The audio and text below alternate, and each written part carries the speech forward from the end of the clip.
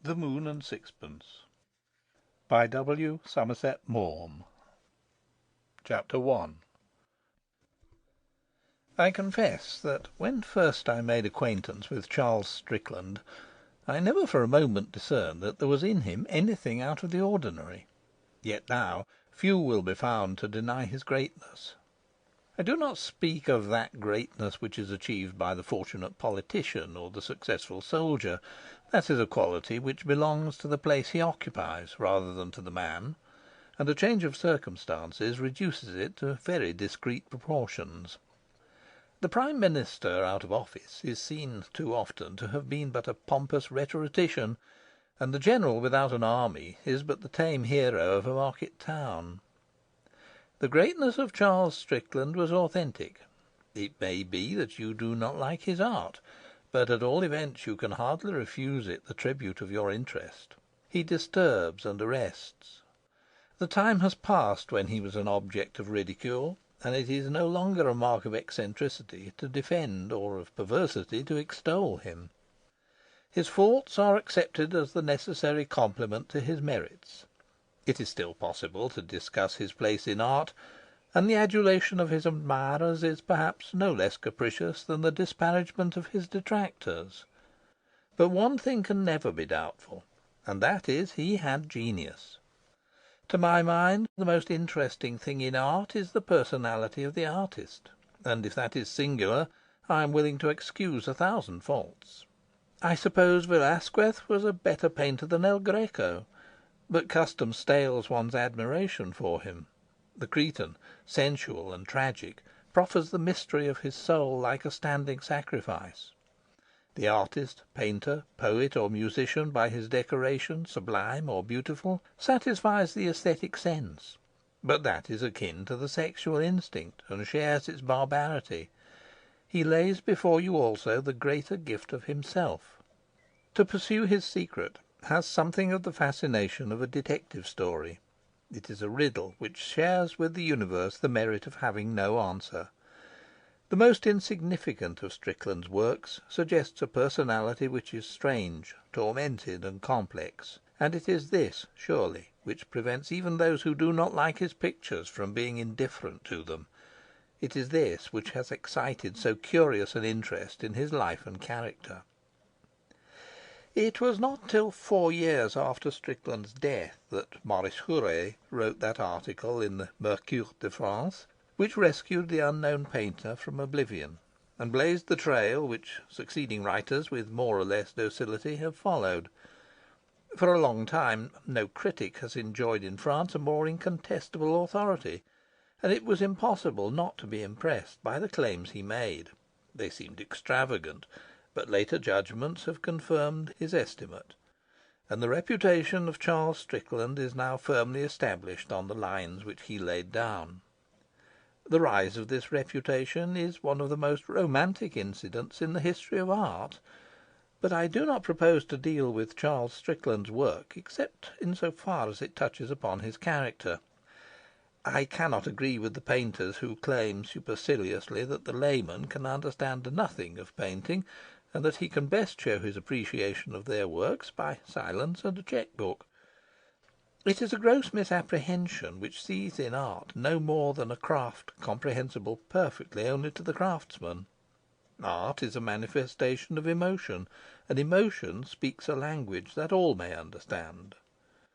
But I will allow that the critic who has not a practical knowledge of technique is seldom able to say anything on the subject of real value, and my ignorance of painting is extreme. Fortunately, there is no need for me to risk the adventure, since my friend Mr. Edward Leggett, an able writer as well as an admirable painter, has exhaustively discussed Charles Strickland's work in his little book, A Modern Artist: Notes on the Work of Charles Strickland, by Edward Leggett, ARHA, Martin Secker, 1917, which is a charming example of a style, for the most part, less happily cultivated in England than in France. Maurice Huret, in his famous article, gave an outline of Charles Strickland's life which was well calculated to whet the appetites of the inquiring. With his disinterested passion for art, he had a real desire to call the attention of the wise to a talent which was in the highest degree original, but he was too good a journalist to be unaware that the human interest would enable him more easily to effect his purpose. And when such as had come in contact with Strickland in the past, writers who had known him in London, painters who had met him in the cafes of Montmartre, discovered, to their amazement, that where they had seen but an unsuccessful artist like another, authentic genius had rubbed shoulders with them.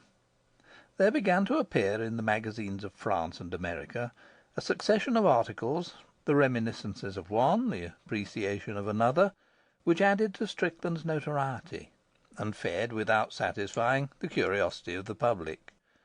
The subject was grateful, and the industrious Weitbrecht Rotholz, in his imposing monograph Karl Strickland, Sein Leben und seine Kunst, by Hugo Weitbrecht Rotholz, Ph.D., Schwingel und Hansisch, Leipzig, 1914, had been able to give a remarkable list of authorities. The faculty for myth is innate in the human race. It seizes with avidity upon any incidents, surprising or mysterious, in the career of those who have at all distinguished themselves from their fellows, and invents a legend to which it then attaches a fanatical belief. It is the protest of romance against the commonplace of life. The incidents of the legend become the hero's surest passport to immortality. The ironic philosopher reflects with a smile that Sir Walter Raleigh is more safely enshrined in the memory of mankind because he set his cloak for the Virgin Queen to walk on, than because he carried the English name to undiscovered countries. Charles Strickland lived obscurely. He made enemies rather than friends. It is not strange, then, that those who wrote of him should have eked out their scanty recollections with a lively fancy, and it is evident that there was enough in the little that was known of him to give opportunity to the romantic scribe. There was much in his life which was strange and terrible, in his character something outrageous, and in his fate not a little that was pathetic. In due course a legend arose of such circumstantiality that the wise historian would hesitate to attack it. But a wise historian is precisely what the Reverend Robert Strickland is not. He wrote his biography, Strickland, the Man and His Work, by his son Robert Strickland, William Heinemann, 1913, avowedly to remove certain misconceptions which had gained currency in regard to the latter part of his father's life, and which had caused considerable pain to persons still living. It is obvious that there was much in the commonly received account of Strickland's life to embarrass a respectable family. I have read this work with a good deal of amusement, and upon this I congratulate myself, since it is colourless and dull. Mr. Strickland has drawn the portrait of an excellent husband and father, a man of kindly temper, industrious habits, and moral disposition. The modern clergyman has acquired in his study of the science which I believe is called exegesis an astonishing facility for explaining things away. But the subtlety with which the Reverend Robert Strickland has interpreted all the facts in his father's life which a dutiful son might find it inconvenient to remember must surely lead him in the fullness of time to the highest dignities of the Church. I see already his muscular calves encased in the gaiters episcopal. It was a hazardous, though maybe a gallant thing to do, since it is probable that the legend commonly received has had no small share in the growth of Strickland's reputation, for there are many who have been attracted to his art by the detestation in which they held his character, or the compassion with which they regarded his death, and the son's well-meaning efforts threw a singular chill upon the father's admirers. It is due to no accident that when one of his most important works, The Woman of Samaria, which was described in Christie's catalogue as follows: "A nude woman, a native of the Society Islands, is lying on the ground beside a brook. Behind is a tropical landscape with palm trees, bananas, etc. 60 inches by 48 inches," was sold at Christie's shortly after the discussion which followed the publication of Mr. Strickland's biography. It fetched £235 less than it had done 9 months before, when it was bought by the distinguished collector whose sudden death had brought it once more under the hammer. Perhaps Charles Strickland's power and originality would scarcely have sufficed to turn the scale, if the remarkable mythopoeic faculty of mankind had not brushed aside with impatience a story which disappointed all its craving for the extraordinary. And presently Dr. Weitbrecht Rotholz produced the work which finally set at rest the misgivings of all lovers of art. Dr. Weitbrecht Rotholz belongs to that school of historians which believes that human nature is not only about as bad as it can be, but a great deal worse. And certainly the reader is safer of entertainment in their hands than in those of the writers who take a malicious pleasure in representing the great figures of romance as patterns of the domestic virtues. For my part, I should be sorry to think that there was nothing between Antony and Cleopatra but an economic situation, and it will require a great deal more evidence than is ever likely to be available, thank God, to persuade me that Tiberius was as blameless a monarch as King George V. Dr. Weitbrecht Rotholz has dealt in such terms with the Reverend Robert Strickland's innocent biography that it is difficult to avoid feeling a certain sympathy for the unlucky parson. His decent reticence is branded as hypocrisy, his circumlocutions are roundly called lies, and his silence is vilified as treachery. And on the strength of peccadilloes, reprehensible in an author but excusable in a son, the Anglo-Saxon race is accused of prudishness, humbug, pretentiousness, deceit, cunning, and bad cooking. Personally, I think it was rash of Mr. Strickland, in refuting the account which had gained belief of a certain unpleasantness between his father and mother, to state that Charles Strickland, in a letter written from Paris, had described her as an excellent woman, since Dr. Weitbrecht Rotholz was able to print the letter in facsimile, and it appears that the passage referred to ran, in fact, as follows: "God damn my wife! She is an excellent woman. I wish she were in hell."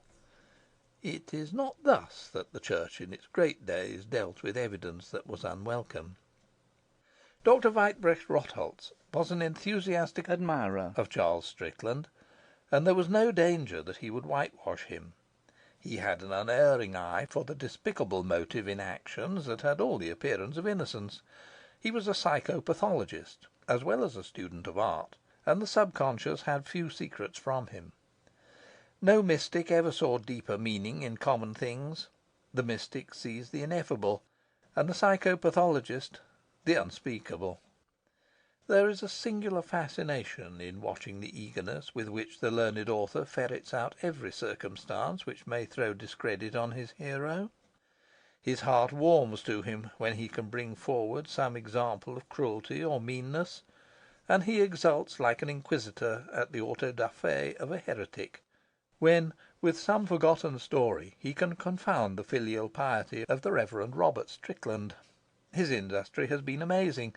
Nothing has been too small to escape him, and you may be sure that if Charles Strickland left a laundry bill unpaid, it will be given to you in extenso, and if he forbore to return a borrowed half-crown, no detail of the transaction will be omitted. End of Chapter 1. Chapter 2. When so much has been written about Charles Strickland, it may seem unnecessary that I should write more. A painter's monument is his work. It is true I knew him more intimately than most. I met him first before ever he became a painter, and I saw him not infrequently during the difficult years he spent in Paris. But I do not suppose I should ever have set down my recollections if the hazards of the war had not taken me to Tahiti. There, as is notorious, he spent the last years of his life, and there I came across persons who were familiar with him. I find myself in a position to throw light on just that part of his tragic career which has remained most obscure.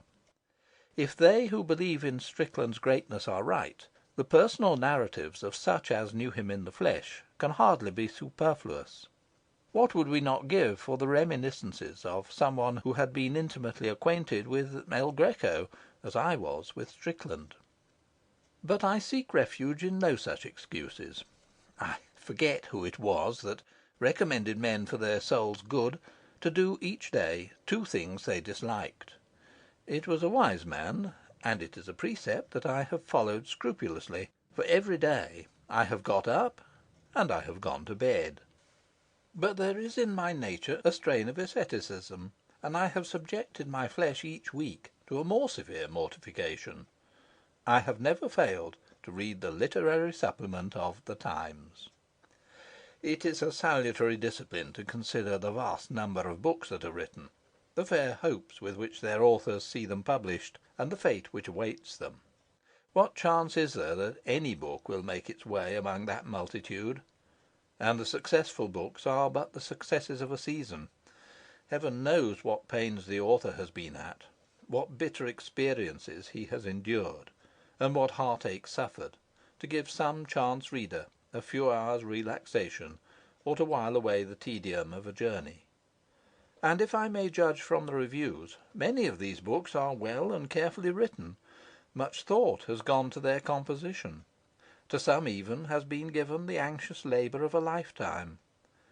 The moral I draw is that the writer should seek his reward in the pleasure of his work, and in release from the burden of his thought, and, indifferent to aught else, care nothing for praise or censure, failure or success. Now the war has come, bringing with it a new attitude. Youth has turned to gods we of an earlier day knew not, and it is possible to see already the direction in which those who come after us will move. The younger generation, conscious of strength and tumultuous, have done with knocking at the door. They have burst in and seated themselves in our seats. The air is noisy with their shouts. Of their elders, some, by imitating the antics of youth, strive to persuade themselves that their day is not yet over. They shout with the lustiest, but the war cry sounds hollow in their mouth. They are like poor wantons, attempting with pencil, paint, and powder, with shrill gaiety, to recover the illusion of their spring. The wiser go their way with a decent grace. In their chastened smile is an indulgent mockery. They remember that they too trod down a sated generation, with just as much clamour and with just such scorn, and they foresee that these brave torch-bearers will presently yield their place also. There is no last word. The new evangel was old when Nineveh raised her greatness to the sky. These gallant words, which seem so novel to those that speak them, were said in accents scarcely changed 100 times before. The pendulum swings backwards and forwards. The circle is ever travelled anew. Sometimes a man survives a considerable time from an era in which he had his place into one which is strange to him, and then the curious are offered one of the most singular spectacles in the human comedy. Who now, for example, thinks of George Crabbe? He was a famous poet in his day, and the world recognised his genius with a unanimity which the greater complexity of modern life has rendered infrequent. He had learnt his craft at the school of Alexander Pope, and he wrote moral stories in rhymed couplets. Then came the French Revolution and the Napoleonic Wars, and the poets sang new songs. Mr. Crabbe continued to write moral stories in rhymed couplets. I think he must have read the verse of these young men who were making so great a stir in the world, and I fancy he found it poor stuff. Of course, much of it was. But the odes of Keats and of Wordsworth, a poem or two by Coleridge, a few more by Shelley, discovered vast realms of the spirit that none had explored before. Mr. Crabbe was as dead as mutton. But Mr. Crabbe continued to write moral stories in rhymed couplets. I have read desultorily the writings of the younger generation. It may be that among them a more fervid Keats, a more ethereal Shelley, has already published numbers the world will willingly remember. I cannot tell. I admire their polish. Their youth is already so accomplished that it seems absurd to speak of promise. I marvel at the felicity of their style, but with all their copiousness, their vocabulary suggests that they fingered Roget's Thesaurus in their cradles. They say nothing to me. To my mind, they know too much and feel too obviously. I cannot stomach the heartiness with which they slap me on the back, or the emotion with which they hurl themselves on my bosom. Their passion seems to me a little anaemic, and their dreams a trifle dull. I do not like them. I am on the shelf. I will continue to write moral stories in rhymed couplets, but I should be thrice a fool if I did it for aught but my own entertainment. End of chapter 2. Chapter 3. But all this is by the way. I was very young when I wrote my first book. By a lucky chance it excited attention, and various persons sought my acquaintance. It is not without melancholy that I wander among my recollections of the world of letters in London, when first, bashful but eager, I was introduced to it. It is long since I frequented it, and if the novels that describe its present singularities are accurate, much in it is now changed. The venue is different. Chelsea and Bloomsbury have taken the place of Hampstead, Notting Hill Gate, and High Street, Kensington. Then it was a distinction to be under 40, but now to be more than 25 is absurd. I think in those days we were a little shy of our emotions, and the fear of ridicule tempered the more obvious forms of pretentiousness. I do not believe that there was in that genteel Bohemia an intensive culture of chastity, but I do not remember so crude a promiscuity as seems to be practised in the present day. We did not think it hypocritical to draw over our vagaries the curtain of a decent silence. The spade was not invariably called a bloody shovel. Woman had not altogether come into her own. I lived near Victoria Station, and I recall long excursions by bus to the hospitable houses of the literary. In my timidity I wandered up and down the street while I screwed up my courage to ring the bell, and then, sick with apprehension, was ushered into an airless room full of people. I was introduced to this celebrated person after that one, and the kind words they said about my book made me excessively uncomfortable. I felt they expected me to say clever things, and I could never think of any till after the party was over. I tried to conceal my embarrassment by handing round cups of tea and rather ill-cut bread and butter. I wanted no one to take notice of me, so that I could observe these famous creatures at my ease, and listen to the clever things they said. I have a recollection of large unbending women, with great noses and rapacious eyes, who wore their clothes as though they were armour, and of little mouse-like spinsters with soft voices and a shrewd glance. I never ceased to be fascinated by their persistence in eating buttered toast with their gloves on, and I observed with admiration the unconcern with which they wiped their fingers on their chair when they thought no one was looking. It must have been bad for the furniture, but I suppose the hostess took her revenge on the furniture of her friends when in turn she visited them. Some of them were dressed fashionably, and they said they couldn't for the life of them see why you should be dowdy just because you had written a novel. If you had a neat figure, you might as well make the most of it, and a smart shoe on a small foot had never prevented an editor from taking your stuff. But others thought this frivolous, and they wore art fabrics and barbaric jewellery. The men were seldom eccentric in appearance. They tried to look as little like authors as possible. They wished to be taken for men of the world, and could have passed anywhere for the managing clerks of a city firm. They always seemed a little tired. I had never known writers before, and I found them very strange, but I do not think they ever seemed to me quite real. I remember that I thought their conversation brilliant, and I used to listen with astonishment to the stinging humour with which they would tear a brother author to pieces the moment that his back was turned. The artist has this advantage over the rest of the world, that his friends offer not only their appearance and their character to his satire, but also their work. I despaired of ever expressing myself with such aptness and with such fluency. In those days conversation was still cultivated as an art. A neat repartee was more highly valued than the crackling of thorns under a pot, and the epigram, not yet a mechanical appliance by which the dull may achieve a semblance of wit, gave sprightliness to the small talk of the urbane. It is sad that I can remember nothing of all this scintillation, but I think the conversation never settled down so comfortably as when it turned to the details of the trade, which was the other side of the art we practised. When we had done discussing the merits of the latest book, it was natural to wonder how many copies had been sold, what advance the author had received, and how much he was likely to make out of it. Then we would speak of this publisher and of that, comparing the generosity of one with the meanness of another. We would argue whether it was better to go to one who gave handsome royalties, or to another who pushed a book for all it was worth. Some advertised badly and some well. Some were modern and some were old-fashioned. Then we would talk of agents and the offers they had obtained for us, of editors and the sort of contributions they welcomed, how much they paid 1,000, and whether they paid promptly or otherwise. To me it was all very romantic. It gave me an intimate sense of being a member of some mystic brotherhood. End of chapter 3. Chapter 4. No one was kinder to me at that time than Rose Waterford.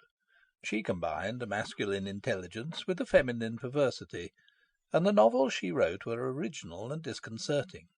It was at her house one day that I met Charles Strickland's wife. Miss Waterford was giving a tea party, and her small room was more than usually full. Everyone seemed to be talking, and I, sitting in silence, felt awkward, but I was too shy to break into any of the groups that seemed absorbed in their own affairs. Miss Waterford was a good hostess, and seeing my embarrassment, came up to me. "I want you to talk to Mrs. Strickland," she said. "She's raving about your book." "What does she do?" I asked. I was conscious of my ignorance, and if Mrs. Strickland was a well-known writer, I thought it as well to ascertain the fact before I spoke to her. Rose Waterford cast down her eyes demurely to give greater effect to her reply. "She gives luncheon parties. You've only got to roar a little, and she'll ask you." Rose Waterford was a cynic. She looked upon life as an opportunity for writing novels, and the public as her raw material. Now and then she invited members of it to her house if they showed an appreciation of her talent and entertained with proper lavishness. She held their weakness for lions in good-humoured contempt, but played to them her part of the distinguished woman of letters with decorum. I was led up to Mrs. Strickland, and for 10 minutes we talked together. I noticed nothing about her except that she had a pleasant voice. She had a flat in Westminster overlooking the unfinished cathedral, and because we lived in the same neighbourhood we felt friendly disposed to one another. The Army and Navy Stores are a bond of union between all who dwell between the river and St. James's Park. Mrs. Strickland asked me for my address, and a few days later I received an invitation to luncheon. My engagements were few, and I was glad to accept. When I arrived, a little late, because, in my fear of being too early, I walked 3 times round the cathedral, I found the party already complete. Miss Waterford was there, and Mrs. J., Richard Twining, and George Road. We were all writers. It was a fine day, early in spring, and we were in a good humour. We talked about 100 things. Miss Waterford, torn between the aestheticism of her early youth, when she used to go to parties in sage green, holding a daffodil, and the flippancy of her maturer years, which tended to high heels and Paris frocks, wore a new hat. It put her in high spirits.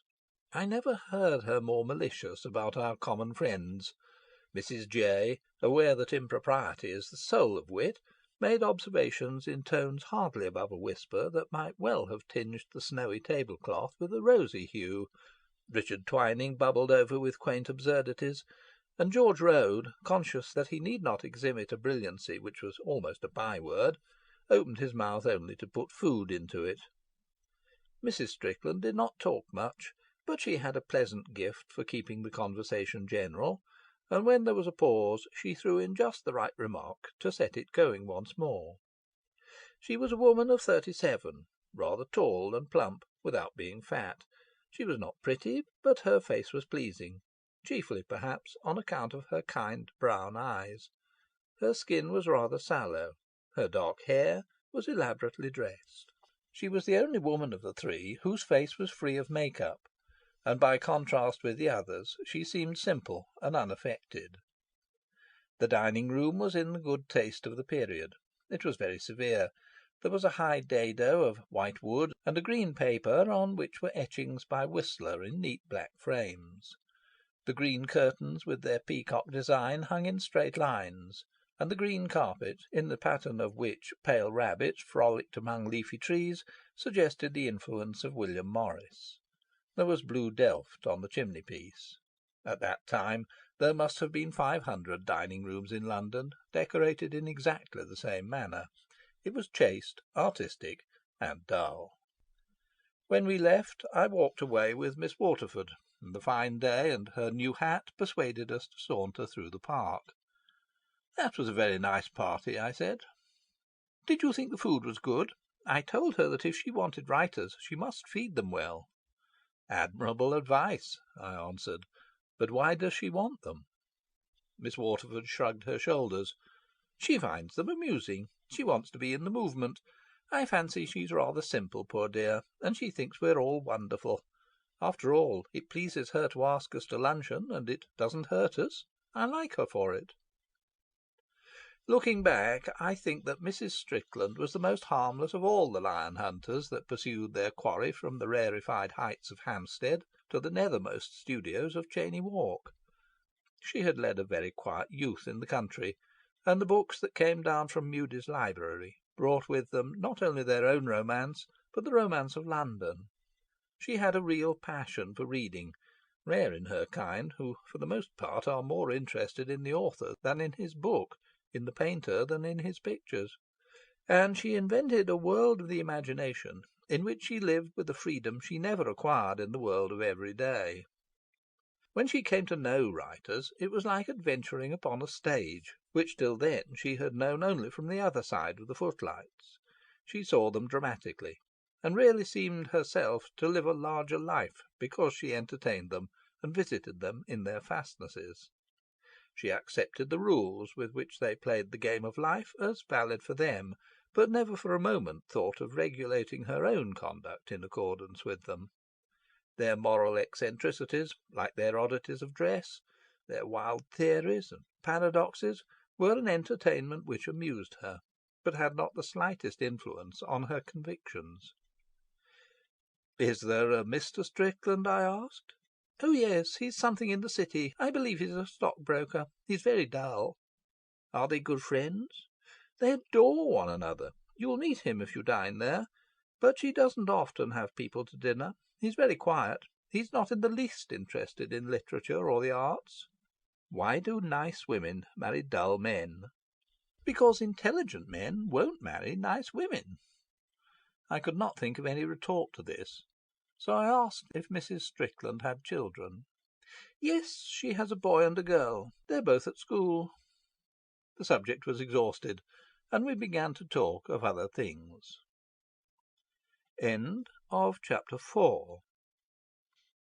Chapter 5. During the summer I met Mrs. Strickland not infrequently. I went now and then to pleasant little luncheons at her flat, and to rather more formidable tea parties. We took a fancy to one another. I was very young, and perhaps she liked the idea of guiding my virgin steps on the hard road of letters, while for me it was pleasant to have someone I could go to with my small troubles, certain of an attentive ear and reasonable counsel. Mrs. Strickland had the gift of sympathy. It is a charming faculty, but one often abused by those who are conscious of its possession, for there is something ghoulish in the avidity with which they will pounce upon the misfortune of their friends, so that they may exercise their dexterity.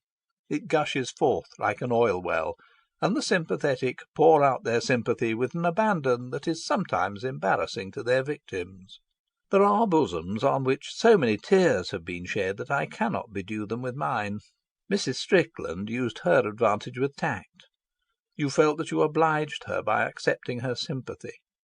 When, in the enthusiasm of my youth, I remarked on this to Rose Waterford, she said, "Milk is very nice, especially with a drop of brandy in it, but the domestic cow is only too glad to be rid of it.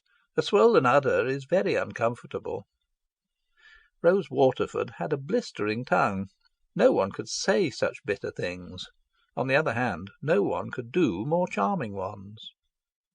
There was another thing I liked in Mrs. Strickland. She managed her surroundings with elegance. Her flat was always neat and cheerful, gay with flowers, and the chintzes in the drawing-room, notwithstanding their severe design, were bright and pretty. The meals in the artistic little dining-room were pleasant. The table looked nice, the two maids were trim and comely, the food was well cooked. It was impossible not to see that Mrs. Strickland was an excellent housekeeper. And you felt sure that she was an admirable mother. There were photographs in the drawing-room of her son and daughter. The son, his name was Robert, was a boy of 16 at Rugby, and you saw him in flannels and a cricket cap, and again in a tail coat and a stand-up collar. He had his mother's candid brow and fine reflective eyes. He looked clean, healthy, and normal. "I don't know that he's very clever," she said one day when I was looking at the photograph, "but I know he's good. He has a charming character." The daughter was 14. Her hair, thick and dark like her mother's, fell over her shoulders in fine profusion, and she had the same kindly expression and sedate, untroubled eyes. "They're both of them the image of you," I said. "Yes, I think they're more like me than their father." "Why have you never let me meet him?" I asked. "Would you like to?" She smiled. Her smile was really very sweet, and she blushed a little. It was singular that a woman of that age should flush so readily. Perhaps her naivety was her greatest charm. "You know he's not at all literary," she said. "He's a perfect Philistine." She said this, not disparagingly, but affectionately rather, as though, by acknowledging the worst about him, she wished to protect him from the aspersions of her friends. "He's on the Stock Exchange, and he's a typical broker. I think he'd bore you to death." "Does he bore you?" I asked. "You see, I happen to be his wife. I'm very fond of him." She smiled to cover her shyness, and I fancied she had a fear that I would make the sort of gibe that such a confession could hardly have failed to elicit from Rose Waterford. She hesitated a little. Her eyes grew tender. "He doesn't pretend to be a genius. He doesn't even make much money on the Stock Exchange. But he's awfully good and kind." "I think I should like him very much." "I'll ask you to dine with us quietly some time. But mind, you come at your own risk. Don't blame me if you have a very dull evening."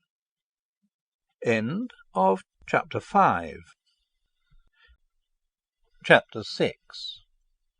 But when at last I met Charles Strickland, it was under circumstances which allowed me to do no more than just make his acquaintance.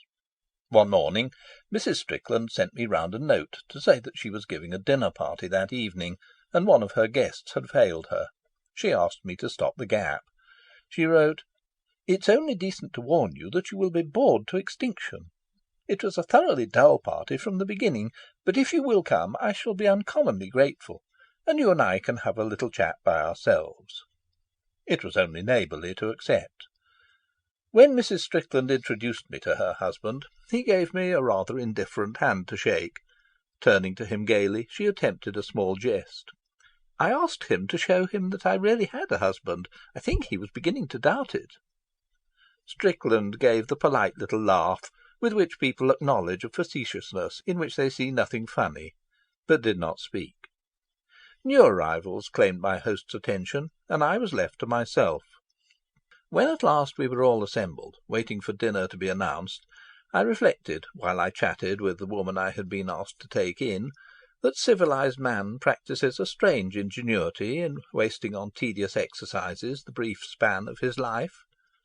It was the kind of party which makes you wonder why the hostess has troubled to bid her guests, and why the guests have troubled to come. There were 10 people. They met with indifference and would part with relief. It was, of course, a purely social function. The Stricklands owed dinners to a number of persons, whom they took no interest in, and so had asked them. These persons had accepted. Why? To avoid the tedium of dining tête-à-tête? To give their servants a rest? Because there was no reason to refuse? Because they were owed a dinner. The dining-room was inconveniently crowded. There was a K.C. and his wife, a Government official and his wife, Mrs. Strickland's sister and her husband, Colonel MacAndrew, and the wife of a member of Parliament. It was because the Member of Parliament found that he could not leave the House that I had been invited. The respectability of the party was portentous. The women were too nice to be well dressed, and too sure of their position to be amusing. The men were solid. There was about all of them an air of well-satisfied prosperity. Every one talked a little louder than natural, in an instinctive desire to make the party go, and there was a great deal of noise in the room. But there was no general conversation. Each one talked to his neighbour on the right during the soup, fish, and entree, to his neighbour on the left during the roast, sweet, and savoury. They talked of the political situation, and of golf, of their children and the latest play, of the pictures at the Royal Academy, of the weather and their plans for the holidays. There was never a pause, and the noise grew louder. Mrs. Strickland might congratulate herself that her party was a success. Her husband played his part with decorum. Perhaps he did not talk very much, and I fancied there was towards the end a look of fatigue in the faces of the women on either side of him. They were finding him heavy. Once or twice Mrs. Strickland's eyes rested on him somewhat anxiously. At last she rose and shepherded the ladies out of one room. Strickland shut the door behind her, and moving to the other end of the table, took his place between the K.C. and the Government official. He passed round the port again and handed us cigars. The K.C. remarked on the excellence of the wine, and Strickland told us where he got it. We began to chat about vintages and tobacco. The K.C. told us of a case he was engaged in, and the Colonel talked about polo. I had nothing to say, and so sat silent, trying politely to show interest in the conversation, and because I thought no one was in the least concerned with me, examined Strickland at my ease. He was bigger than I expected. I do not know why I had imagined him slender and of insignificant appearance. In point of fact, he was broad and heavy, with large hands and feet, and he wore his evening clothes clumsily. He gave you somewhat the idea of a coachman dressed up for the occasion.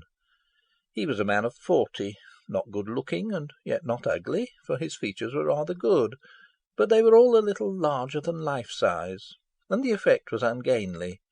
He was clean-shaven, and his large face looked uncomfortably naked. His hair was reddish, cut very short, and his eyes were small, blue or grey.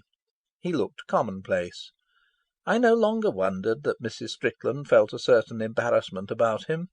He was scarcely a credit to a woman who wanted to make herself a position in the world of art and letters.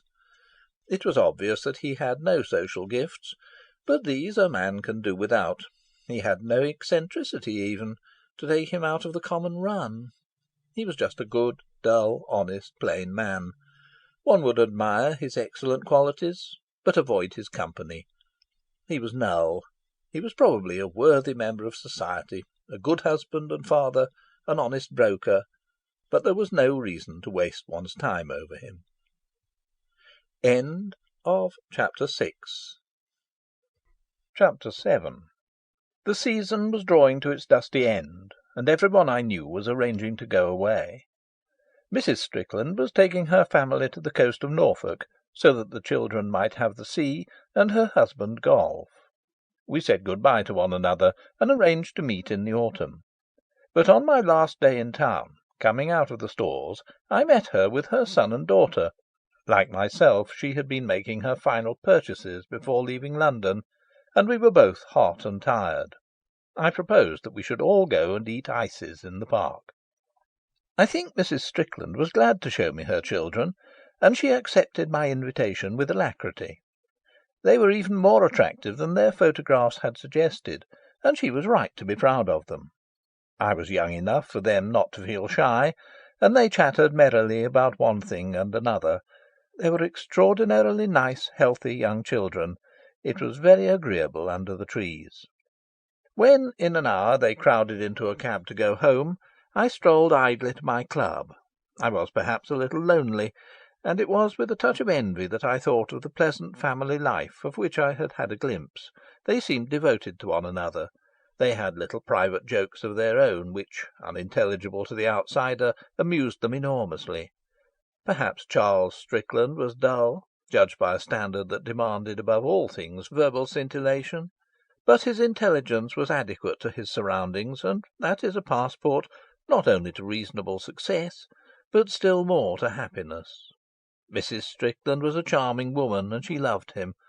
I pictured their lives, troubled by no untoward adventure, honest, decent, and by reason of those two upstanding pleasant children, so obviously destined to carry on the normal traditions of their race and station, not without significance. They would grow old insensibly. They would see their son and daughter come to years of reason, marry in due course, the one a pretty girl, future mother of healthy children, the other a handsome, manly fellow, obviously a soldier, and at last prosperous in their dignified retirement, beloved by their descendants, after a happy, not unuseful life. In the fullness of their age they would sink into the grave.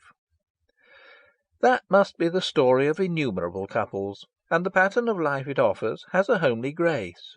It reminds you of a placid rivulet, meandering smoothly through green pastures and shaded by pleasant trees, till at last it falls into the vasty sea. But the sea is so calm, so silent, so indifferent, that you are troubled suddenly by a vague uneasiness.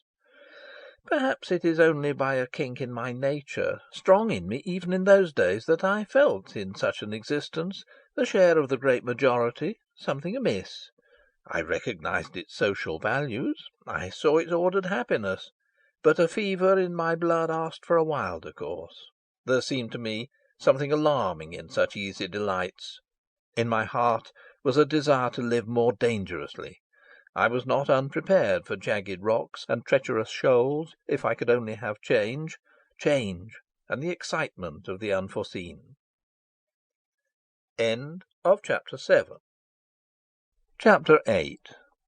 On reading over what I have written of the Stricklands, I am conscious that they must seem shadowy. I have been able to invest them with none of those characteristics which make the persons of a book exist with a real life of their own. And, wondering if the fault is mine, I rack my brains to remember idiosyncrasies which might lend them vividness. I feel that by dwelling on some trick of speech or some queer habit, I should be able to give them a significance peculiar to themselves.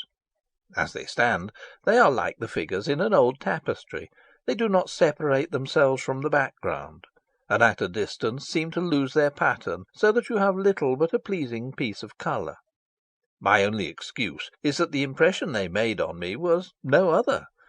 There was just that shadowiness about them which you find in people whose lives are part of the social organism, so that they exist in it and by it only. They are like cells in the body, essential, but, so long as they remain healthy, engulfed in the momentous whole. The Stricklands were an average family in the middle class. A pleasant, hospitable woman, with a harmless craze for the small lions of literary society. A rather dull man, doing his duty in that state of life in which a merciful Providence had placed him.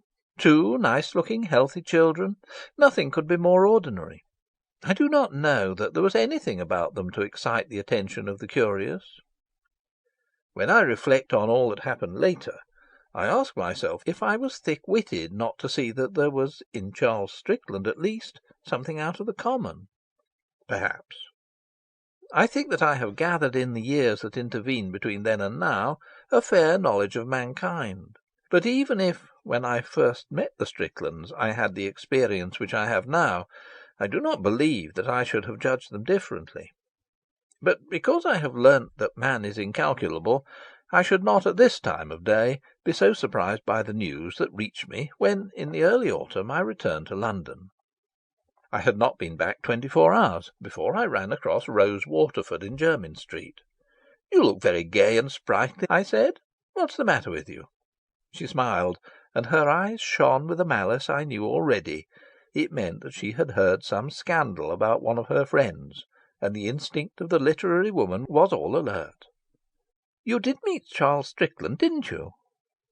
Not only her face, but her whole body gave a sense of alacrity. I nodded. I wondered if the poor devil had been hammered on the Stock Exchange, or run over by an omnibus. "Isn't it dreadful? He's run away from his wife." Miss Waterford certainly felt that she could not do her subject justice on the curb of Jermyn Street, and so, like an artist, flung the bare fact at me, and declared that she knew no details. I could not do her the injustice of supposing that so trifling a circumstance would have prevented her from giving them, but she was obstinate. "I tell you I know nothing," she said, in reply to my agitated questions, and then, with an airy shrug of the shoulders, "I believe that a young person in a city tea shop has left her situation." She flashed a smile at me, and protesting an engagement with her dentist, jauntily walked on. I was more interested than distressed. In those days my experience of life at first hand was small, and it excited me to come upon an incident among people I knew, of the same sort as I had read in books. I confess that time has now accustomed me to incidents of this character among my acquaintance, but I was a little shocked. Strickland was certainly 40, and I thought it disgusting that a man of his age should concern himself with affairs of the heart. With the superciliousness of extreme youth, I put 35 as the utmost limit at which a man might fall in love without making a fool of himself. And this news was slightly disconcerting to me personally, because I had written from the country to Mrs. Strickland announcing my return, and had added that unless I heard from her to the contrary, I would come on a certain day to drink a dish of tea with her. This was the very day, and I had received no word from Mrs. Strickland. Did she want to see me, or did she not? It was likely enough that in the agitation of the moment my note had escaped her memory. Perhaps I should be wiser not to go. On the other hand, she might wish to keep the affair quiet, and it might be highly indiscreet on my part to give any sign that this strange news had reached me. I was torn between the fear of hurting a nice woman's feelings and the fear of being in the way. I felt she must be suffering, and I did not want to see a pain which I could not help. But in my heart was a desire that I felt a little ashamed of, to see how she was taking it. I did not know what to do. Finally, it occurred to me that I would call as though nothing had happened, and send a message in by the maid, asking Mrs. Strickland if it was convenient for her to see me. This would give her the opportunity to send me away. But I was overwhelmed with embarrassment when I said to the maid the phrase I had prepared, and while I waited for the answer in a dark passage, I had to call up all my strength of mind not to bolt. The maid came back. Her manner suggested to my excited fancy a complete knowledge of the domestic calamity. "Will you come this way, sir?" she said. I followed her into the drawing-room. The blinds were partly drawn to darken the room, and Mrs. Strickland was sitting with her back to the light. Her brother-in-law, Colonel MacAndrew, stood in front of the fireplace, warming his back at an unlit fire. To myself, my entrance seemed excessively awkward. I imagined that my arrival had taken them by surprise, and Mrs. Strickland had let me come in only because she had forgotten to put me off. I fancied that the Colonel resented the interruption. "I wasn't quite sure if you expected me," I said, trying to seem unconcerned. "Of course I did. Anne will bring the tea in a minute." Even in the darkened room I could not help seeing that Mrs. Strickland's face was all swollen with tears. Her skin, never very good, was earthy. "You remember my brother-in-law, don't you? You met at dinner just before the holidays." We shook hands. I felt so shy that I could think of nothing to say. But Mrs. Strickland came to my rescue. She asked me what I had been doing with myself during the summer, and with this help I managed to make some conversation till tea was brought in. The Colonel asked for a whisky and soda. "You'd better have one too, Amy," he said. "No, I prefer tea." This was the first suggestion that anything untoward had happened. I took no notice, and did my best to engage Mrs. Strickland in talk. The Colonel, still standing in front of the fireplace, uttered no word. I wondered how soon I could decently take my leave, and I asked myself why on earth Mrs. Strickland had allowed me to come. There were no flowers, and various knick-knacks, put away during the summer, had not been replaced. There was something cheerless and stiff about the room, which had always seemed so friendly. It gave you an odd feeling, as though someone were lying dead on the other side of the wall. I finished tea. "Will you have a cigarette?" asked Mrs. Strickland. She looked about for the box, but it was not to be seen. "I'm afraid there are none." Suddenly she burst into tears and hurried from the room. I was startled. I supposed now that the lack of cigarettes, brought as a rule by her husband, forced him back upon her recollection, and the new feeling that the small comforts she was used to were missing gave her a sudden pang. She realised that the old life was gone and done with. It was impossible to keep up our social pretences any longer. "I dare say you'd like me to go," I said to the Colonel, getting up. "I suppose you heard that the blackguard has deserted her?" he cried explosively. I hesitated. "You know how people gossip," I answered. "I was vaguely told that something was wrong." "He's bolted. He's gone off to Paris with a woman. He's left Amy without a penny." "I'm awfully sorry," I said, not knowing what else to say. The Colonel gulped down his whisky. He was a tall, lean man of 50, with a drooping moustache and grey hair. He had pale blue eyes and a weak mouth. I remembered from my previous meeting with him that he had a foolish face, and was proud of the fact that for the 10 years before he left the army he had played polo 3 days a week. "I don't suppose Mrs. Strickland wants to be bothered with me just now," I said. "Will you tell her how sorry I am? If there's anything I can do, I shall be delighted to do it." He took no notice of me. "I don't know what's to become of her. And then there are the children. Are they going to live on air? 17 years." "What about 17 years?" "They've been married," he snapped. "I never liked him. Of course he was my brother-in-law, and I made the best of it. Did you think him a gentleman? She ought never to have married him." "Is it absolutely final?" "There's only one thing for her to do, and that's to divorce him. That's what I was telling her when you came in. 'Fire in with your petition, my dear Amy,' I said. 'You owe it to yourself, and you owe it to the children. He'd better not let me catch sight of him. I'd thrash him within an inch of his life.'" I could not help thinking that Colonel MacAndrew might have some difficulty in doing this, since Strickland had struck me as a hefty fellow, but I did not say anything. It is always distressing when outraged morality does not possess the strength of arm to administer direct chastisement on the sinner. I was making up my mind to another attempt at going when Mrs. Strickland came back. She had dried her eyes and powdered her nose. "I'm sorry I broke down," she said. "I'm glad you didn't go away." She sat down. I did not at all know what to say. I felt a certain shyness at referring to matters which were no concern of mine. I did not then know the besetting sin of woman, the passion to discuss her private affairs with anyone who is willing to listen. Mrs. Strickland seemed to make an effort over herself. "Are people talking about it?" she asked. I was taken back by her assumption that I knew all about her domestic misfortune. "I've only just come back. The only person I've seen is Rose Waterford." Mrs. Strickland clasped her hands. "Tell me exactly what she said."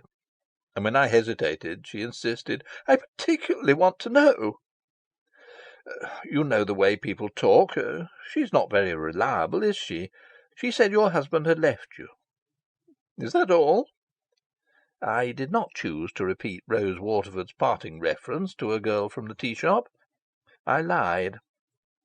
"She didn't say anything about his going with anyone?" "No." "That's all I wanted to know." I was a little puzzled, but at all events I understood that I might now take my leave. When I shook hands with Mrs. Strickland, I told her that if I could be of any use to her, I should be very glad. She smiled wanly. "Thank you so much. I don't know that anybody can do anything for me." Too shy to express my sympathy, I turned to say good-bye to the Colonel. He did not take my hand. "I'm just coming. If you're walking up Victoria Street, I'll come along with you." "All right," I said. "Come on."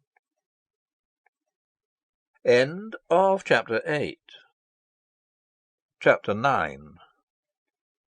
"This is a terrible thing," he said, the moment we got out into the street. I realised that he had come away with me in order to discuss once more what he had been already discussing for hours with his sister-in-law. "We don't know who the woman is, you know," he said. "All we know is that the blackguard's gone to Paris." "I thought they got on so well." So they did. Why, just before you came in, Amy said they'd never had a quarrel in the whole of their married life. You know Amy. There never was a better woman in the world." Since these confidences were thrust on me, I saw no harm in asking a few questions. "But do you mean to say she suspected nothing?" "Nothing. He spent August with her and the children in Norfolk. He was just the same as he'd always been. We went down for 2 or 3 days, my wife and I played golf with him. He came back to town in September to let his partner go away, and Amy stayed on in the country. They'd taken a house for 6 weeks, and at the end of her tenancy she wrote to tell him on which day she was arriving in London. He answered from Paris. He said he'd made up his mind not to live with her any more." "What explanation did he give?" "My dear fellow, he gave no explanation. I've seen the letter. It wasn't more than 10 lines." "But that's extraordinary." We happened then to cross the street, and the traffic prevented us from speaking.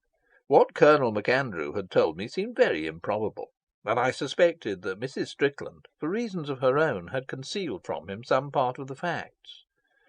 It was clear that a man, after 17 years of wedlock, did not leave his wife without certain occurrences which must have led her to suspect that all was not well with their married life. The Colonel caught me up. "Of course, there was no explanation he could give except that he'd gone off with a woman. I suppose he thought she could find that out for herself. That's the sort of chap he was." "What is Mrs. Strickland going to do?" "Well, the first thing is to get our proofs. I'm going over to Paris myself." "And what about his business?" "That's where he's been so artful. He's been drawing in his horns for the last year." "Did he tell his partner he was leaving?" "Not a word." Colonel MacAndrew had a very sketchy knowledge of business matters, and I had none at all, so I did not quite understand under what conditions Strickland had left his affairs. I gathered that the deserted partner was very angry and threatened proceedings. It appeared that when everything was settled he would be £400 or £500 out of pocket. "It's lucky the furniture in the flat is in Amy's name. She'll have that at all events." "Did you mean it when you said she wouldn't have a bob?" "Of course I did. She's got £200 or £300 and the furniture." But how is she going to live?" "God knows."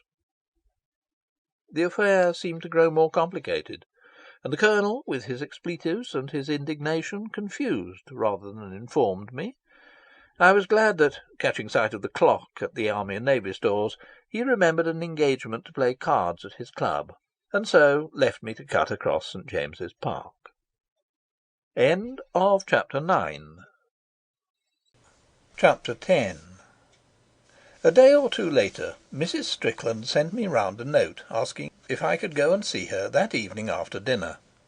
I found her alone. Her black dress, simple to austerity, suggested her bereaved condition, and I was innocently astonished that, notwithstanding a real emotion, she was able to dress the part she had to play according to her notions of seemliness. "You said that if I wanted you to do anything, you wouldn't mind doing it," she remarked. It was quite true. "Will you go over to Paris and see Charlie?" "I?"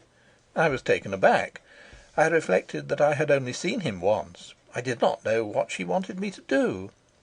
"Fred is set on going." Fred was Colonel MacAndrew. "But I'm sure he's not the man to go.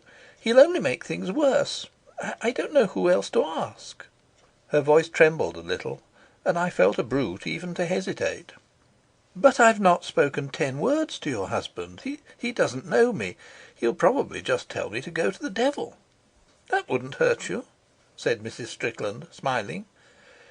"What is it exactly you want me to do?" She did not answer directly. "I think it's rather an advantage that he doesn't know you. You see, he never really liked Fred. He thought him a fool. He didn't understand soldiers. Fred would fly into a passion, and there'd be a quarrel, and things would be worse instead of better. If you said that you came on my behalf, he couldn't refuse to listen to you."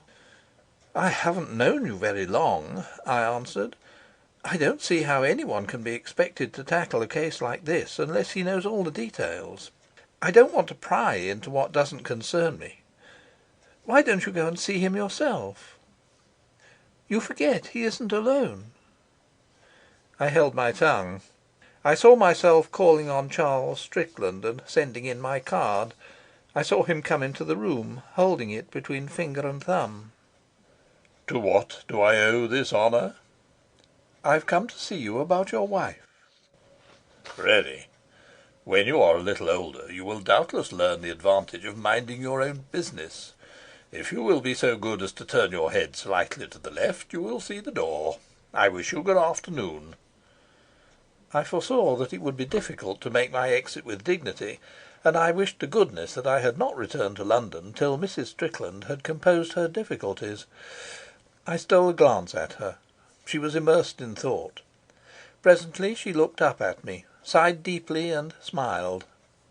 "It was all so unexpected," she said. "We'd been married 17 years.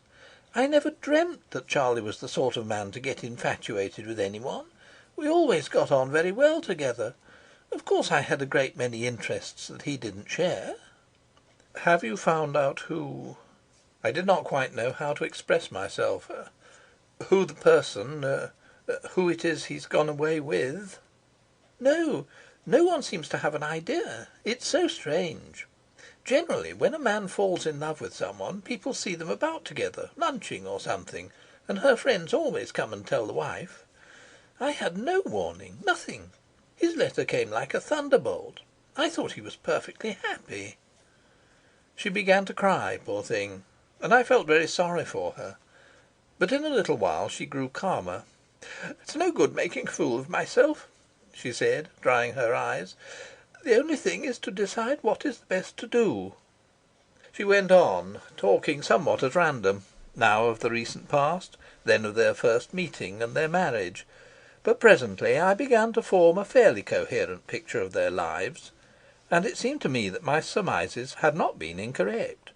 Mrs. Strickland was the daughter of an Indian civilian, who on his retirement had settled in the depths of the country, but it was his habit every August to take his family to Eastbourne for a change of air, and it was here, when she was 20, that she met Charles Strickland. He was 23. They played together, walked on the front together, listened together to the nigger minstrels, and she had made up her mind to accept him a week before he proposed to her. They lived in London, first in Hampstead, and then, as he grew more prosperous, in town. 2 children were born to them. "He always seemed very fond of them. Even if he was tired of me, I wonder that he had the heart to leave them. It's all so incredible. Even now I can hardly believe it's true." At last she showed me the letter he had written. I was curious to see it, but had not ventured to ask for it. "My dear Amy, I think you will find everything all right in the flat. I have given Anne your instructions, and dinner will be ready for you and the children when you come. I shall not be there to meet you. I have made up my mind to live apart from you, and I am going to Paris in the morning. I shall post this letter on my arrival.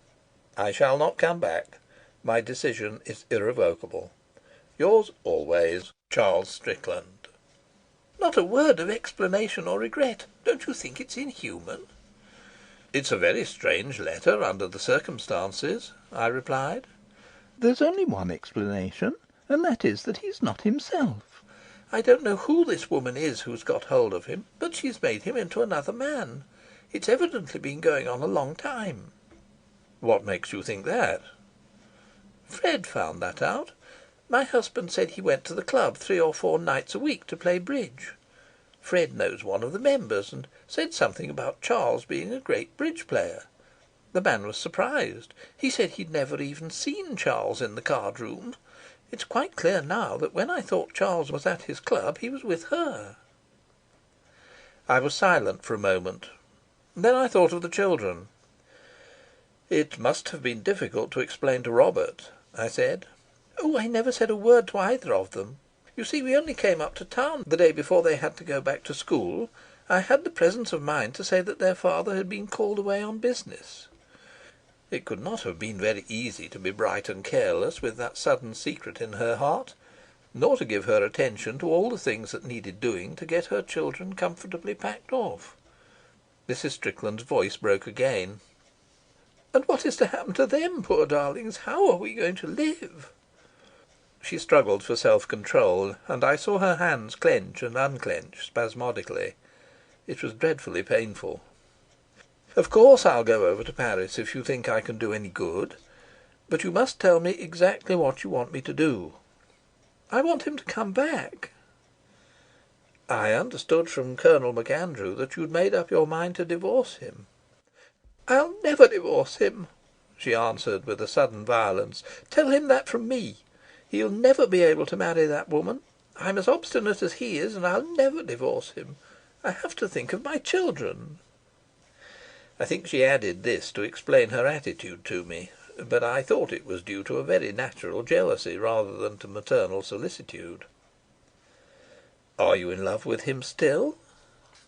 "I don't know. I want him to come back. If he'll do that, we'll let bygones be bygones. After all, we've been married for 17 years. I'm a broad-minded woman. I wouldn't have minded what he did as long as I knew nothing about it. He must know that his infatuation won't last.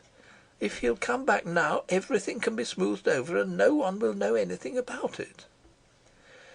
It chilled me a little that Mrs. Strickland should be concerned with gossip, for I did not know then how great a part is played in women's life by the opinion of others. It throws a shadow of insincerity over their most deeply felt emotions. It was known where Strickland was staying. His partner, in a violent letter sent to his bank, had taunted him with hiding his whereabouts, and Strickland, in a cynical and humorous reply, had told his partner exactly where to find him. He was apparently living in an hotel. "I've never heard of it," said Mrs. Strickland, "but Fred knows it well. He says it's very expensive." She flushed darkly. I imagined that she saw her husband installed in a luxurious suite of rooms, dining at one smart restaurant after another, and she pictured his days spent at race meetings and his evenings at the play. "It can't go on at his age," she said. "After all, he's 40. I can understand it in a young man, but I think it's horrible in a man of his years, with children who are nearly grown up. His health will never stand it." Anger struggled in her breast with misery. "Tell him that our home cries out for him. Everything is just the same, and yet everything is different. I can't live without him. I'd sooner kill myself. Talk to him about the past and all we've gone through together. What am I to say to the children when they ask for him? His room is exactly as it was when he left it. It's waiting for him. We're all waiting for him." Now she told me exactly what I should say. She gave me elaborate answers to every possible observation of his. "You will do everything you can for me," she said pitifully. "Tell him what a state I'm in." I saw that she wished me to appeal to his sympathies by every means in my power. She was weeping freely.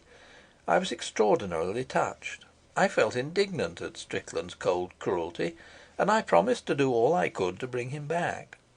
I agreed to go over on the next day but one, and to stay in Paris till I had achieved something. Then, as it was growing late and we were both exhausted by so much emotion, I left her. End of chapter 10. Chapter 11. During the journey I thought over my errand with misgiving. Now that I was free from the spectacle of Mrs. Strickland's distress, I could consider the matter more calmly. I was puzzled by the contradictions that I saw in her behaviour. She was very unhappy, but to excite my sympathy she was able to make a show of her unhappiness. It was evident that she had been prepared to weep, for she had provided herself with a sufficiency of handkerchiefs. I admired her forethought, but in retrospect it made her tears perhaps less moving. I could not decide whether she desired the return of her husband because she loved him, or because she dreaded the tongue of scandal, and I was perturbed by the suspicion that the anguish of love contemned was alloyed in her broken heart with the pangs, sordid to my young mind, of wounded vanity. I had not yet learned how contradictory is human nature. I did not know how much pose there is in the sincere, how much baseness in the noble, nor how much goodness in the reprobate. But there was something of an adventure in my trip, and my spirits rose as I approached Paris. I saw myself, too, from the dramatic standpoint. and I was pleased with my role of the trusted friend, bringing back the errant husband to his forgiving wife. I made up my mind to see Strickland the following evening, for I felt instinctively that the hour must be chosen with delicacy. An appeal to the emotions is little likely to be effectual before luncheon. My own thoughts were then constantly occupied with love, but I could never imagine connubial bliss till after tea. I inquired at my hotel for that in which Charles Strickland was living. It was called the Hotel des Belges, but the concierge, somewhat to my surprise, had never heard of it. I had understood from Mrs. Strickland that it was a large and sumptuous place at the back of the Rue de Rivoli. We looked it out in the directory. The only hotel of that name was in the Rue des Moines. The quarter was not fashionable. It was not even respectable. I shook my head. "I'm sure that's not it," I said. The concierge shrugged his shoulders. There was no other hotel of that name in Paris. It occurred to me that Strickland had concealed his address after all. In giving his partner the one I knew, he was perhaps playing a trick on him. I do not know why I had an inkling that it would appeal to Strickland's sense of humour to bring a furious stockbroker over to Paris on a fool's errand to an ill-famed house in a mean street. Still, I thought I had better go and see. Next day, at about 6 o'clock, I took a cab to the Rue des Moines, but dismissed it at the corner, since I preferred to walk to the hotel and look at it before I went in. It was a street of small shops, subservient to the needs of poor people, and about the middle of it, on the left as I walked down, was the Hotel des Belges. My own hotel was modest enough, but it was magnificent in comparison with this. It was a tall, shabby building that cannot have been painted for years, and it had so bedraggled an air that the houses on each side of it looked neat and clean. The dirty windows were all shut. It was not here that Charles Strickland lived in guilty splendour with the unknown charmer for whose sake he had abandoned honour and duty. I was vexed, for I felt that I had been made a fool of, and I nearly turned away without making an inquiry. I went in only to be able to tell Mrs. Strickland that I had done my best. The door was at the side of a shop. It stood open, and just within was a sign, "Bureau au premier." I walked up narrow stairs, and on the landing found a sort of box, glassed in, within which were a desk and a couple of chairs. There was a bench outside, on which it might be presumed the night porter passed uneasy nights. There was no one about, but under an electric bell was written "Garçon." I rang, and presently a waiter appeared. He was a young man with furtive eyes and a sullen look. He was in shirt sleeves and carpet slippers. I do not know why I made my inquiry as casual as possible. "Does Mr. Strickland live here by any chance?" I asked. "Number 32, on the 6th floor." I was so surprised that for a moment I did not answer. "Is he in?" The waiter looked at a board in the bureau. "He hasn't left his key. Go up and you will see." I thought it as well to put one more question. "Madame est là?" "Monsieur est seul." The waiter looked at me suspiciously as I made my way upstairs. They were dark and airless. There was a foul and musty smell. 3 flights up, a woman in a dressing gown with tousled hair opened a door and looked at me silently as I passed. At length I reached the 6th floor and knocked at the door numbered 32. There was a sound within, and the door was partly opened. Charles Strickland stood before me. He uttered not a word. He evidently did not know me. I told him my name. I tried my best to assume an airy manner. "You don't remember me. I had the pleasure of dining with you last July." "Come in," he said cheerily. "I'm delighted to see you. Take a pew." I entered. It was a very small room, overcrowded with furniture of the style which the French know as Louis Philippe. There was a large wooden bedstead on which was a billowing red eiderdown, and there was a large wardrobe, a round table, a very small washstand, and 2 stuffed chairs covered with red rep. Everything was dirty and shabby. There was no sign of the abandoned luxury that Colonel MacAndrew had so confidently described. Strickland threw on the floor the clothes that burdened one of the chairs, and I sat down on it. "What can I do for you?" he asked. In that small room he seemed even bigger than I remembered him. He wore an old Norfolk jacket, and he had not shaved for several days.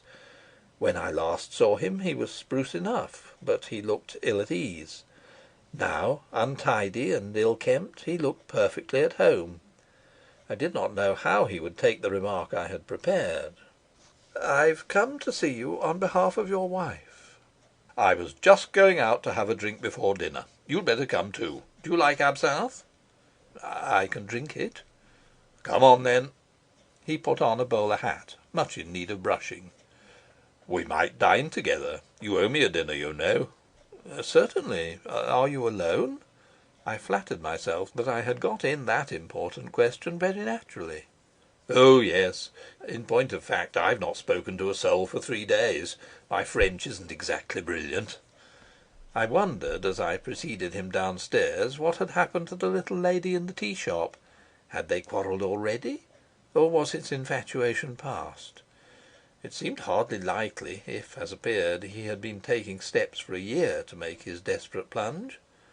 We walked to the Avenue de Clichy, and sat down at one of the tables on the pavement of a large cafe.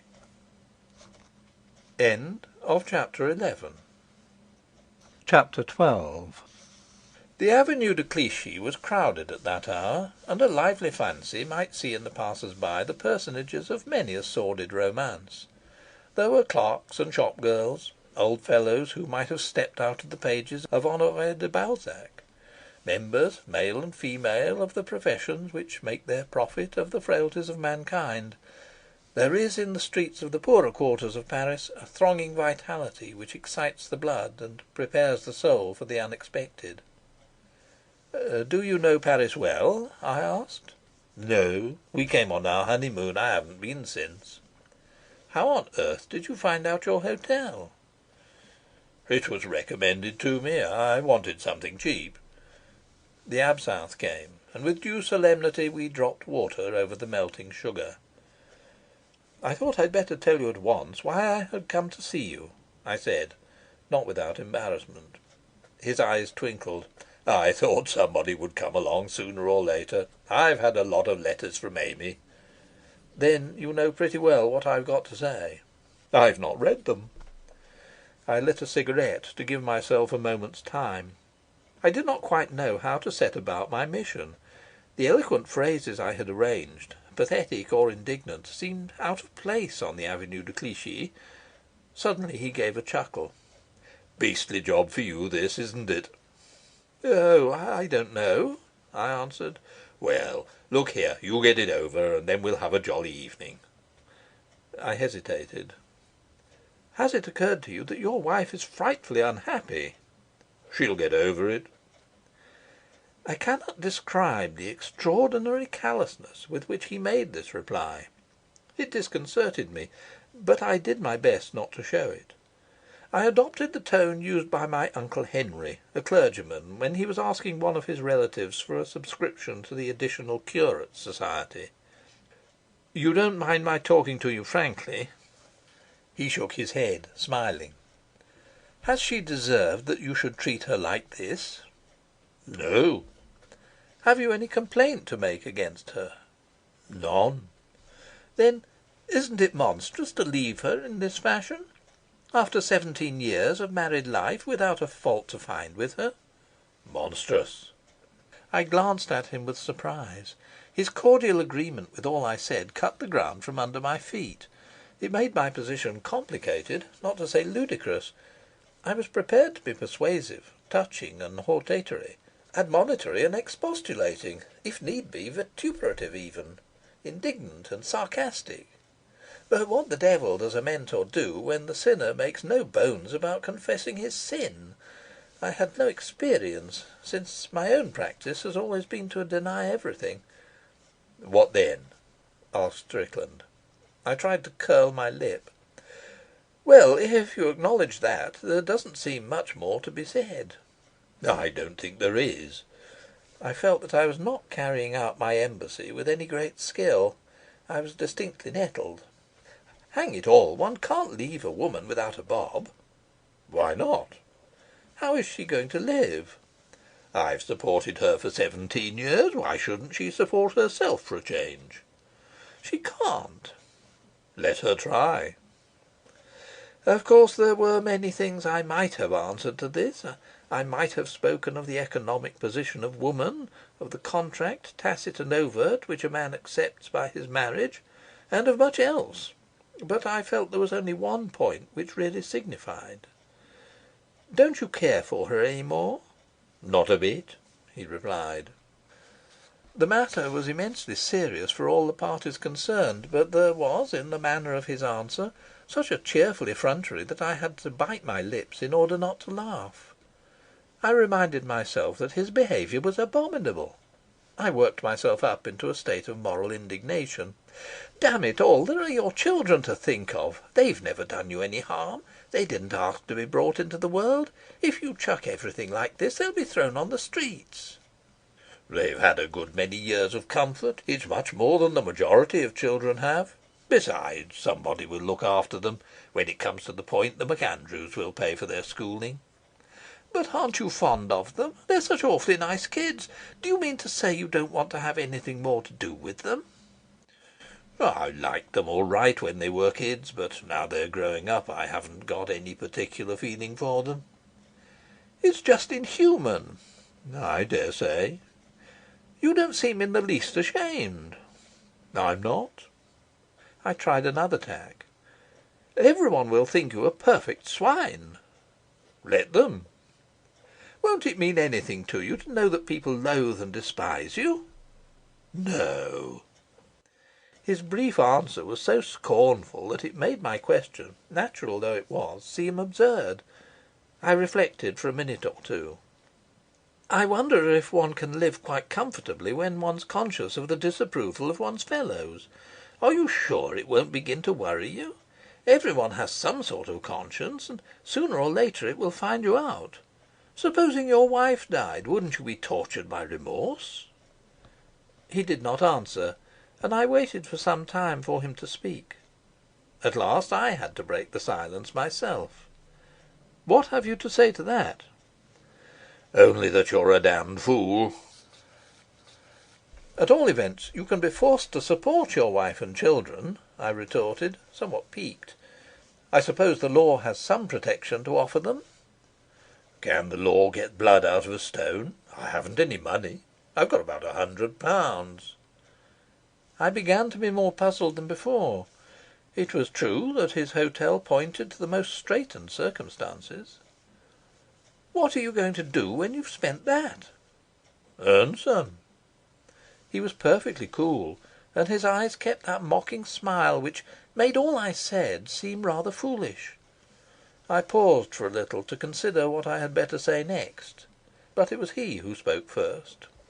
"Why doesn't Amy marry again? She's comparatively young, and she's not unattractive. I can recommend her as an excellent wife.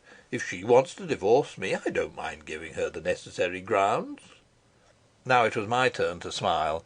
He was very cunning, but it was evidently this that he was aiming at. He had some reason to conceal the fact that he had run away with a woman, and he was using every precaution to hide her whereabouts. I answered with decision. "Your wife says that nothing you can do will ever induce her to divorce you.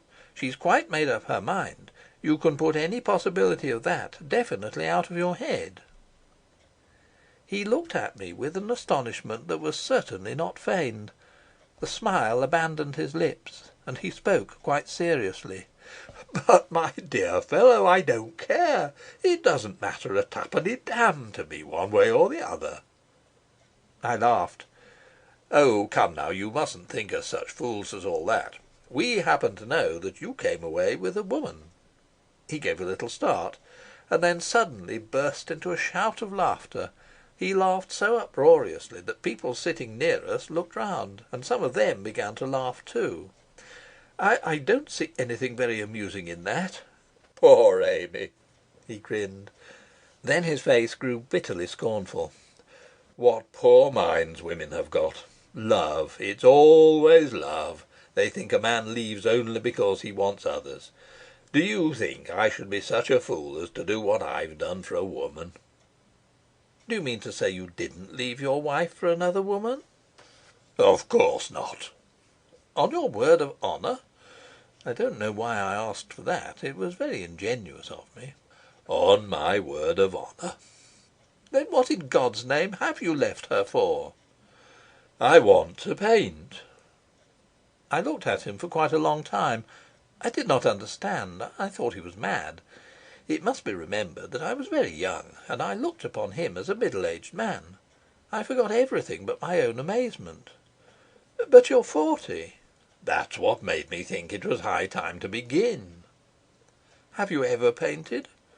"I rather wanted to be a painter when I was a boy, but my father made me go into business because he said there was no money in art. I began to paint a bit a year ago. For the last year I've been going to some classes at night." "Was that where you went when Mrs. Strickland thought you were playing bridge at your club?" "That's it." "Why didn't you tell her?" "I preferred to keep it to myself." "Can you paint?" "Not yet, but I shall. That's why I've come over here. I couldn't get what I wanted in London. Perhaps I can here." "Do you think it likely that a man will do any good when he starts at your age? Most men begin painting at 18." "I can learn quicker than I could when I was 18. "What makes you think you have any talent?" He did not answer for a minute. His gaze rested on the passing throng, but I do not think he saw it. His answer was no answer. "I've got to paint." "Aren't you taking an awful chance?" He looked at me. His eyes had something strange in them, so that I felt rather uncomfortable. "How old are you?" "23." It seemed to me that the question was beside the point. It was natural that I should take chances, but he was a man whose youth was past, a stockbroker with a position of respectability, a wife and 2 children. A course that would have been natural for me was absurd for him. I wished to be quite fair. "Of course a miracle may happen, and you may be a great painter, but you must confess the chances are 1,000,000 to 1 against it. It'll be an awful sell if at the end you have to acknowledge you've made a hash of it." "I've got to paint," he repeated. "Supposing you're never anything more than third rate, do you think it will have been worth while to give up everything? After all, in any other walk of life it doesn't matter if you're not very good. You can get along quite comfortably if you're just adequate. But it's different with an artist." "You blasted fool," he said. "I don't see why, unless it's folly to say the obvious." "I tell you I've got to paint. I can't help myself. When a man falls into the water, it doesn't matter how he swims, well or badly. He's got to get out, or else he'll drown." There was real passion in his voice, and in spite of myself I was impressed. I seemed to feel in him some vehement power that was struggling within him. It gave me the sensation of something very strong, overmastering, that held him, as it were, against his will. I could not understand. He seemed really to be possessed of a devil, and I thought it might suddenly turn and rend him. Yet he looked ordinary enough.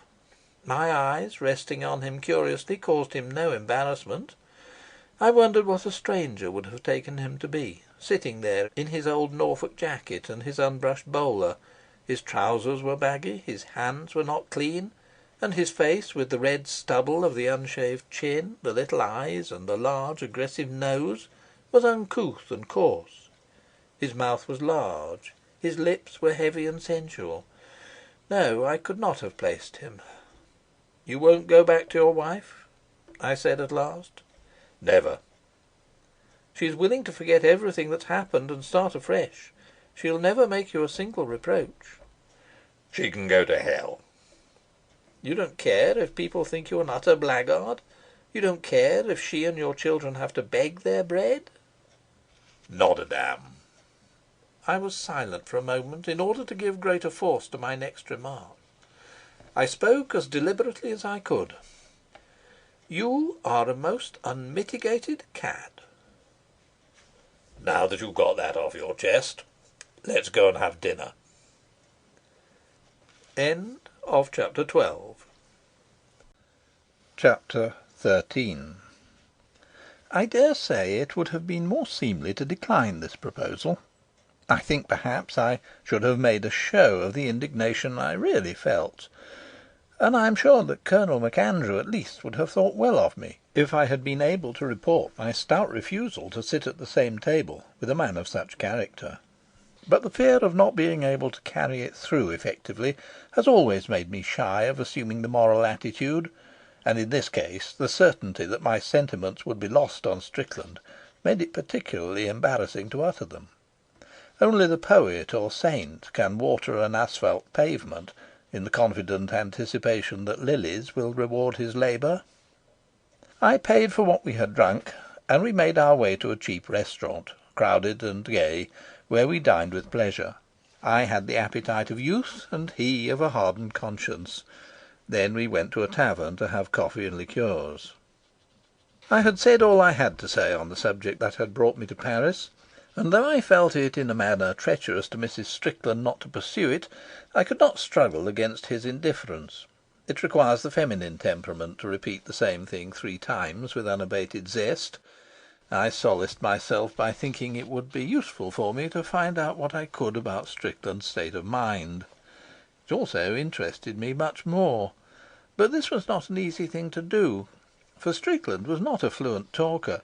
He seemed to express himself with difficulty, as though words were not the medium with which his mind worked, and you had to guess the intentions of his soul by hackneyed phrases, slang, and vague unfinished gestures. But though he said nothing of any consequence, there was something in his personality which prevented him from being dull. Perhaps it was sincerity. He did not seem to care much about the Paris he was now seeing for the first time. I did not count the visit with his wife. And he accepted sights which must have been strange to him without any sense of astonishment. I have been to Paris 100 times, and it never fails to give me a thrill of excitement. I could never walk its streets without feeling myself on the verge of adventure. Strickland remained placid. Looking back, I think now that he was blind to everything but to some disturbing vision in his soul. One rather absurd incident took place. There were a number of harlots in the tavern. Some were sitting with men, others by themselves, and presently I noticed that one of these was looking at us. When she caught Strickland's eye, she smiled. I do not think he saw her. In a little while she went out, but in a minute returned, and passing our table, very politely asked us to buy her something to drink. She sat down, and I began to chat with her, but it was plain that her interest was in Strickland. I explained that he knew no more than 2 words of French. She tried to talk to him, partly by signs, partly in pidgin French, which for some reason she thought would be more comprehensible to him, and she had 6 phrases of English. She made me translate what she could only express in her own tongue, and eagerly asked for the meaning of his replies. He was quite good-tempered, a little amused, but his indifference was obvious. "I think you've made a conquest," I laughed. "I'm not flattered." In his place I should have been more embarrassed and less calm. She had laughing eyes and a most charming mouth. She was young. I wondered what she found so attractive in Strickland. She made no secret of her desires, and I was bidden to translate. "She wants you to go home with her." "I'm not taking any," he replied. I put his answer as pleasantly as I could. It seemed to me a little ungracious to decline an invitation of that sort, and I ascribed his refusal to lack of money. "But I like him," she said. "Tell him it is for love." When I translated this, Strickland shrugged his shoulders impatiently. "Tell her to go to hell," he said. His manner made his answer quite plain, and the girl threw back her head with a sudden gesture. Perhaps she reddened under her paint. She rose to her feet. "Monsieur n'est pas poli," she said. She walked out of the inn. I was slightly vexed. "There wasn't any need to insult her that I can see," I said. "After all, it was rather a compliment she was paying you." "That sort of thing makes me sick," he said roughly. I looked at him curiously. There was a real distaste in his face, and yet it was the face of a coarse and sensual man. I suppose the girl had been attracted by a certain brutality in it. I could have got all the women I wanted in London. I didn't come here for that. End of chapter 13. Chapter 14. During the journey back to England I thought much of Strickland. I tried to set in order what I had to tell his wife. It was unsatisfactory, and I could not imagine that she would be content with me. I was not content with myself. Strickland perplexed me. I could not understand his motives.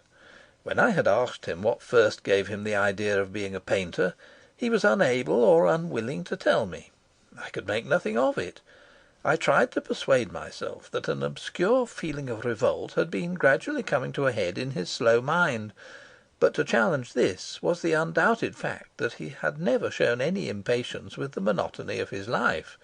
If, seized by an intolerable boredom, he had determined to be a painter merely to break with irksome ties, it would have been comprehensible and commonplace.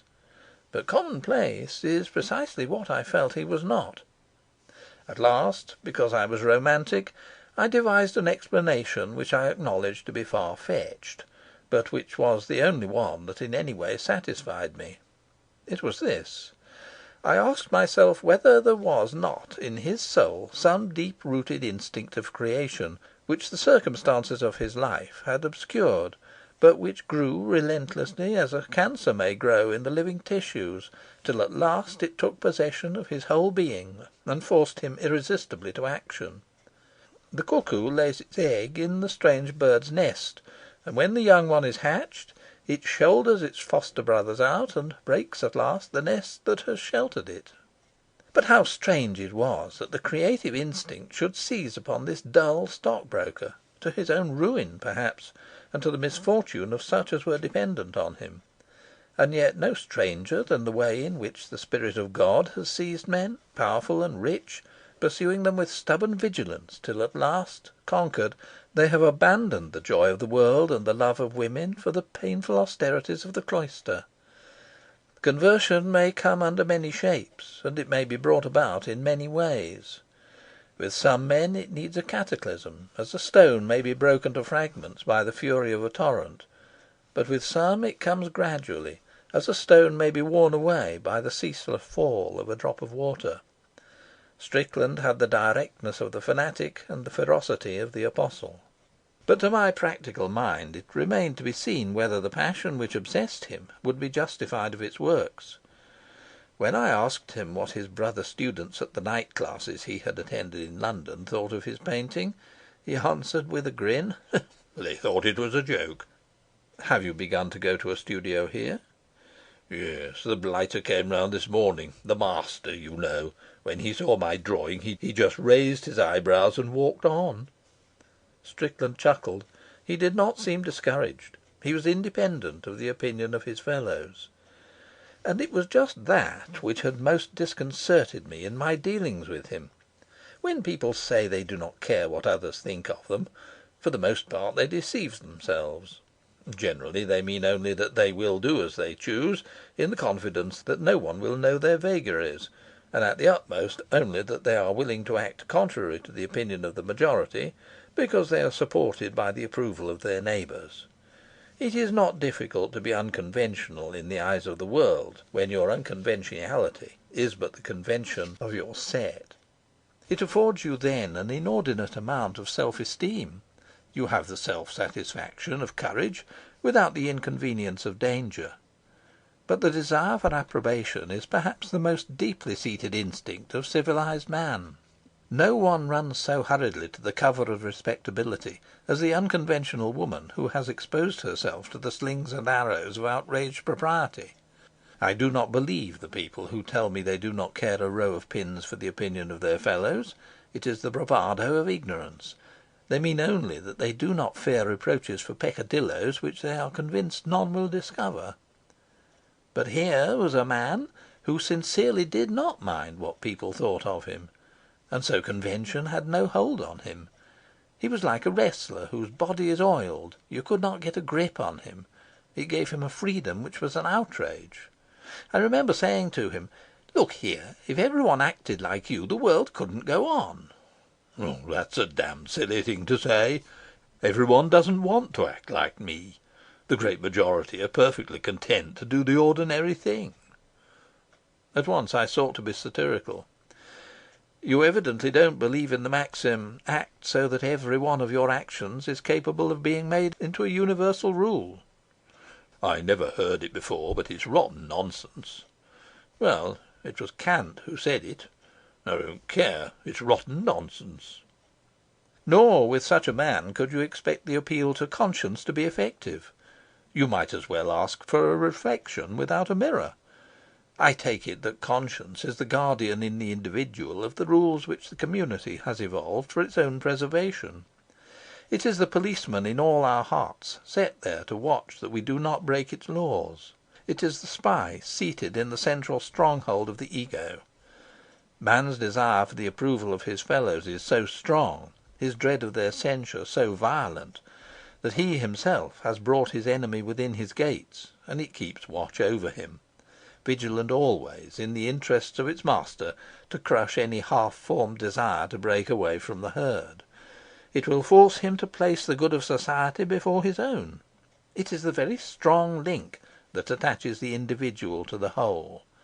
And man, subservient to interests he has persuaded himself are greater than his own, makes himself a slave to his taskmaster. He sits him in a seat of honour. At last, like a courtier fawning on the royal stick that is laid about his shoulders, he prides himself on the sensitiveness of his conscience. Then he has no words hard enough for the man who does not recognise its sway. For a member of society now, he realises accurately enough that against him he is powerless.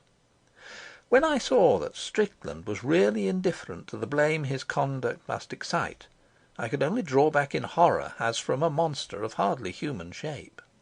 The last words he said to me when I bade him good night were, "Tell Amy it's no good coming after me.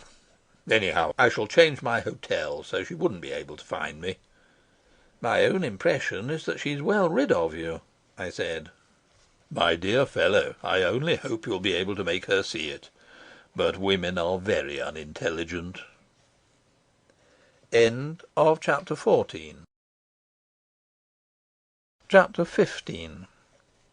When I reached London, I found waiting for me an urgent request that I should go to Mrs. Strickland's as soon after dinner as I could. I found her with Colonel MacAndrew and his wife. Mrs. Strickland's sister was older than she, not unlike her, but more faded, and she had the efficient air, as though she carried the British Empire in her pocket, which the wives of senior officers acquire from the consciousness of belonging to a superior caste. Her manner was brisk, and her good breeding scarcely concealed her conviction that if you were not a soldier, you might as well be a counter-jumper. She hated the guards, whom she thought conceited, and she could not trust herself to speak of their ladies, who were so remiss in calling. Her gown was dowdy and expensive. Mrs. Strickland was plainly nervous. "Well, tell us your news," she said. "I saw your husband. I'm afraid he's quite made up his mind not to return."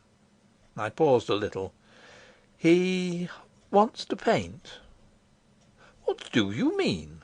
cried Mrs. Strickland, with the utmost astonishment. "Did you never know that he was keen on that sort of thing?" "He must be as mad as a hatter," exclaimed the Colonel. Mrs. Strickland frowned a little. She was searching among her recollections. "I remember before we were married he used to potter about with a paint box. But you never saw such daubs. We used to chaff him. He had absolutely no gift for anything like that." "Of course it's only an excuse," said Mrs. MacAndrew. Mrs. Strickland pondered deeply for some time. It was quite clear that she could not make head or tail of my announcement. She had put some order into the drawing-room by now, her housewifely instincts having got the better of her dismay, and it no longer bore that deserted look, like a furnished house long to let, which I had noticed on my first visit after the catastrophe. But now that I had seen Strickland in Paris, it was difficult to imagine him in those surroundings. I thought it could hardly have failed to strike them that there was something incongruous in him. "But if he wanted to be an artist, why didn't he say so?" asked Mrs. Strickland at last. "I should have thought I was the last person to be unsympathetic to aspirations of that kind." Mrs. MacAndrew tightened her lips. I imagine she had never looked with approval on her sister's leaning towards persons who cultivated the arts. She spoke of culture derisively. Mrs. Strickland continued. "After all, if he had any talent, I should be the first to encourage it. I wouldn't have minded sacrifices. I'd much rather be married to a painter than to a stockbroker. If it weren't for the children, I wouldn't mind anything. I could be just as happy in a shabby studio in Chelsea as in this flat." "My dear, I have no patience with you," cried Mrs. MacAndrew. "You don't mean to say you believe a word of this nonsense?" "But I think it's true," I put in mildly. She looked at me with good-humoured contempt.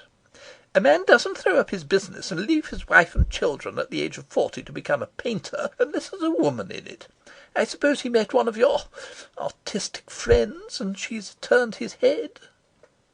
A spot of colour rose suddenly to Mrs. Strickland's pale cheeks. "What is she like?" I hesitated a little. I knew that I had a bombshell. "There isn't a woman." Colonel MacAndrew and his wife uttered expressions of incredulity, and Mrs. Strickland sprang to her feet. "Do you mean you never saw her?" "There's no one to see. He's quite alone." "That's preposterous," cried Mrs. MacAndrew. "I knew I ought to have gone over myself," said the Colonel. "You can bet your boots I'd have routed her out fast enough." "I wish you had gone over," I replied, somewhat tartly. "You'd have seen that every one of your suppositions was wrong.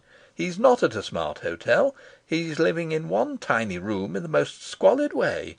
If he's left his home, it's not to leave a gay life. He's got hardly any money." "Do you think he's done something that we don't know about, and is lying doggo on account of the police?" The suggestion sent a ray of hope in all their breasts, but I would have nothing to do with it. "If that were so, he would hardly have been such a fool as to give his partner his address," I retorted acidly. "Anyhow, there is one thing I'm positive of. He didn't go away with anyone. He's not in love. Nothing is farther from his thoughts." There was a pause while they reflected over my words. "Well, if what you say is true," said Mrs. MacAndrew at last, "things aren't so bad as I thought." Mrs. Strickland glanced at her, but said nothing. She was very pale now, and her fine brow was dark and lowering. I could not understand the expression of her face. Mrs. MacAndrew continued. "If it's just a whim, he'll get over it." "Why don't you go over to him, Amy?" hazarded the Colonel. "There's no reason why you shouldn't live with him in Paris for a year. We'll look after the children. I dare say he's got stale. Sooner or later he'll be quite ready to come back to London, and no great harm will have been done." "I wouldn't do that," said Mrs. MacAndrew. "I'd give him all the rope he wants. He'll come back with his tail between his legs and settle down again quite comfortably." Mrs. MacAndrew looked at her sister coolly. "Perhaps you weren't very wise with him sometimes. Men are queer creatures, and one has to know how to manage them." Mrs. MacAndrew shared the common opinion of her sex, that a man is always a brute to leave a woman who is attached to him, but that a woman is much to blame if he does. Le coeur a ses raisons que la raison ne connaît pas. Mrs. Strickland looked slowly from one to another of us. "He'll never come back," she said. "Oh, my dear, remember what we've just heard. He's been used to comfort and having someone to look after him. How long do you think it'll be before he gets tired of a scrubby room in a scrubby hotel? Besides, he hasn't any money. He must come back." "As long as I thought he'd run away with some woman, I thought there was a chance. I don't believe that sort of thing ever answers. He'd have got sick to death of her in 3 months. But if he hasn't gone because he's in love, then it's finished." "Oh, I think that's awfully subtle," said the Colonel, putting into the word all the contempt he felt for a quality so alien to the traditions of his calling. "Don't you believe it. He'll come back, and as Dorothy says, I dare say he'll be none the worse for having had a bit of a fling." "But I don't want him back," she said. "Amy!" It was anger that had seized Mrs. Strickland, and her pallor was the pallor of a cold and sudden rage. She spoke quickly now, with little gasps. I could have forgiven it if he'd fallen desperately in love with someone and gone off with her.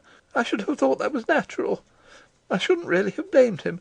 I should have thought he was led away. Men are so weak and women are so unscrupulous. But this is different. I hate him.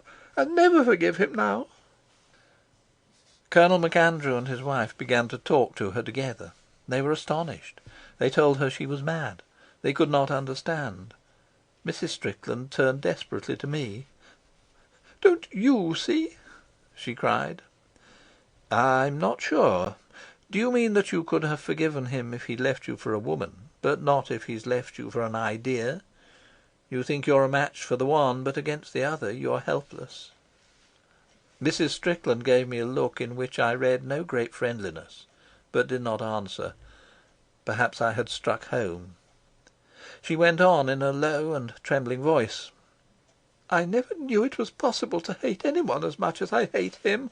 Do you know, I've been comforting myself by thinking that however long it lasted he'd want me at the end. I knew when he was dying he'd send for me, and I was ready to go. I'd have nursed him like a mother, and at the last I'd have told him that it didn't matter. I'd loved him always, and I gave him everything." I have always been a little disconcerted by the passion women have for behaving beautifully at the deathbed of those they love. Sometimes it seems as if they grudge the longevity which postpones their chance of an effective scene. "But now it's finished. I'm as indifferent to him as if he were a stranger. I should like him to die miserable, poor and starving, without a friend. I hope he'll rot with some loathsome disease. I've done with him." I thought it as well then to say what Strickland had suggested. "If you want to divorce him, he is quite willing to do whatever is necessary to make it possible." "Why should I give him his freedom?" I don't think he wants it. He merely thought it might be more convenient to you." Mrs. Strickland shrugged her shoulders impatiently. I think I was a little disappointed in her. I expected then people to be more of a piece than I do now, and I was distressed to find so much vindictiveness in so charming a creature. I did not realise how motley are the qualities that go to make up a human being. Now I am well aware that pettiness and grandeur, malice and charity, hatred and love, can find place side by side in the same human heart. I wondered if there was anything I could say that would ease the sense of bitter humiliation which at present tormented Mrs. Strickland. I thought I would try. "You know, I'm not sure that your husband is quite responsible for his actions. I do not think he is himself. He seems to me to be possessed by some power which is using him for its own ends, and in whose hold he is as helpless as a fly in a spider's web. It's as though someone had cast a spell over him. I'm reminded of those strange stories one sometimes hears of another personality entering into a man and driving out the old one. The soul lives unstably in the body, and is capable of mysterious transformations. In the old days they would say Charles Strickland had a devil." Mrs. MacAndrew smoothed down the lap of her gown, and gold bangles fell over her wrists. "All that seems to me very far-fetched," she said acidly. "I don't deny that perhaps Amy took her husband a little too much for granted. If she hadn't been so busy with her own affairs, I can't believe that she wouldn't have suspected something was the matter. I don't think Alec could have something on his mind for a year or more without my having a pretty shrewd idea of it." The Colonel stared into vacancy, and I wondered whether anyone could be quite so innocent of guile as he looked. "But that doesn't prevent the fact that Charles Strickland is a heartless beast." She looked at me severely. "I can tell you why he left his wife. From pure selfishness and nothing else whatever." "That is certainly the simplest explanation," I said, but I thought it explained nothing. When, saying I was tired, I rose to go, Mrs. Strickland made no attempt to detain me. Chapter 16. What followed showed that Mrs. Strickland was a woman of character. Whatever anguish she suffered, she concealed. She saw shrewdly that the world is quickly bored by the recital of misfortune, and willingly avoids the sight of distress. Whenever she went out, and compassion for her misadventure made her friends eager to entertain her, She bore a demeanour that was perfect. She was brave, but not too obviously, cheerful, but not brazenly, and she seemed more anxious to listen to the troubles of others than to discuss her own. Whenever she spoke of her husband, it was with pity. Her attitude towards him at first perplexed me.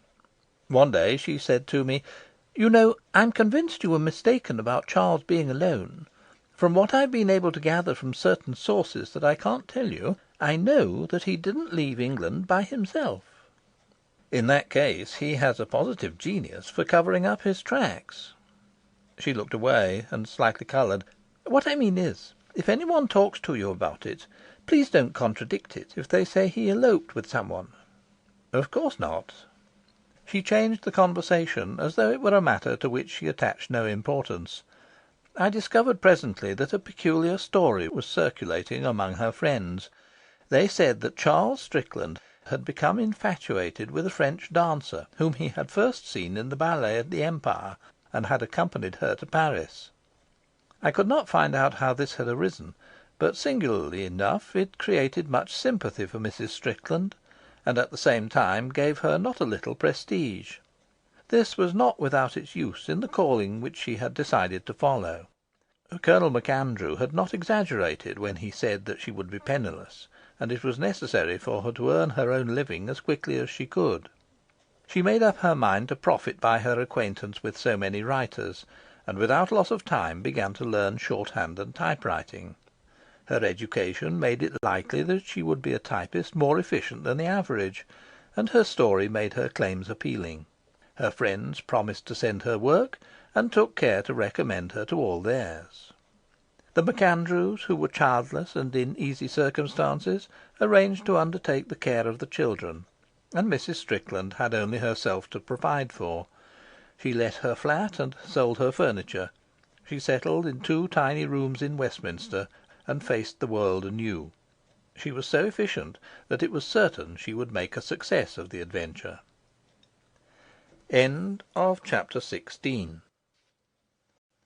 Chapter 17.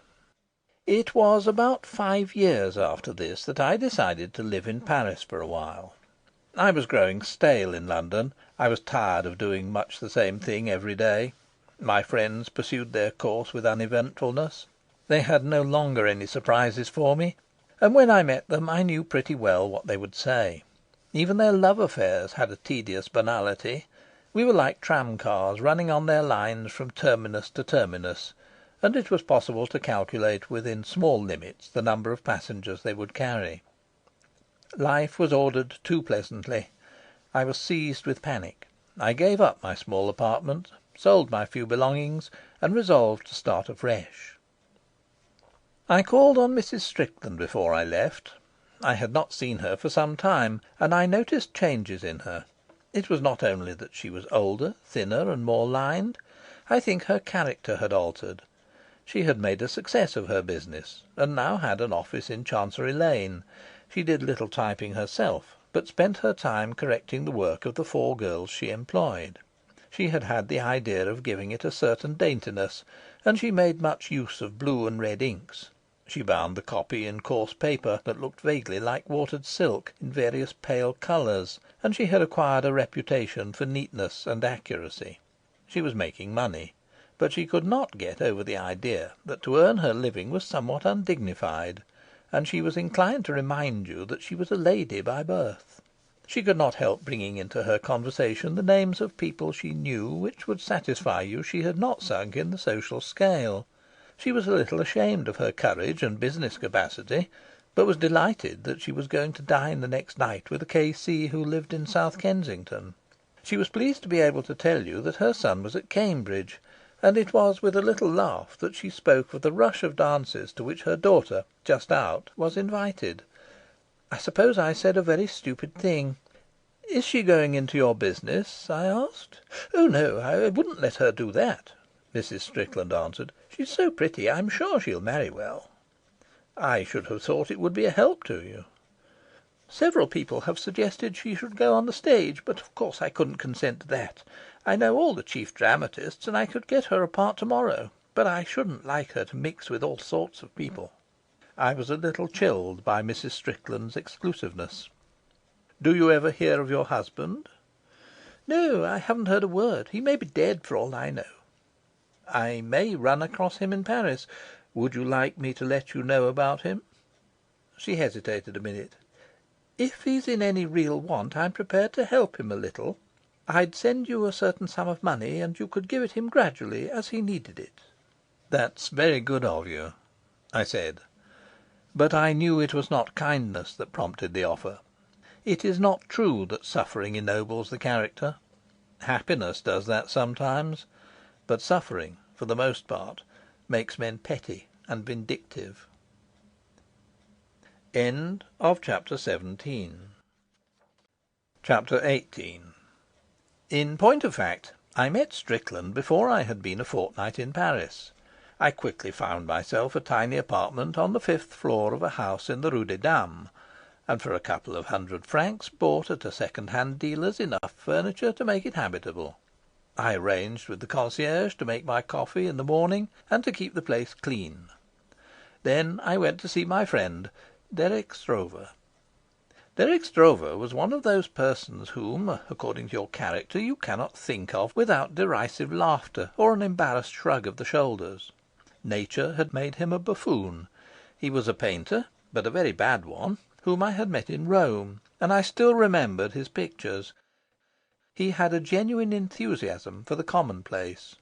His soul palpitating with love of art, he painted the models who hung about the stairway of Bernini in the Piazza di Spagna, undaunted by their obvious picturesqueness, and his studio was full of canvases on which were portrayed mustachioed, large-eyed peasants in peaked hats, urchins in becoming rags, and women in bright petticoats.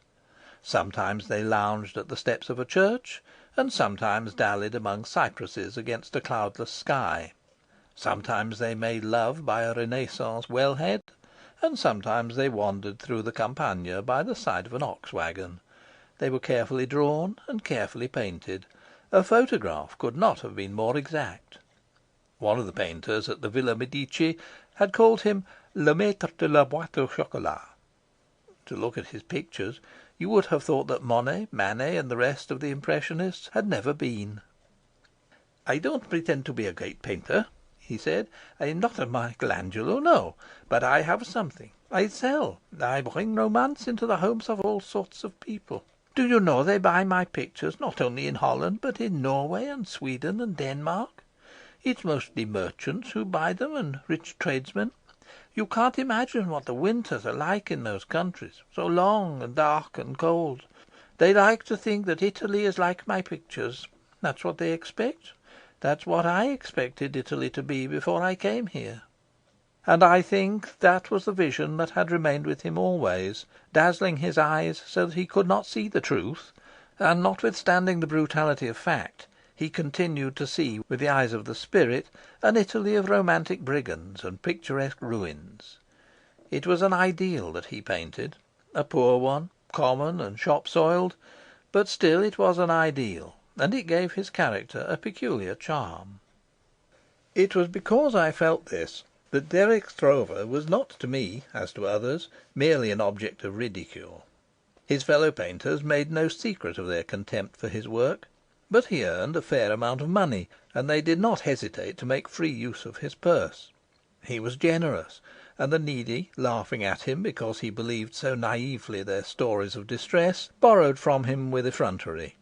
He was very emotional, yet his feeling, so easily aroused, had in it something absurd, so that you accepted his kindness, but felt no gratitude. To take money from him was like robbing a child, and you despised him because he was so foolish. I imagine that a pickpocket, proud of his light fingers, must feel a sort of indignation with the careless woman who leaves in a cab a vanity bag with all her jewels in it. Nature had made him a butt, but had denied him insensibility. He writhed under the jokes, practical and otherwise, which were perpetually made at his expense, and yet never ceased, it seemed wilfully, to expose himself to them. He was constantly wounded, and yet his good nature was such that he could not bear malice.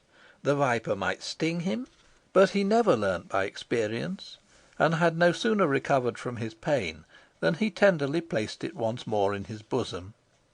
His life was a tragedy written in the terms of knockabout farce. Because I did not laugh at him, he was grateful to me, and he used to pour into my sympathetic ear the long list of his troubles. The saddest thing about them was that they were grotesque, and the more pathetic they were, the more you wanted to laugh. But, though so bad a painter, he had a very delicate feeling for art, and to go with him to picture galleries was a rare treat. His enthusiasm was sincere, and his criticism acute. He was Catholic. He had not only a true appreciation of the old masters, but sympathy with the moderns. He was quick to discover talent, and his praise was generous. I think I have never known a man whose judgment was surer. And he was better educated than most painters. He was not, like most of them, ignorant of kindred arts, and his taste for music and literature gave depth and variety to his comprehension of painting.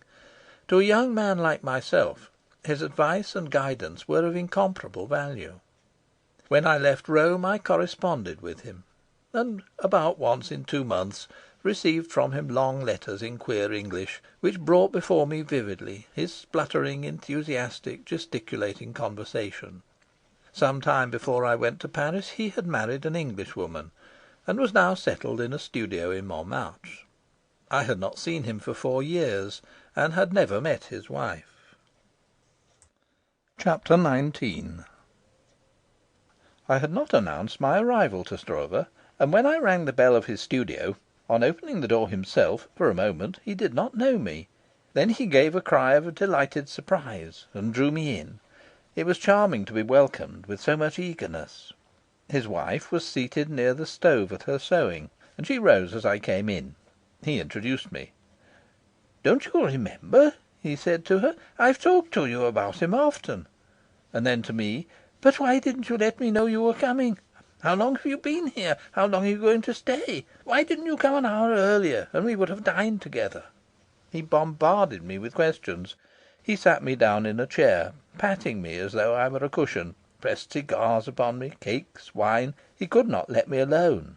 He was heartbroken because he had no whisky, wanted to make coffee for me, racked his brains for something he could possibly do for me, and beamed and laughed, and in the exuberance of his delight sweated at every pore.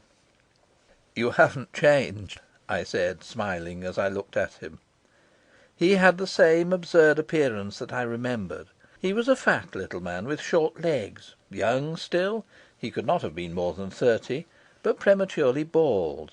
His face was perfectly round, and he had a very high colour, a white skin, red cheeks, and red lips. His eyes were blue and round too. He wore large gold-rimmed spectacles, and his eyebrows were so fair that you could not see them. He reminded you of those jolly fat merchants that Rubens painted. When I told him that I meant to live in Paris for a while, and had taken an apartment, he reproached me bitterly for not having let him know. He would have found me an apartment himself, and lent me furniture. Did I really mean that I had gone to the expense of buying it? And he would have helped me to move in. He really looked upon it as unfriendly that I had not given him the opportunity of making himself useful to me. Meanwhile, Mrs. Stroeve sat quietly mending her stockings without talking, and she listened to all he said with a quiet smile on her lips. "So you see I'm married," he said suddenly. "What do you think of my wife?" He beamed at her and settled his spectacles on the bridge of his nose. The sweat made them constantly slip down. "What on earth do you expect me to say to that?" I laughed. "Really, Dirk," put in Mrs. Stroeve, smiling. "But isn't she wonderful? I tell you, my boy, lose no time. Get married as soon as ever you can. I'm the happiest man alive. Look at her sitting there. Doesn't she make a picture? Chardin, eh? I've seen all the most beautiful women in the world. I've never seen anyone more beautiful than Madame Dirk Stroeve. If you don't be quiet, Dirk, I shall go away." "Mon petit chou," he said. She flushed a little, embarrassed by the passion in his tone. His letters had told me that he was very much in love with his wife, and I could see that he could hardly take his eyes off her. I could not tell if she loved him. Poor pantaloon, he was not an object to excite love. But the smile in her eyes was affectionate, and it was possible that her reserve concealed a very deep feeling. She was not the ravishing creature that his lovesick fancy saw, but she had a grave comeliness. She was rather tall, and her grey dress, simple and quite well cut, did not hide the fact that her figure was beautiful. It was a figure that might have appealed more to the sculptor than to the costumier. Her hair, brown and abundant, was plainly done, her face was very pale, and her features were good without being distinguished. She had quiet grey eyes. She just missed being beautiful, and in missing it was not even pretty. But when Stroeve spoke of Chardin it was not without reason, and she reminded me curiously of that pleasant housewife in her mob cap and apron, whom the great painter has immortalised. I could imagine her sedately busy among her pots and pans, making a ritual of her household duties, so that they acquired a moral significance. I did not suppose that she was clever or could ever be amusing, but there was something in her grave intentness which excited my interest. Her reserve was not without mystery. I wondered why she had married Dirk Stroeve. Though she was English, I could not exactly place her, and it was not obvious from what rank in society she sprang, what had been her upbringing, or how she had lived before her marriage. She was very silent, but when she spoke it was with a pleasant voice, and her manners were natural. I asked Stroeve if he was working. "Working? I'm painting better than I ever painted before." We sat in the studio, and he waved his hand to an unfinished picture on an easel. I gave a little start. He was painting a group of Italian peasants, in the costume of the Campagna, lounging on the steps of a Roman church. "Is that what you're doing now?" I asked. "Yes, I can get my models here just as well as in Rome." "Don't you think it's very beautiful?" said Mrs. Stroeve. "This foolish wife of mine thinks I'm a great artist," said he. His apologetic laugh did not disguise the pleasure that he felt. His eyes lingered on his picture. It was strange that his critical sense, so accurate and unconventional when he dealt with the work of others, should be satisfied in himself with what was hackneyed and vulgar beyond belief. "Show him some more of your pictures," she said. "Shall I?" Though he had suffered so much from the ridicule of his friends, Dirk Stroeve, eager for praise and naively self-satisfied, could never resist displaying his work. He brought out a picture of two curly-headed Italian urchins playing marble. "Aren't they sweet?" said Mrs. Stroeve. And then he showed me more. I discovered that in Paris he had been painting just the same stale, obviously picturesque things that he had painted for years in Rome. It was all false, insincere, shoddy, and yet no one was more honest, sincere, and frank than Dirk Stroeve. Who could resolve the contradictions? I do not know what put it in my head to ask, "I say, have you by any chance run across a painter called Charles Strickland?" "You don't mean to say you know him?" cried Stroeve. "Beast," said his wife. Stroeve laughed. "Ah, ma pauvre chérie." He went over to her and kissed both her hands. "She doesn't like him. How strange that you should know Strickland." "I don't like bad manners," said Mrs. Stroeve. Dirk, laughing still, turned to me to explain. "You see, I asked him to come here one day and look at my pictures. Well, he came, and I showed him everything I had." Stroeve hesitated a moment with embarrassment. I do not know why he had begun the story against himself. He felt an awkwardness in finishing it. "He looked at my pictures, and he didn't say anything. I thought he was reserving his judgment till the end. And at last I said, 'There, that's the lot.' He said, 'I came to ask you to lend me 20 francs.'" "And Dirk actually gave it him," said his wife indignantly. "I was so taken aback I didn't like to refuse. He put the money in his pocket, just nodded and said thanks, and walked out." Dirk Stroeve, telling the story, had such a look of blank astonishment on his round, foolish face that it was almost impossible not to laugh. "I shouldn't have minded if he'd said my pictures were bad, but he said nothing, nothing." "And you will tell the story, Dirk?" said his wife. It was lamentable that one was more amused by the ridiculous figure cut by the Dutchman than outraged by Strickland's brutal treatment of him. "I hope I shall never see him again," said Mrs. Stroeve. Stroeve smiled and shrugged his shoulders. He had already recovered his good humour. "The fact remains, he's a great artist, a very great artist." "Strickland!" I exclaimed. "It can't be the same man." "A big fellow with a red beard. Charles Strickland, an Englishman." "He had no beard when I knew him, but if he has grown one it might well be red. The man I'm thinking of only began painting 5 years ago." "That's it. He's a great artist." "Impossible." "Have I ever been mistaken?" Derrick asked me. "I tell you he has genius. I'm convinced of it. In 100 years, if you and I are remembered at all, it will be because we knew Charles Strickland." I was astonished, and at the same time I was very much excited. I remembered suddenly my last talk with him. "Where can one see his work?" I asked. "Is he having any success? Where is he living?" "No, he has no success. I don't think he's ever sold a picture. When you speak to men about him, they only laugh. But I know he's a great artist. After all, they laughed at Manet. Corot never sold a picture. I don't know where he lives, but I can take you to see him. He goes to a cafe in the Avenue de Clichy at 7 o'clock every evening. If you like, we'll go there tomorrow." "I'm not sure if he'll wish to see me. I think I may remind him of a time he prefers to forget. But I'll come all the same. Is there any chance of seeing any of his pictures?" "Not from him. He won't show you a thing. There's a little dealer I know who has 2 or 3. But you mustn't go without me. You wouldn't understand. I must show them to you myself." "Derrick, you make me impatient," said Mrs. Stroeve. "How can you talk like that about his pictures when he treated you as he did?" She turned to me. "Do you know, when some Dutch people came here to buy Derrick's pictures, he tried to persuade them to buy Strickland's. He insisted on bringing them here to show." "What did you think of them?" I asked her, smiling.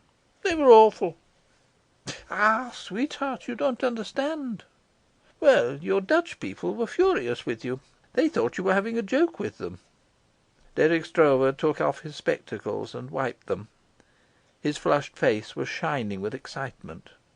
"Why should you think that beauty, which is the most precious thing in the world, lies like a stone on the beach for the careless passer-by to pick up idly? Beauty is something wonderful and strange that the artist fashions out of the chaos of the world in the torment of his soul. And when he has made it, it is not given to all to know it.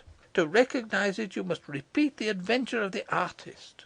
It is a melody that he sings to you, and to hear it again in your own heart you want knowledge and sensitiveness and imagination." "Why did I always think your pictures beautiful, Derrick? I admired them the very first time I saw them." Stroeve's lips trembled a little. "Go to bed, my precious. I will walk a few steps with our friend, and then I will come back."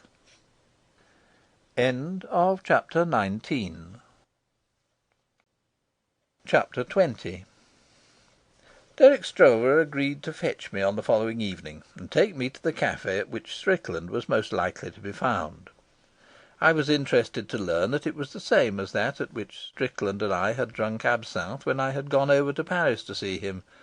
The fact that he had never changed suggested a sluggishness of habit which seemed to me characteristic.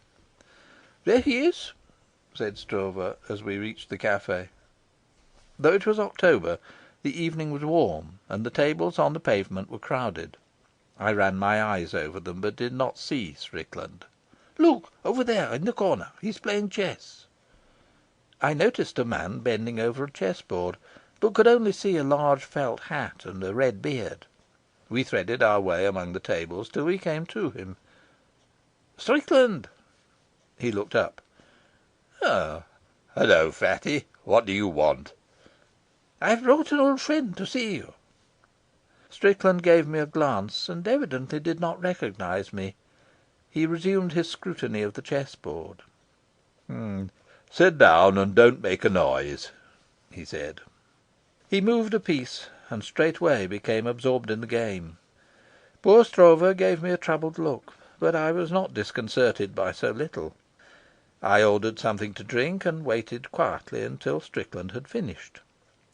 I welcomed the opportunity to examine him at my ease. I certainly should never have known him. In the first place, his red beard, ragged and untrimmed, hid much of his face, and his hair was long. But the most surprising change in him was his extreme thinness. It made his great nose protrude more arrogantly.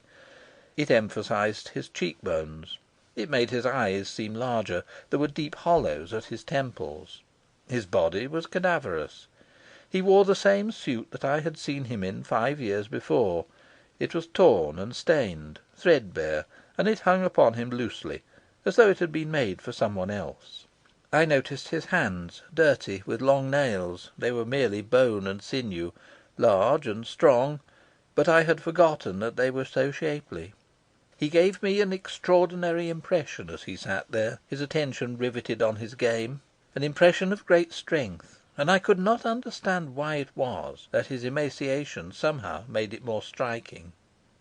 Presently, after moving, he leaned back and gazed with a curious abstraction at his antagonist. This was a fat, bearded Frenchman. The Frenchman considered the position, then broke suddenly into jovial expletives, and with an impatient gesture, gathering up the pieces, flung them into their box. He cursed Strickland freely, then, calling for the waiter, paid for the drinks and left. Stroeve drew his chair closer to the table. "Now I suppose we can talk," he said. Strickland's eyes rested on him, and there was in them a malicious expression. I felt sure he was seeking for some gibe, could think of none, and so was forced to silence. "I brought an old friend to see you," repeated Stroeve, beaming cheerfully.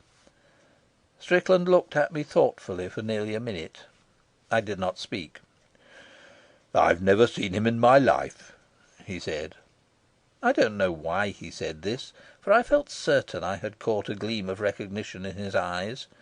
I was not so easily abashed as I had been some years earlier. "I saw your wife the other day," I said.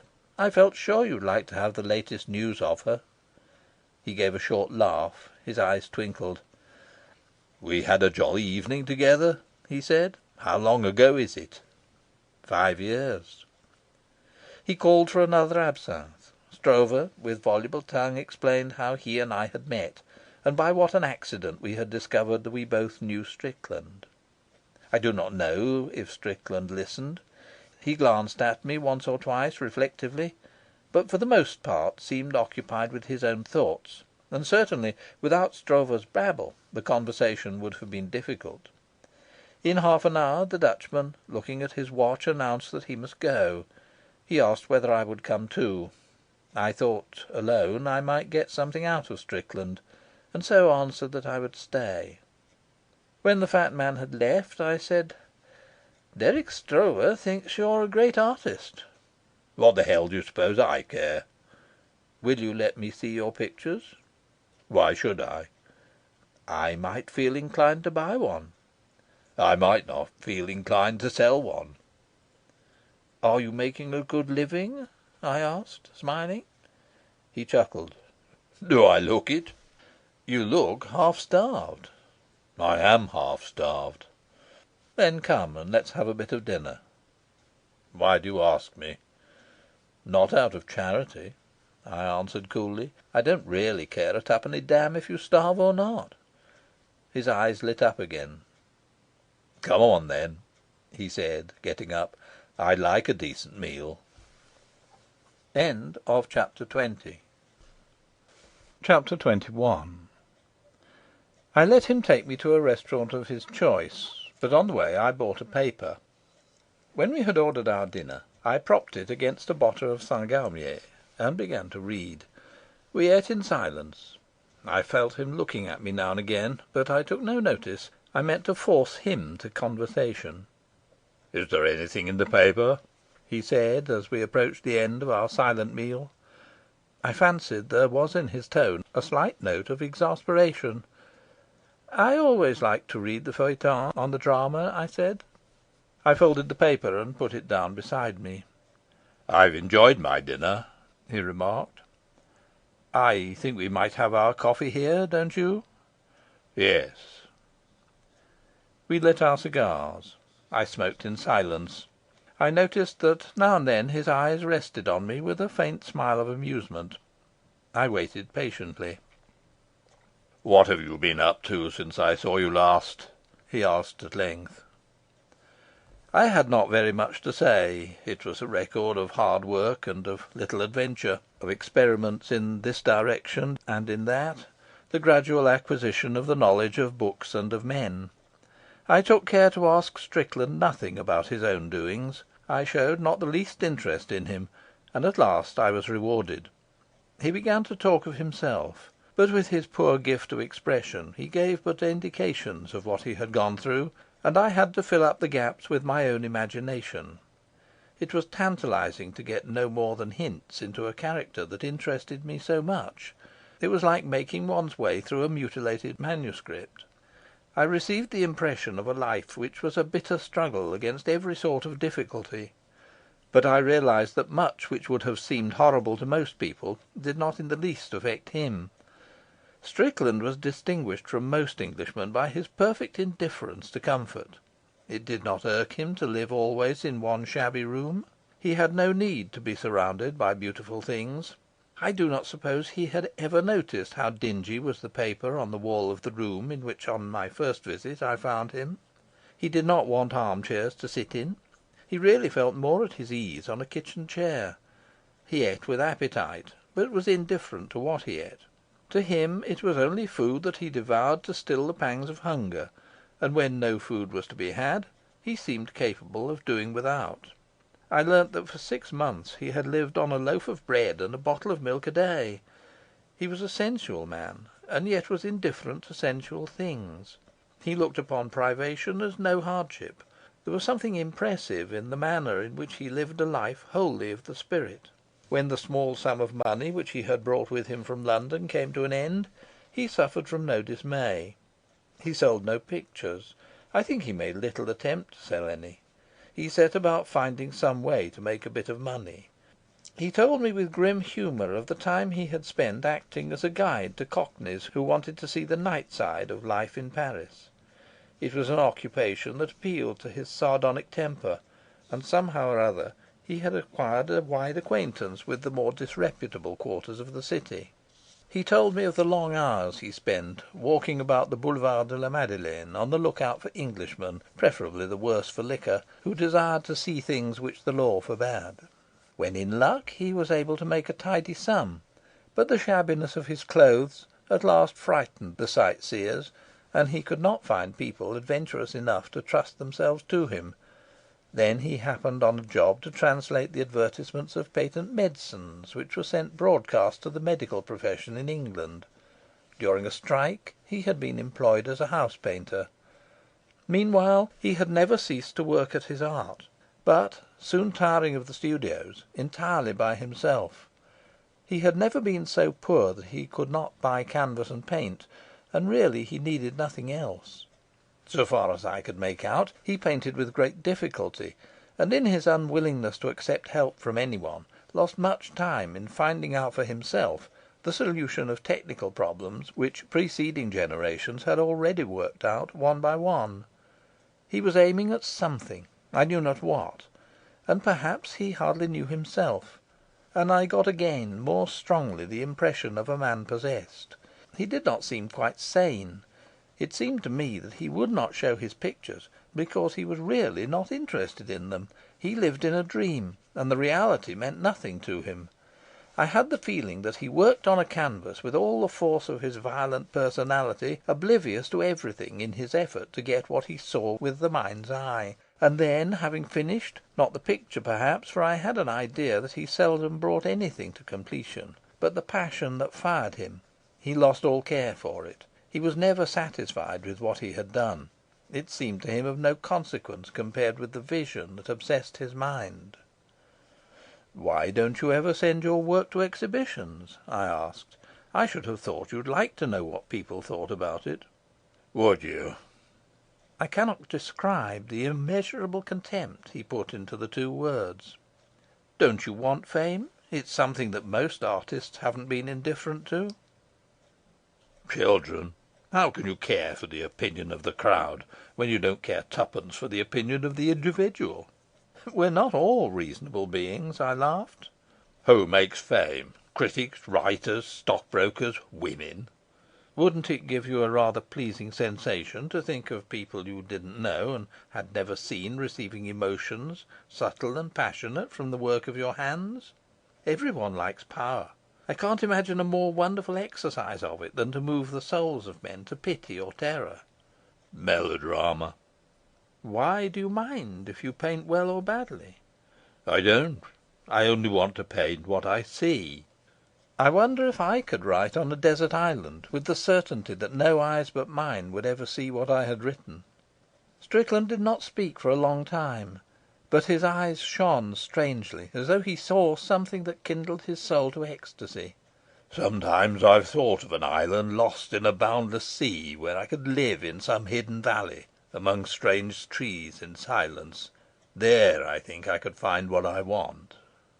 He did not express himself quite like this. He used gestures instead of adjectives, and he halted. I have put into my own words what I think he wanted to say. Looking back on the last 5 years, do you think it was worth it? I asked. He looked at me, and I saw that he did not know what I meant.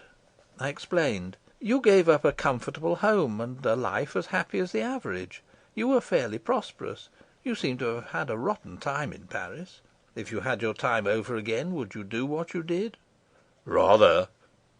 Do you know, you haven't asked anything about your wife and children. Do you never think of them? No. I wish you weren't so damned monosyllabic. Have you never had a moment's regret for all the unhappiness you caused them? His lips broke into a smile, and he shook his head. I should have thought sometimes you couldn't help thinking of the past. I don't mean the past of 7 or 8 years ago, but further back still, when you first met your wife and loved her and married her. Don't you remember the joy with which you first took her in your arms? I don't think of the past. The only thing that matters is the everlasting present. I thought for a moment over this reply. It was obscure, perhaps, but I thought I saw dimly his meaning. Are you happy? I asked. Yes. I was silent. I looked at him reflectively. He held my stare, and presently a sardonic twinkle lit up his eyes. I'm afraid you disapprove of me. Nonsense, I answered promptly. I don't disapprove of the boa constrictor. On the contrary, I'm interested in his mental processes. It's a purely professional interest you take in me. Purely. It's only right that you shouldn't disapprove of me. You have a despicable character. Perhaps that's why you feel at home with me, I retorted. He smiled dryly, but said nothing. I wish I knew how to describe his smile. I do not know that it was attractive, but it lit up his face, changing the expression, which was generally sombre, and gave it a look of not ill-natured malice. It was a slow smile, starting and sometimes ending in the eyes. It was very sensual, neither cruel nor kindly, but suggested rather the inhuman glee of the satyr. It was his smile that made me ask him, "Haven't you been in love since you came to Paris?" I haven't got time for that sort of nonsense. Life isn't long enough for love and art. Your appearance doesn't suggest the anchorite. All that business fills me with disgust. Human nature is a nuisance, isn't it? I said. Why are you sniggering at me? Because I don't believe you. Then you're a damned fool. I paused, and I looked at him searchingly. What's the good of trying to humbug me? I said. I don't know what you mean. I smiled. Let me tell you. I imagine that for months the matter never comes into your head, and you're able to persuade yourself that you've finished with it for good and all. You rejoice in your freedom, and you feel that at last you can call your soul your own. You seem to walk with your head among the stars.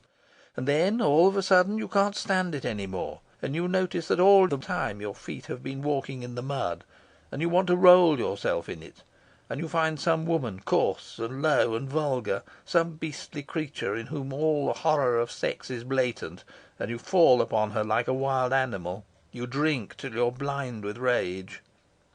He stared at me without the slightest movement. I held his eyes with mine. I spoke very slowly.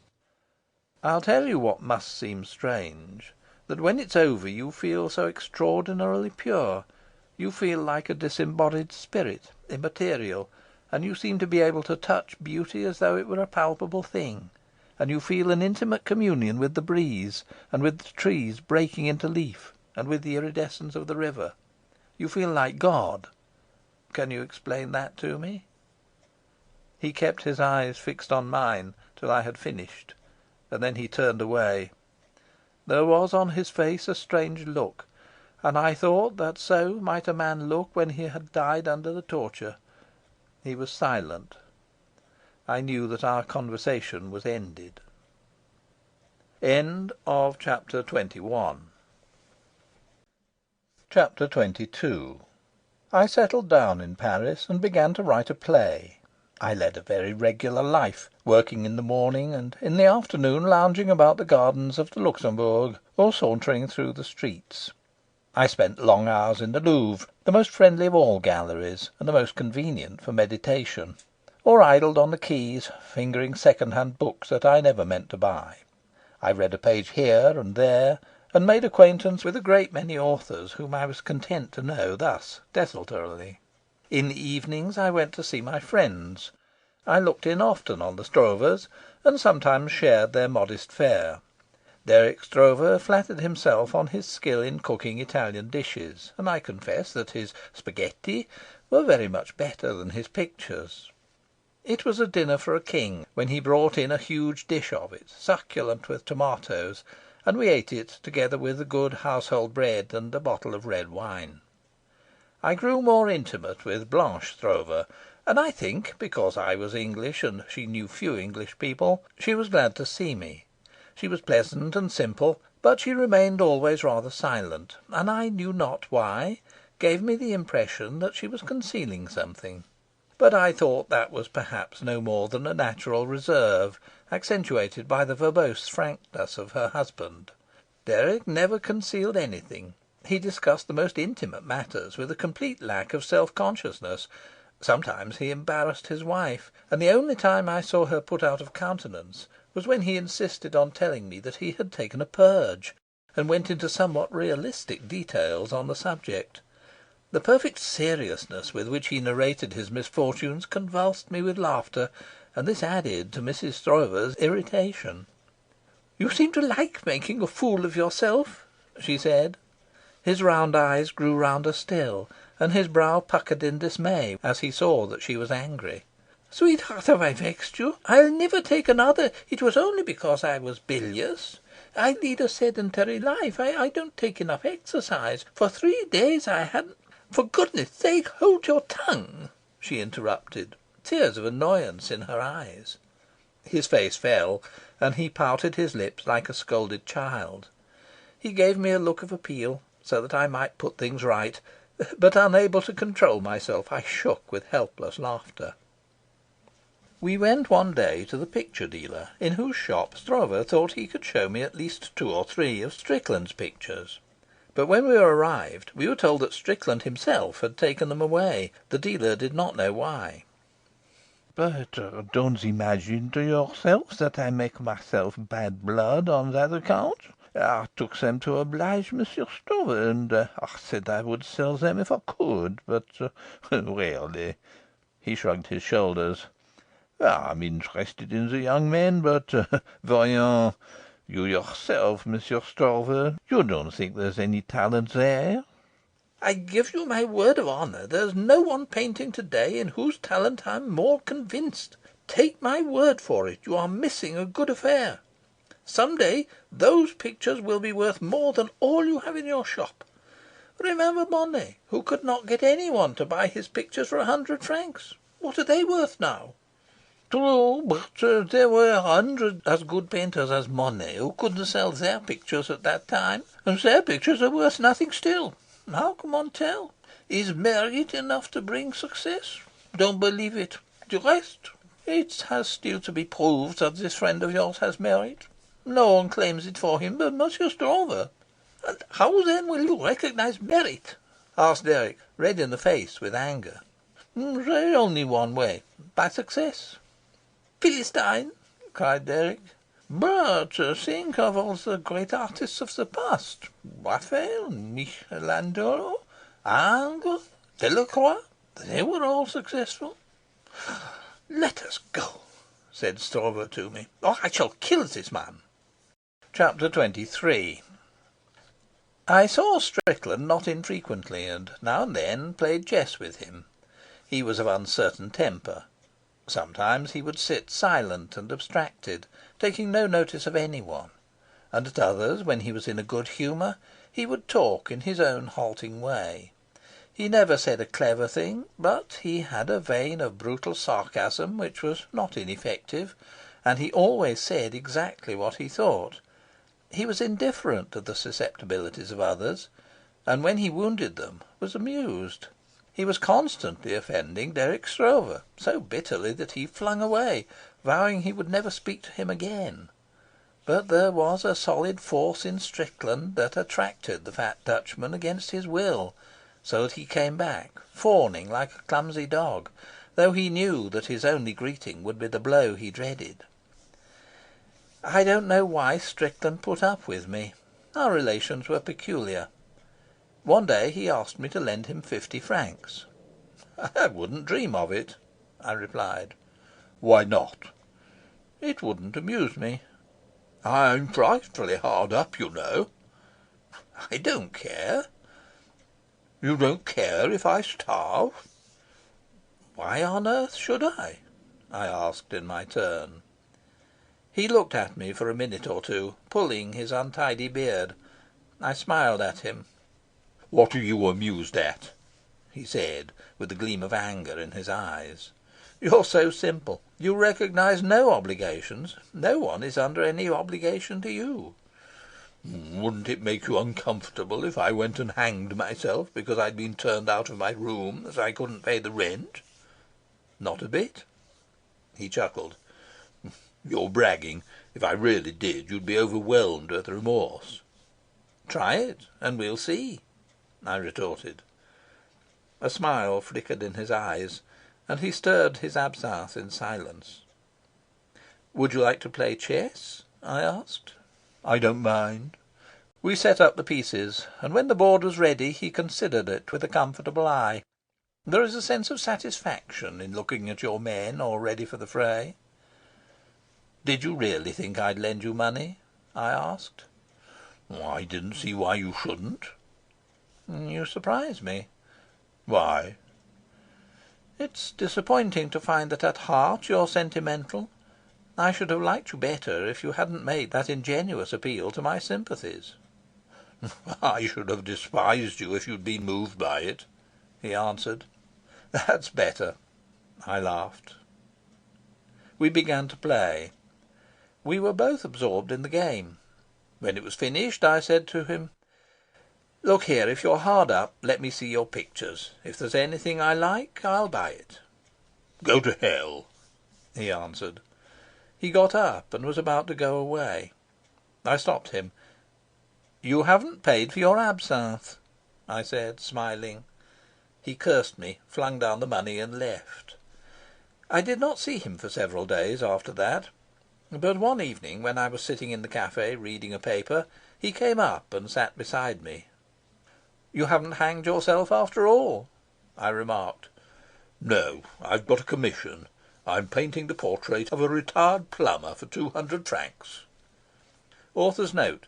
This picture, formerly in the possession of a wealthy manufacturer at Lille, who fled from that city on the approach of the Germans, is now in the National Gallery at Stockholm. The Swede is adept at the gentle pastime of fishing in troubled waters. How did you manage that? The woman where I get my bread recommended me. He told her he was looking out for someone to paint him. I've got to give her 20 francs. What's he like? Splendid. He's got a great red face like a leg of mutton, and on his right cheek there's an enormous mole with long hairs growing out of it. Strickland was in a good humour, and when Derrick Stroeve came up and sat down with us, he attacked him with ferocious banter. He showed a skill I should never have credited him with in finding the places where the unhappy Dutchman was most sensitive. Strickland employed not the rapier of sarcasm, but the bludgeon of invective. The attack was so unprovoked that Stroeve, taken unawares, was defenceless. He reminded you of a frightened sheep running aimlessly hither and thither. He was startled and amazed. At last the tears ran from his eyes, and the worst of it was that though you hated Strickland, and the exhibition was horrible, it was impossible not to laugh. Dirk Stroeve was one of those unlucky persons whose most sincere emotions are ridiculous. But after all, when I look back upon that winter in Paris, my pleasantest recollection is of Dirk Stroeve. There was something very charming in his little household. He and his wife made a picture which the imagination gratefully dwelt upon, and the simplicity of his love for her had a deliberate grace. He remained absurd, but the sincerity of his passion excited one's sympathy. I could understand how his wife must feel for him, and I was glad that her affection was so tender. If she had any sense of humour, it must amuse her that he should place her on a pedestal and worship her with such an honest idolatry. But even while she laughed, she must have been pleased and touched. He was the constant lover, and though she grew old, losing her rounded lines and her fair comeliness, to him she would certainly never alter. To him she would always be the loveliest woman in the world. There was a pleasing grace in the orderliness of their lives. They had but the studio, a bedroom, and a tiny kitchen. Mrs. Stroeve did all the housework herself, and while Dirk painted bad pictures, she went marketing, cooked the luncheon, sewed, occupied herself like a busy ant all the day, and in the evening sat in the studio, sewing again, while Dirk played music which I am sure was far beyond her comprehension. He played with taste, but with more feeling than was always justified, and into his music poured all his honest, sentimental, exuberant soul. Their life, in its own way, was an idyll, and it managed to achieve a singular beauty. The absurdity that clung to everything connected with Dirk Stroeve gave it a curious note, like an unresolved discord, but made it somehow more modern, more human, like a rough joke thrown into a serious scene. It heightened the poignancy which all beauty has. End of chapter 23. Chapter 24. Shortly before Christmas, Dirk Stroeve came to ask me to spend the holiday with him. He had a characteristic sentimentality about the day, and wanted to pass it among his friends with suitable ceremonies. Neither of us had seen Strickland for 2 or 3 weeks. I, because I had been busy with friends who were spending a little while in Paris, and Stroeve because, having quarrelled with him more violently than usual, he had made up his mind to have nothing more to do with him. Strickland was impossible, and he swore never to speak to him again. But the season touched him with gentle feeling, and he hated the thought of Strickland spending Christmas Day by himself. He ascribed his own emotions to him, and could not bear that on an occasion given up to good fellowship the lonely painter should be abandoned to his own melancholy. Stroeve had set up a Christmas tree in his studio, and I suspected that we should both find absurd little presents hanging on its festive branches. But he was shy about seeing Strickland again. It was a little humiliating to forgive so easily insults so outrageous, and he wished me to be present at the reconciliation on which he was determined. We walked together down the Avenue de Clichy, but Strickland was not in the cafe. It was too cold to sit outside, and we took our places on leather benches within. It was hot and stuffy, and the air was grey with smoke. Strickland did not come, but presently we saw the French painter who occasionally played chess with him. I had formed a casual acquaintance with him, and he sat down at our table. Stroeve asked him if he had seen Strickland. "He's ill," he said. "Didn't you know?" "Seriously?" "Very, I understand." Stroeve's face grew white. "Why didn't he write and tell me? How stupid of me to quarrel with him! We must go to him at once. He can have no one to look after him. Where does he live?" "I've no idea," said the Frenchman. We discovered that none of us knew how to find him. Stroeve grew more and more distressed.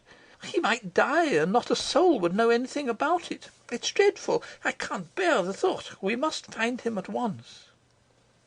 I tried to make Stroeve understand that it was absurd to hunt vaguely about Paris. We must first think of some plan. "Yes, but all this time he may be dying, and when we get there it may be too late to do anything." "Sit still and let us think," I said impatiently. The only address I knew was the Hotel des Belges, but Strickland had long left that, and they would have no recollection of him. With that queer idea of his to keep his whereabouts secret, it was unlikely that on leaving he had said where he was going. Besides, it was more than 5 years ago. I felt pretty sure that he had not moved far. If he continued to frequent the same cafe as when he had stayed at the hotel, it was probably because it was the most convenient. Suddenly I remembered that he had got his commission to paint a portrait through the baker from whom he bought his bread, and it struck me that there one might find his address. I called for a directory and looked out the bakers. There were 5 in the immediate neighbourhood, and the only thing was to go to all of them. Stroeve accompanied me, unwillingly. His own plan was to run up and down the streets that led out of the Avenue de Clichy and ask at every house if Strickland lived there. My commonplace scheme was, after all, effective, for in the second shop we asked at, the woman behind the counter acknowledged that she knew him. She was not certain where he lived, but it was in one of the 3 houses opposite. Luck favoured us, and in the first we tried the concierge told us that we should find him on the top floor. "It appears that he's ill," said Stroeve. "Oh, it may be," answered the concierge indifferently. "En effet, I have not seen him for several days." Stroeve ran up the stairs ahead of me, and when I reached the top floor I found him talking to a workman in his shirt sleeves, who had opened a door at which Stroeve had knocked. He pointed to another door. He believed that the person who lived there was a painter. He had not seen him for a week. Stroeve made as though he was about to knock, and then turned to me with a gesture of helplessness. I saw that he was panic-stricken. "Supposing he's dead?" "Not he," I said. I knocked. There was no answer. I tried the handle and found the door unlocked. I walked in, and Stroeve followed me. The room was in darkness. I could only see that it was an attic with a sloping roof, and a faint glimmer, no more than a less profound obscurity, came from a skylight. "Strickland!" I called. There was no answer. It was really rather mysterious, and it seemed to me that Stroeve, standing just behind, was trembling in his shoes. For a moment I hesitated to strike a light. I dimly perceived a bed in the corner, and I wondered whether the light would disclose lying on it a dead body. "Haven't you got a match, you fool?" Strickland's voice, coming out of the darkness harshly, made me start. Stroeve cried out, "Oh, my God, I thought you were dead." I struck a match and looked about for a candle. I had a rapid glimpse of a tiny apartment, half room, half studio, in which was nothing but a bed, canvases with their face to the wall, an easel, a table, and a chair. There was no carpet on the floor. There was no fireplace. On the table, crowded with paints, palette knives, and litter of all kinds, was the end of a candle. I lit it. Strickland was lying in the bed, uncomfortably because it was too small for him, and he had put all his clothes over him for warmth. It was obvious at a glance that he was in a high fever. Stroeve, his voice cracking with emotion, went up to him. "Oh, my poor friend, what is the matter with you? I had no idea you were ill. Why didn't you let me know? You must know I'd have done anything in the world for you. Were you thinking of what I said? I didn't mean it. I was wrong. It was stupid of me to take offence." "Go to hell," said Strickland. "Now, be reasonable. Let me make you comfortable. Haven't you anyone to look after you?" He looked round the squalid attic in dismay. He tried to arrange the bedclothes. Strickland, breathing laboriously, kept an angry silence. He gave me a resentful glance. I stood quite quietly looking at him. "If you want to do something for me, you can get me some milk," he said at last. "I haven't been able to get out for 2 days." There was an empty bottle by the side of the bed, which had contained milk, and in a piece of newspaper a few crumbs. "What have you been having?" I asked. "Nothing." "For how long?" cried Stroeve. "Do you mean to say you've had nothing to eat or drink for 2 days? It's horrible." "I've had water." His eyes dwelt for a moment on a large can within reach of an outstretched arm. "I'll go immediately," said Stroeve. "Is there anything you fancy?" I suggested that he should get a thermometer and a few grapes and some bread. Stroeve, glad to make himself useful, clattered down the stairs. "Damn fool," muttered Strickland. I felt his pulse. It was beating quickly and feebly. I asked him one or two questions, but he would not answer, and when I pressed him he turned his face irritably to the wall. The only thing was to wait in silence. In 10 minutes Stroeve, panting, came back. Besides what I had suggested, he bought candles and meat juice and a spirit lamp. He was a practical little fellow, and without delay set about making bread and milk. I took Strickland's temperature. It was 104. He was obviously very ill. End of chapter 24. Chapter 25. Presently we left him. Derrick was going home to dinner, and I proposed to find a doctor and bring him to see Strickland. But when we got down into the street, fresh after the stuffy attic, the Dutchman begged me to go immediately to his studio. He had something in mind which he would not tell me, but he insisted that it was very necessary for me to accompany him. Since I did not think a doctor could at the moment do any more than we had done, I consented. We found Blanche Stroeve laying the table for dinner. Derrick went up to her and took both her hands.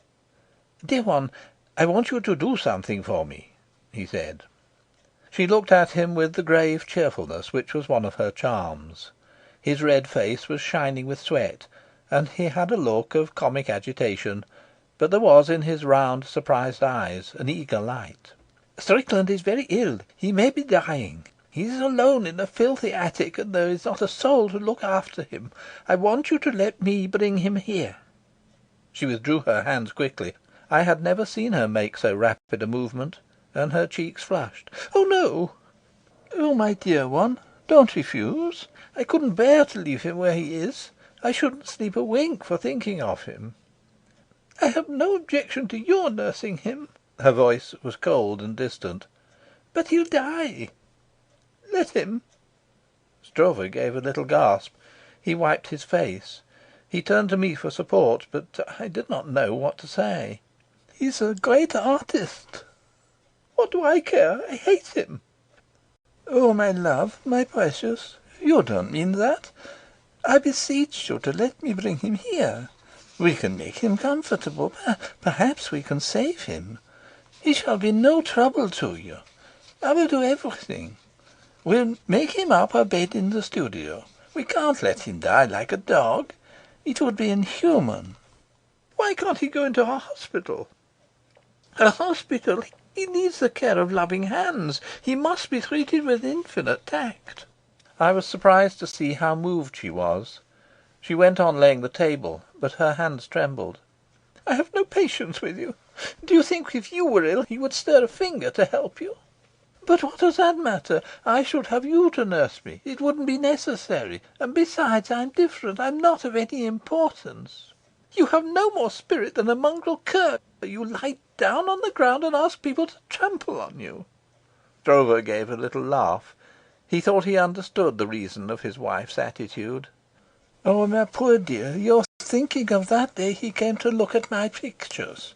What does it matter if he didn't think them any good? It was stupid of me to show them to him.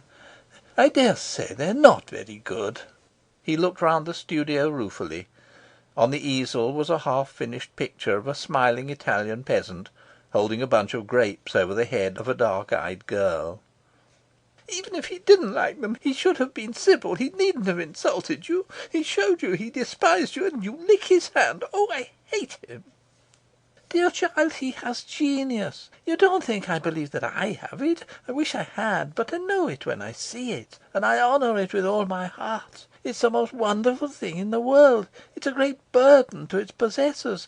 We should be very tolerant with them and very patient." I stood apart, somewhat embarrassed by the domestic scene, and wondered why Stroeve had insisted on my coming with him. I saw that his wife was on the verge of tears. "But it's not only because he's a genius that I ask you to let me bring him here. It's because he's a human being, and he's ill and poor. I will never have him in my house. Never." Stroeve turned to me.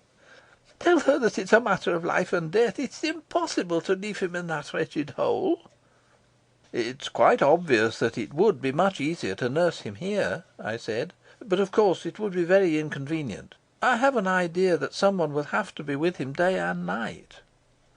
"My love, it's not you who would shirk a little trouble. If he comes here, I shall go," said Mrs. Stroeve violently.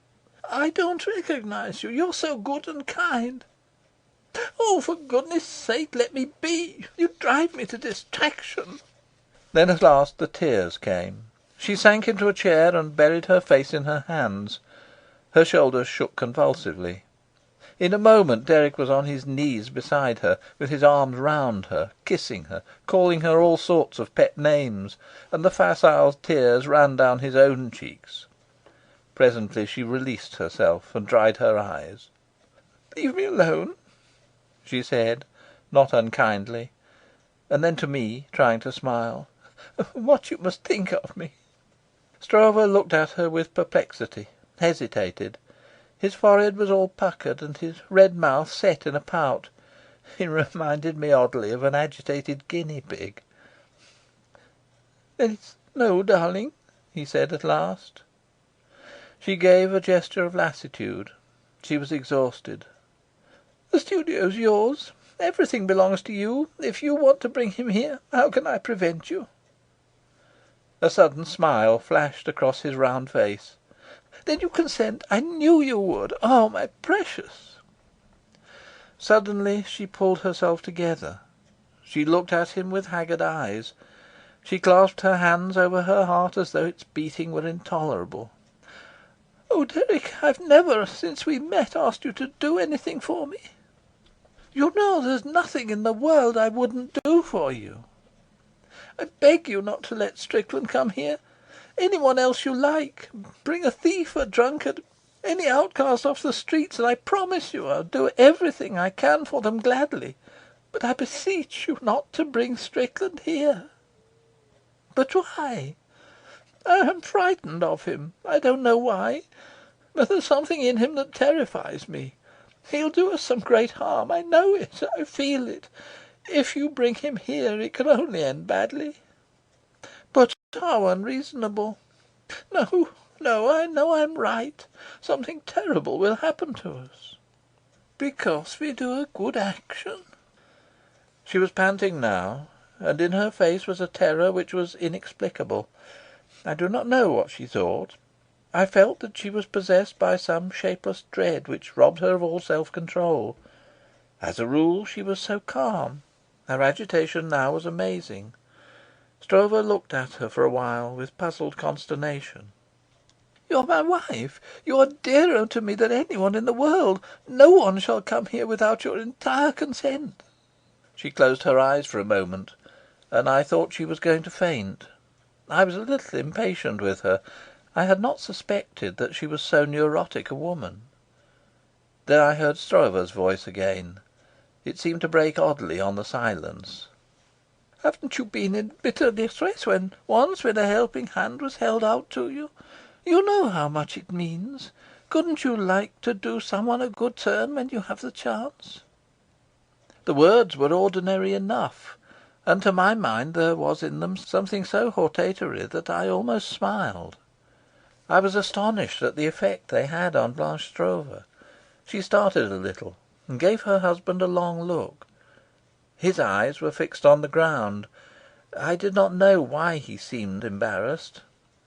A faint colour came into her cheeks, and then her face became white, more than white, ghastly. You felt that the blood had shrunk away from the whole surface of her body, and even her hands were pale. A shiver passed through her. The silence of the studio seemed to gather body, so that it became an almost palpable presence. I was bewildered. "Bring Strickland here, Dirk. I'll do my best for him." "My precious," he smiled. He wanted to take her in his arms, but she avoided him. "Don't be affectionate before strangers, Dirk," she said. "It makes me feel such a fool." Her manner was quite normal again, and no one could have told that so shortly before she had been shaken by such a great emotion.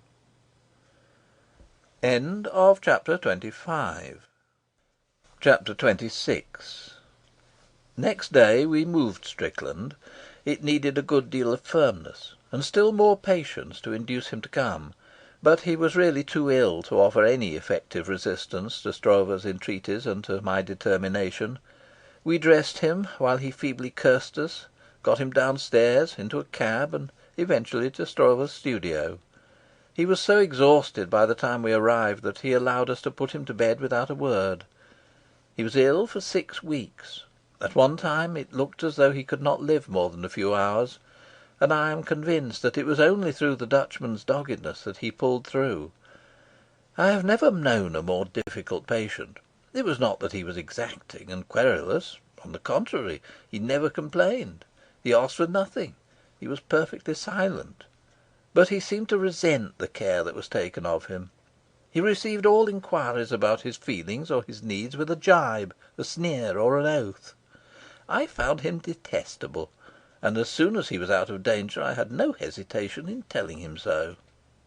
"Go to hell," he answered briefly. Dirk Stroeve, giving up his work entirely, nursed Strickland with tenderness and sympathy.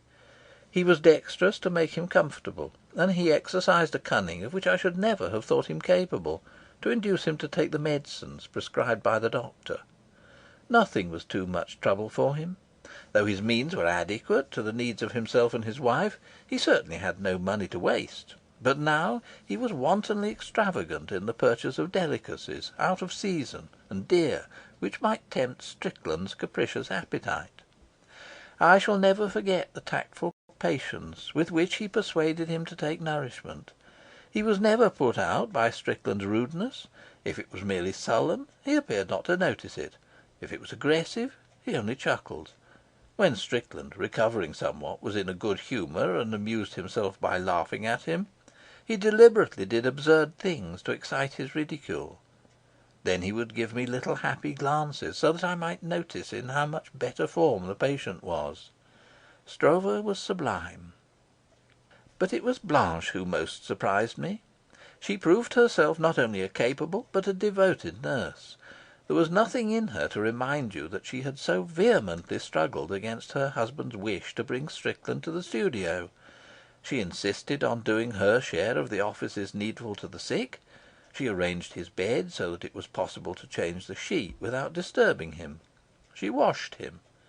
When I remarked on her competence, she told me with that pleasant little smile of hers that for a while she had worked in a hospital. She gave no sign that she hated Strickland so desperately. She did not speak to him much, but she was quick to forestall his wants. For a fortnight it was necessary that some one should stay with him all night, and she took turns at watching with her husband. I wondered what she thought during the long darkness as she sat by the bedside. Strickland was a weird figure as he lay there, thinner than ever, with his ragged red beard, and his eyes staring feverishly into vacancy. His illness seemed to have made them larger, and they had an unnatural brightness. "Does he ever talk to you in the night?" I asked her once. "Never."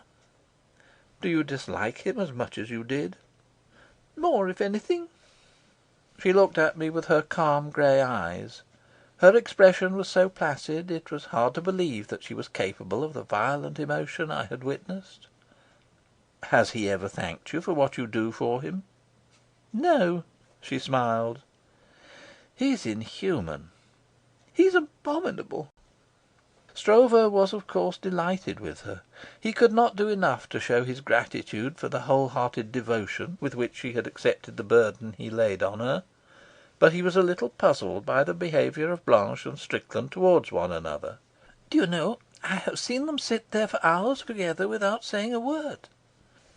On one occasion, when Strickland was so much better that in a day or two he was to get up, I sat with them in the studio. Derrick and I were talking. Mrs. Stroeve sewed, and I thought I recognised the shirt that she was mending as Strickland's. He lay on his back. He did not speak.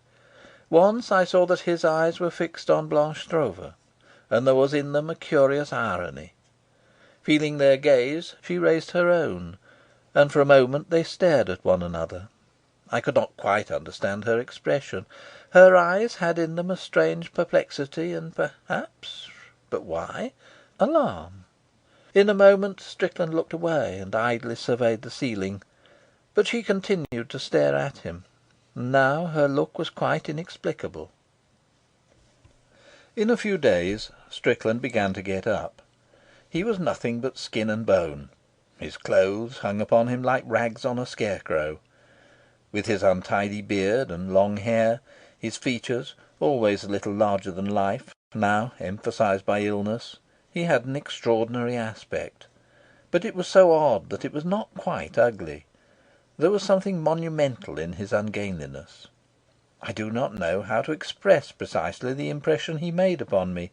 It was not exactly spirituality, that was obvious, though the screen of the flesh seemed almost transparent, because there was in his face an outrageous sensuality.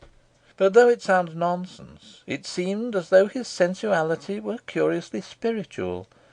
There was in him something primitive.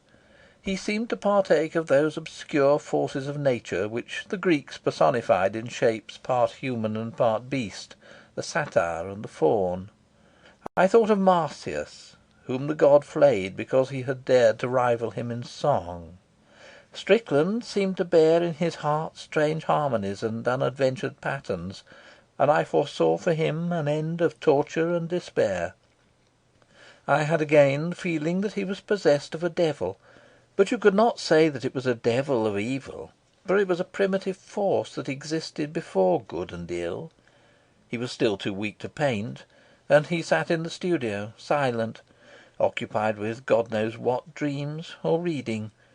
The books he liked were queer.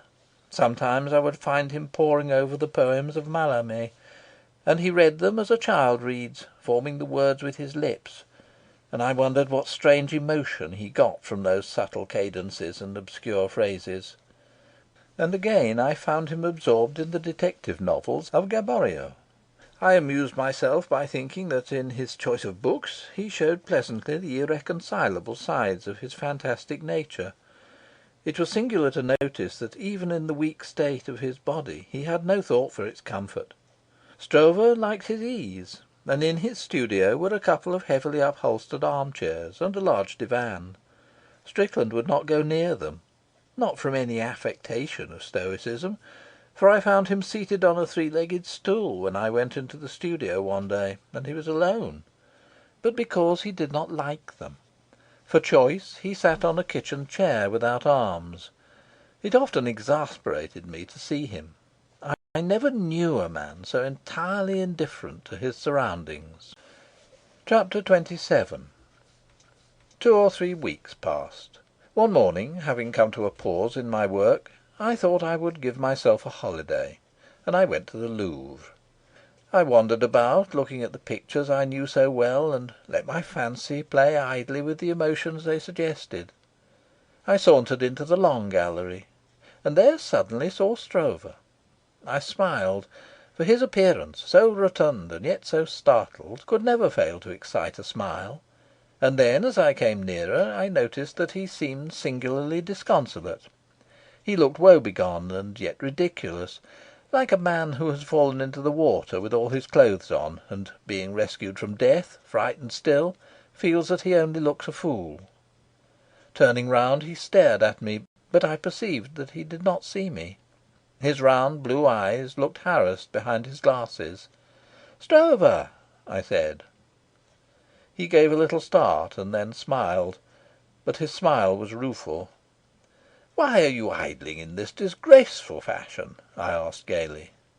"It's a long time since I was at the Louvre. I thought I'd come and see if they had anything new." "But you told me you had to get a picture finished this week." "Strickland's painting in my studio." "Well?" "I suggested it myself. He's not strong enough to go back to his own place yet. I thought we could both paint there. Lots of fellows in the quarter share a studio. I thought it would be fun. I've always thought it would be jolly to have someone to talk to when one was tired of work." He said all this slowly, detaching statement from statement with a little awkward silence, and he kept his kind, foolish eyes fixed on mine. They were full of tears. "I don't think I understand," I said. "Strickland can't work with anyone else in the studio." "Damn it all, it's your studio. That's his lookout." He looked at me pitifully. His lips were trembling. "What happened?" I asked, rather sharply. He hesitated and flushed. He glanced unhappily at one of the pictures on the wall. "He wouldn't let me go on painting. He told me to get out." "But why didn't you tell him to go to hell?" "He turned me out. I couldn't very well struggle with him. He threw my hat after me and locked the door." I was furious with Strickland, and was indignant with myself, because Derek Stroeve cut such an absurd figure that I felt inclined to laugh. "But what did your wife say?" "She's gone out to do the marketing." "Is he going to let her in?" "I don't know." I gazed at Stroeve with perplexity. He stood like a schoolboy with whom a master is finding fault. "Shall I get rid of Strickland for you?" I asked. He gave a little start, and his shining face grew very red. "No, you'd better not do anything." He nodded to me and walked away. It was clear that for some reason he did not want to discuss the matter. I did not understand. Chapter 28. The explanation came a week later. It was about 10 o'clock at night. I had been dining by myself at a restaurant, and having returned to my small apartment, was sitting in my parlour reading. I heard the cracked tinkling of the bell, and, going into the corridor, opened the door. Stroeve stood before me. "Can I come in?" he asked. In the dimness of the landing I could not see him very well, but there was something in his voice that surprised me. I knew he was of abstemious habit, or I should have thought he had been drinking. I led the way into my sitting room and asked him to sit down. "Thank God I've found you," he said. "What's the matter?" I asked in astonishment at his vehemence. I was able now to see him. As a rule he was neat in his person, but now his clothes were in disorder. He looked suddenly bedraggled. I was convinced he had been drinking, and I smiled. I was on the point of chaffing him on his state. "I didn't know where to go," he burst out. "I came here earlier, but you weren't in." "I dined late," I said. I changed my mind. It was not liquor that had driven him to this obvious desperation. His face, usually so rosy, was now strangely mottled. His hands trembled. "Has anything happened?" I asked. "My wife has left me." He could hardly get the words out. He gave a little gasp, and the tears began to trickle down his round cheeks. I did not know what to say. My first thought was that she had come to the end of her forbearance with his infatuation for Strickland, and, goaded by the latter's cynical behaviour, had insisted that he should be turned out. I knew her capable of temper, for all the calmness of her manner, and if Stroeve still refused, she might easily have flung out of the studio with vows never to return. But the little man was so distressed that I could not smile. "My dear fellow, don't be unhappy. She'll come back. You mustn't take very seriously what women say when they're in a passion." You don't understand. She's in love with Strickland." "What?" I was startled at this, but the idea had no sooner taken possession of me than I saw it was absurd. "How can you be so silly? You don't mean to say you're jealous of Strickland?" I almost laughed. "You know very well that she can't bear the sight of him." "You don't understand," he moaned. "You're an hysterical ass," I said, a little impatiently. "Let me give you a whisky and soda, and you'll feel better." I supposed that for some reason or other, and heaven knows what ingenuity men exercise to torment themselves, Dirk had got it into his head that his wife cared for Strickland, and with his genius for blundering he might quite well have offended her so that, to anger him perhaps, she had taken pains to foster his suspicion. "Look here," I said, "let's get back to your studio. If you've made a fool of yourself, you must eat humble pie. Your wife doesn't strike me as the sort of woman to bear malice." "How can I go back to the studio?" he said wearily. "They're there. I've left it to them." "Then it's not your wife who's left you. It's you who've left your wife." "Oh, for God's sake, don't talk to me like that." Still I could not take him seriously. I did not for a moment believe what he had told me. But he was in very real distress. "Well, you've come here to talk to me about it. You'd better tell me the whole story." "This afternoon I couldn't stand it any more. I went to Strickland and told him I thought he was quite well enough to go back to his own place. I wanted the studio myself." "No one but Strickland would have needed telling," I said. "What did he say?" "He laughed a little. You know how he laughs. Not as though he were amused, but as though you were a damn fool, and said he'd go at once. He began to put his things together. You remember I fetched from his room what I thought he needed, and he asked Blanche for a piece of paper and some string to make a parcel." Stroeve stopped, gasping, and I thought he was going to faint. This was not at all the story I had expected him to tell me. "She was very pale, but she brought the paper and the string. He didn't say anything. He made the parcel and he whistled a tune. He took no notice of either of us. His eyes had an ironic smile in them. My heart was like lead. I was afraid something was going to happen, and I wished I hadn't spoken. He looked round for his hat. Then she spoke. 'I'm going with Strickland, Dirk,' she said. 'I can't live with you any more.' I tried to speak, but the words wouldn't come. Strickland didn't say anything. He went on whistling as though it had nothing to do with him." Stroeve stopped again and mopped his face. I kept quite still. I believed him now, and I was astounded. But all the same I could not understand. Then he told me in a trembling voice, with the tears pouring down his cheeks, how he had gone up to her, trying to take her in his arms, but she had drawn away and begged him not to touch her. He implored her not to leave him. He told her how passionately he loved her, and reminded her of all the devotion he had lavished upon her. He spoke to her of the happiness of their life. He was not angry with her. He did not reproach her. "Please let me go quietly, Dirk," she said at last. "Don't you understand that I love Strickland? Where he goes, I shall go. But you must know that he'll never make you happy. For your own sake, don't go. You can't know what you've got to look forward to. It's your fault. You insisted on his coming here." He turned to Strickland. "Have mercy on her," he implored him. You can't let her do anything so mad."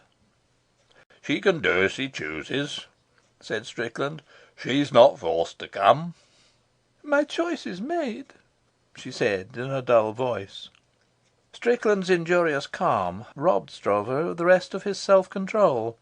Blind rage seized him, and without knowing what he was doing he flung himself on Strickland. Strickland was taken by surprise and he staggered, but he was very strong, even after his illness, and in a moment, he did not exactly know how, Stroeve found himself on the floor. "You funny little man," said Strickland. Stroeve picked himself up. He noticed that his wife had remained perfectly still, and to be made ridiculous before her increased his humiliation. His spectacles had tumbled off in the struggle, and he could not immediately see them. She picked them up and silently handed them to him. He seemed suddenly to realise his unhappiness, and though he knew he was making himself still more absurd, he began to cry. He hid his face in his hands. The others watched him without a word. They did not move from where they stood. "Oh, my dear," he groaned at last. "How can you be so cruel?" "I can't help myself, Dirk." she answered. I've worshipped you as no woman was ever worshipped before. If in anything I displeased you, why didn't you tell me, and I'd have changed? I'd have done everything I could for you." She did not answer. Her face was set, and he saw that he was only boring her. She put on a coat and her hat. She moved towards the door, and he saw that in a moment she would be gone. He went up to her quickly and fell on his knees before her, seizing her hands. He abandoned all self-respect. "Oh, don't go, my darling. I can't live without you. I shall kill myself. If I've done anything to offend you, I beg you to forgive me. Give me another chance. I'll try harder still to make you happy. Get up, Derek. You're making yourself a perfect fool." He staggered to his feet, but still he would not let her go. "Where are you going?" he said hastily. "You don't know what Strickland's place is like. You can't live there. It would be awful. If I don't care, I don't see why you should. Stay a moment longer. I must speak. After all, you can't grudge me that. What's the good? I've made up my mind. Nothing that you can say will make me alter it." He gulped and put his hand to his heart to ease its painful beating. "I'm not going to ask you to change your mind, but I want you to listen to me for a minute. It's the last thing I shall ever ask you. Don't refuse me that." She paused, looking at him with those reflective eyes of hers, which were now so different to him. She came back into the studio and leant against the table. "Well?" Stroeve made a great effort to collect himself. "You must be a little reasonable. You can't live on air, you know. Strickland hasn't got a penny." "I know. You'd suffer the most awful privations. You know why he took so long to get well. He was half starved. I can earn money for him." "How?" "I don't know. I shall find a way."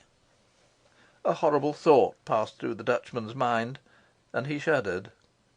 "I think you must be mad. I don't know what's come over you." She shrugged her shoulders. "Now can I go?" "Wait 1 second longer." He looked round his studio wearily. He had loved it because her presence had made it gay and homelike. He shut his eyes for an instant. Then he gave her a long look, as though to impress upon his mind the picture of her. He got up and took his hat. "No, I'll go." "You?"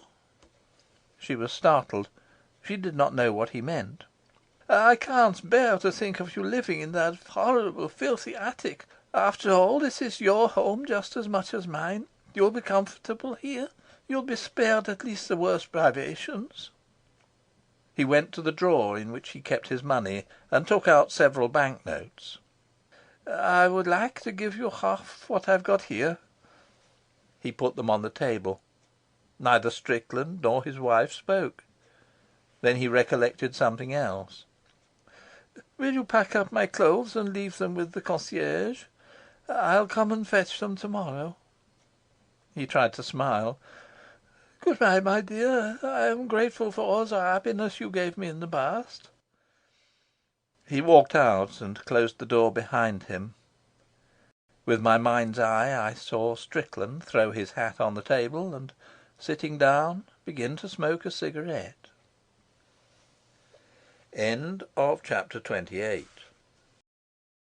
Chapter 29. I kept silence for a little while, thinking of what Stroeve had told me. I could not stomach his weakness, and he saw my disapproval. "You know as well as I do how Strickland lived," he said tremulously. "I couldn't let her live in those circumstances. I simply couldn't." "That's your business," I answered. "What would you have done?" he asked. "She went with her eyes open. If she had to put up with certain inconveniences, it was her own lookout." "Yes, but you see, you don't love her." "Do you love her still?" "Oh, more than ever. Strickland isn't the man to make a woman happy. It can't last. I want her to know that I shall never fail her." "Does that mean that you're prepared to take her back?" "I shouldn't hesitate. Why, she'll want me more than ever then. When she's alone and humiliated and broken, it would be dreadful if she had nowhere to go." He seemed to bear no resentment. I suppose it was commonplace in me that I felt slightly outraged at his lack of spirit. Perhaps he guessed what was in my mind, for he said: "I couldn't expect her to love me as I loved her. I'm a buffoon. I'm not the sort of man that women love. I've always known that. I can't blame her if she's fallen in love with Strickland." "You certainly have less vanity than any man I've ever known," I said. "I love her so much better than myself. It seems to me that when vanity comes into love it can only be because really you love yourself best. After all, it constantly happens that a man, when he's married, falls in love with somebody else. When he gets over it, he returns to his wife, and she takes him back, and everyone thinks it very natural. Why should it be different with women?"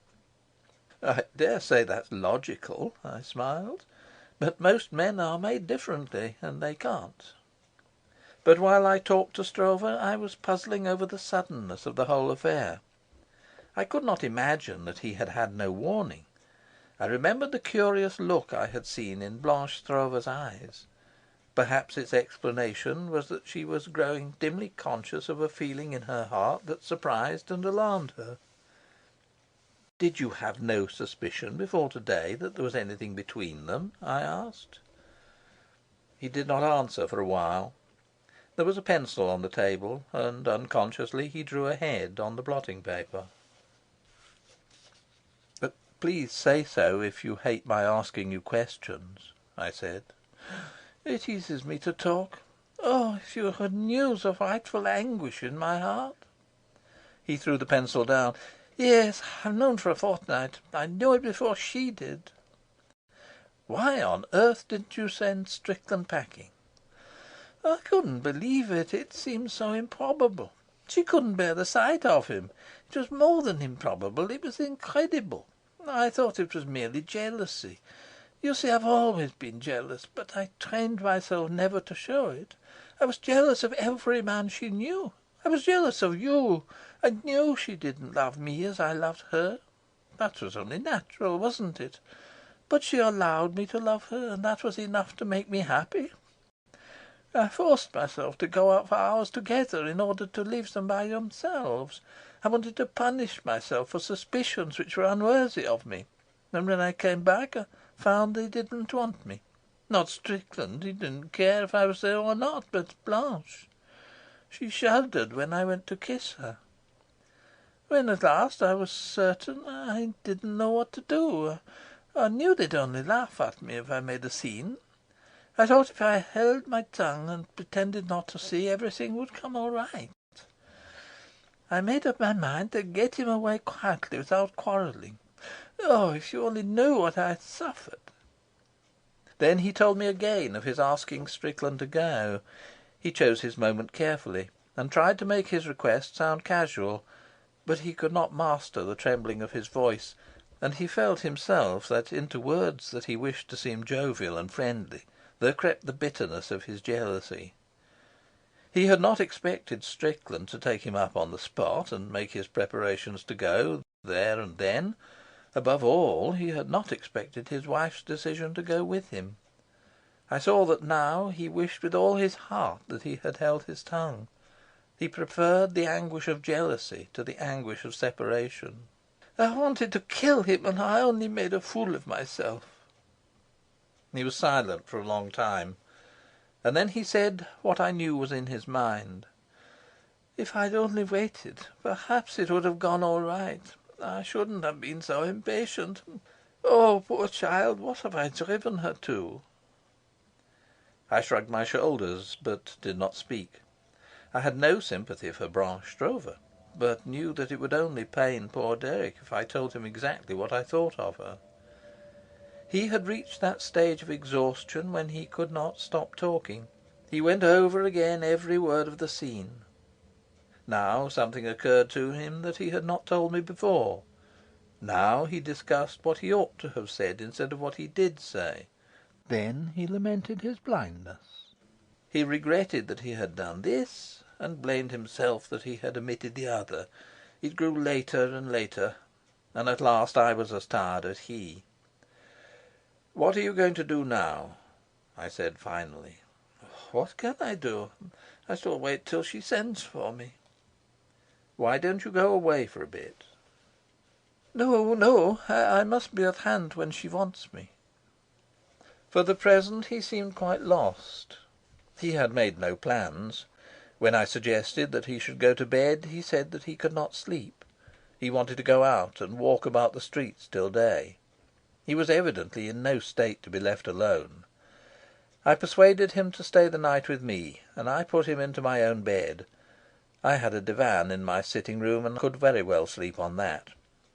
He was by now so worn out that he could not resist my firmness.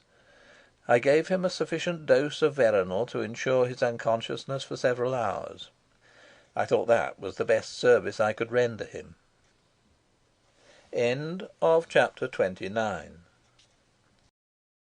Chapter 30. But the bed I made up for myself was sufficiently uncomfortable to give me a wakeful night, and I thought a good deal of what the unlucky Dutchman had told me. I was not so much puzzled by Blanche Stroeve's action, for I saw in that merely the result of a physical appeal. I do not suppose she had ever really cared for her husband, and what I had taken for love was no more than the feminine response to caresses and comfort, which in the minds of most women passes for it. It is a passive feeling, capable of being roused for any object, as the vine can grow on any tree, and the wisdom of the world recognises its strength when it urges a girl to marry the man who wants her, with the assurance that love will follow. It is an emotion made up of the satisfaction in security, pride of property, the pleasure of being desired, the gratification of a household, and it is only by an amiable vanity that women ascribe to it spiritual value. It is an emotion which is defenceless against passion. I suspected that Blanche Stroeve's violent dislike of Strickland had in it from the beginning a vague element of sexual attraction. Who am I that I should seek to unravel the mysterious intricacies of sex? Perhaps Stroeve's passion excited without satisfying that part of her nature, and she hated Strickland because she felt in him the power to give her what she needed. I think she was quite sincere when she struggled against her husband's desire to bring him into the studio. I think she was frightened of him, though she knew not why, and I remembered how she had foreseen disaster. I think in some curious way the horror which she felt for him was a transference of the horror which she felt for herself, because he so strangely troubled her. His appearance was wild and uncouth. There was aloofness in his eyes and sensuality in his mouth. He was big and strong. He gave the impression of untamed passion, and perhaps she felt in him, too, that sinister element which had made me think of those wild beings of the world's early history, when matter, retaining its early connection with the earth, seemed to possess yet a spirit of its own. If he affected her at all, it was inevitable that she should love or hate him. She hated him. And then I fancy that the daily intimacy with the sick man moved her strangely. She raised his head to give him food, and it was heavy against her hand. When she had fed him, she wiped his sensual mouth and his red beard. She washed his limbs. They were covered with thick hair, and when she dried his hands, even in his weakness they were strong and sinewy. His fingers were long. They were the capable fashioning fingers of the artist, and I knew not what troubling thoughts they excited in her. He slept very quietly, without a movement, so that he might have been dead, and he was like some wild creature of the woods, resting after a long chase, and she wondered what fancies passed through his dreams. Did he dream of the nymph flying through the woods of Greece with the satyr in hot pursuit? She fled swift of foot and desperate, but he gained on her step by step, till she felt his hot breath on her neck, and still she fled silently, and silently he pursued, and when at last he seized her, was it terror that thrilled her heart, or was it ecstasy? Blanche Stroeve was in the cruel grip of appetite. Perhaps she hated Strickland still, but she hungered for him, and everything that had made up her life till then became of no account. She ceased to be a woman, complex, kind, and petulant, considerate, and thoughtless. She was a Maenad. She was desire. But perhaps this is very fanciful. and it may be that she was merely bored with her husband, and went to Strickland out of a callous curiosity. She may have had no particular feeling for him, but succumbed to his wish from propinquity or idleness, to find then that she was powerless in a snare of her own contriving. How did I know what were the thoughts and emotions behind that placid brow and those cool grey eyes? But if one could be certain of nothing in dealing with creatures so incalculable as human beings, there were explanations of Blanche Stroeve's behaviour which were, at all events, plausible. On the other hand, I did not understand Strickland at all. I racked my brain, but could in no way account for an action so contrary to my conception of him. It was not strange that he should so heartlessly have betrayed his friend's confidence, nor that he hesitated not at all to gratify a whim at the cost of another's misery. That was in his character. He was a man without any conception of gratitude. He had no compassion. The emotions common to most of us simply did not exist in him, and it was as absurd to blame him for not feeling them as for blaming the tiger because he is fierce and cruel. But it was the whim I could not understand. I could not believe that Strickland had fallen in love with Blanche Stroeve. I did not believe him capable of love. That is an emotion in which tenderness is an essential part. But Strickland had no tenderness either for himself or for others. There is in love a sense of weakness, a desire to protect, an eagerness to do good and to give pleasure, if not unselfishness, at all events a selfishness which marvellously conceals itself. It has in it a certain diffidence. These were not traits which I could imagine in Strickland. Love is absorbing. It takes the lover out of himself. The most clear-sighted, though he may know, cannot realise that his love will cease. It gives body to what he knows is illusion, and knowing it is nothing else, he loves it better than reality. It makes a man a little more than himself, and at the same time a little less. He ceases to be himself. He is no longer an individual, but a thing, an instrument to some purpose foreign to his ego. Love is never quite devoid of sentimentality, and Strickland was the least inclined to that infirmity of any man I have known. I could not believe that he would ever suffer that possession of himself which love is. He could never endure a foreign yoke. I believed him capable of uprooting from his heart, though it might be with agony, so that he was left battered and ensanguined, anything that came between himself and that uncomprehended craving that urged him constantly to he knew not what. If I have succeeded at all in giving the complicated impression that Strickland made on me, it will not seem outrageous to say that I felt he was at once too great and too small for love. But I suppose that everyone's conception of the passion is formed on his own idiosyncrasies, and it is different with every different person.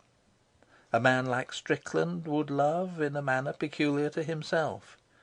It was vain to seek the analysis of his emotion. End of chapter 30. Chapter 31. Next day, though I pressed him to remain, Stroeve left me. I offered to fetch his things from the studio, but he insisted on going himself.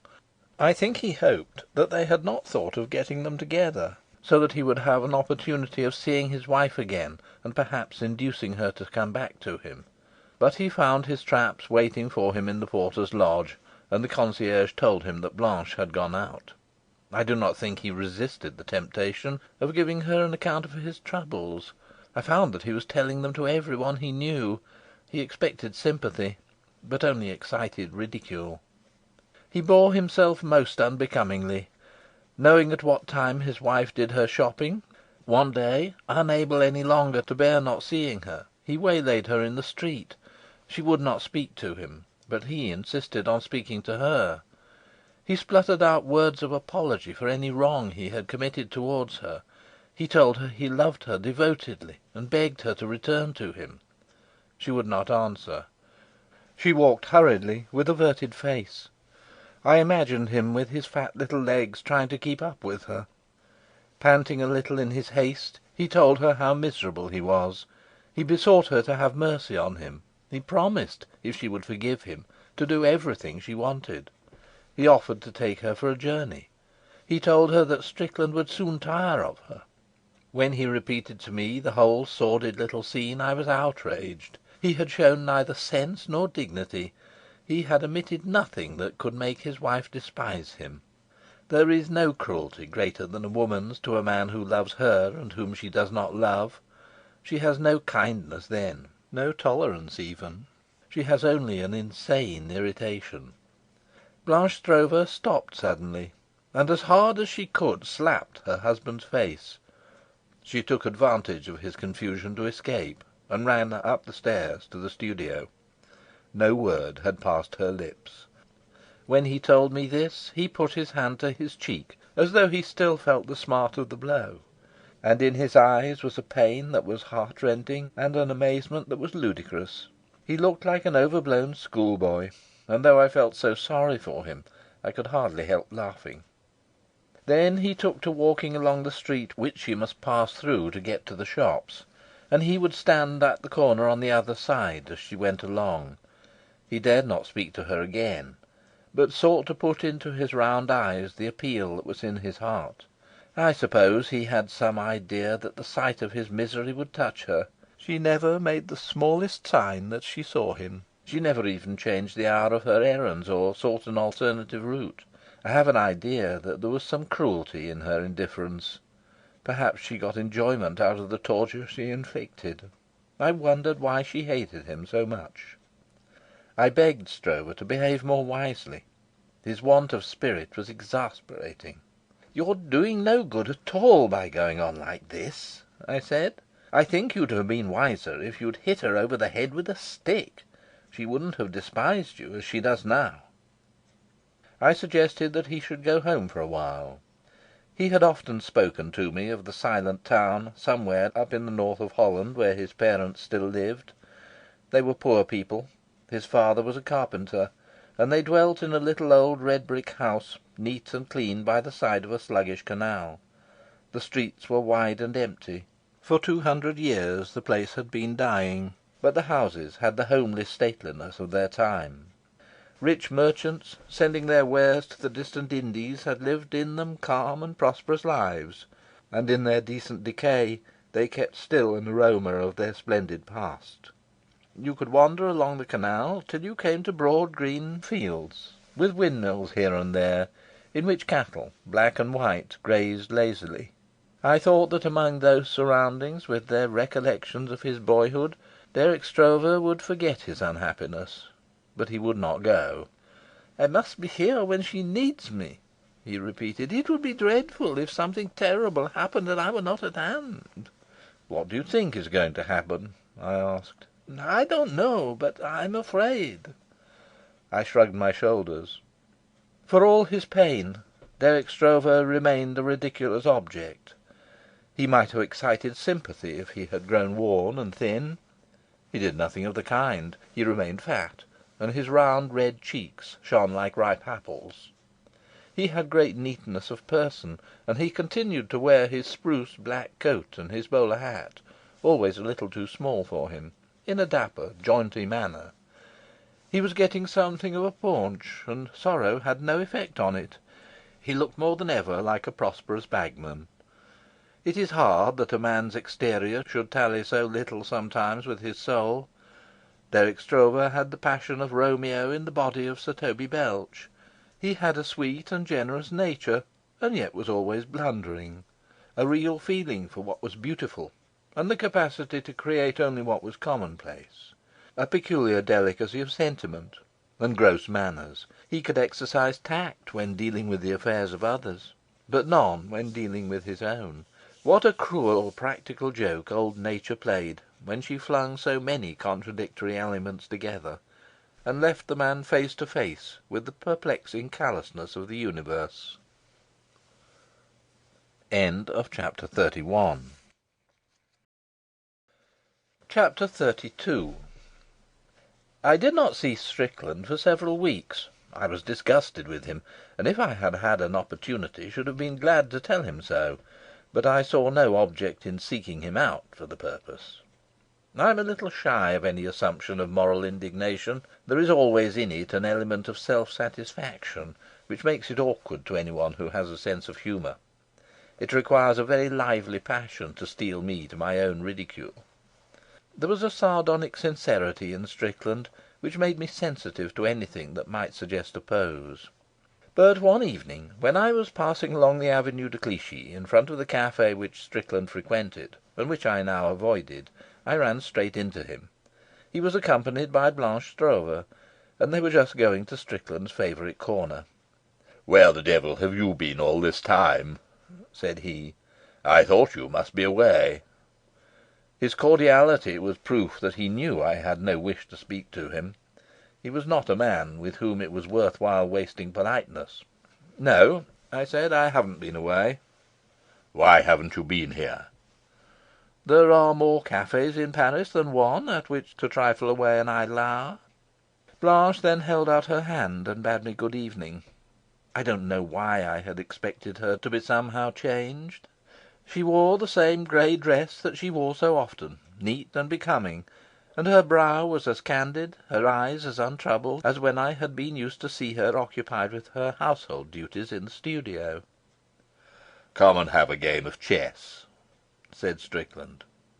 I do not know why at the moment I could think of no excuse. I followed them, rather sulkily, to the table at which Strickland always sat, and he called for the board and the chessmen. They both took the situation so much as a matter of course that I felt it absurd to do otherwise. Mrs. Stroeve watched the game with inscrutable face. She was silent, but she had always been silent. I looked at her mouth for an expression that could give me a clue as to what she felt. I watched her eyes for some telltale flash, some hint of dismay or bitterness. I scanned her brow for any passing line that might indicate a settling emotion. Her face was a mask that told nothing. Her hands lay on her lap motionless, one in the other, loosely clasped. I knew from what I had heard that she was a woman of violent passions, and that injurious blow that she had given to Derrick, the man who had loved her so devotedly, betrayed a sudden temper and a horrid cruelty. She had abandoned the safe shelter of her husband's protection and the comfortable ease of a well-provided establishment for what she could not but see was an extreme hazard. It showed an eagerness for adventure, a readiness for the hand to mouth, which the care she took of her home and her love of good housewifery made not a little remarkable. She must be a woman of complicated character, and there was something dramatic in the contrast of that with her demure appearance. I was excited by the encounter, and my fancy worked busily while I sought to concentrate myself on the game I was playing. I always tried my best to beat Strickland, because he was a player who despised the opponent he vanquished. His exultation in victory made defeat more difficult to bear. On the other hand, if he was beaten, he took it with complete good humour. He was a bad winner and a good loser. Those who think that a man betrays his character nowhere more clearly than when he is playing a game might on this draw subtle inferences. When he had finished, I called the waiter to pay for the drinks, and left them. The meeting had been devoid of incident. No word had been said to give me anything to think about, and any surmises I might make were unwarranted. I was intrigued. I could not tell how they were getting on. I would have given much to be a disembodied spirit, so that I could see them in the privacy of the studio and hear what they talked about. I had not the smallest indication on which to let my imagination work. End of Chapter 32. Chapter 33. 2 or 3 days later, Derrick Stroeve called on me. "I hear you've seen Blanche," he said. "How on earth did you find out?" "I was told by someone who saw you sitting with them. Why didn't you tell me?" "I thought it would only pain you." "What do I care if it does? You must know that I want to hear the smallest thing about her." I waited for him to ask me questions. "What does she look like?" he said. "Absolutely unchanged." "Does she seem happy?" I shrugged my shoulders. "How can I tell? We were in a cafe. We were playing chess. I had no opportunity to speak to her." "Oh, but couldn't you tell by her face?" I shook my head. I could only repeat that by no word, by no hinted gesture, had she given an indication of her feelings. He must know better than I how great were her powers of self-control. He clasped his hands emotionally. "Oh, I'm so frightened. I know something is going to happen, something terrible, and I can do nothing to stop it." "What sort of thing?" I asked. "Oh, I don't know," he moaned, seizing his head with his hands. "I foresee some terrible catastrophe." Stroeve had always been excitable, but now he was beside himself. There was no reasoning with him.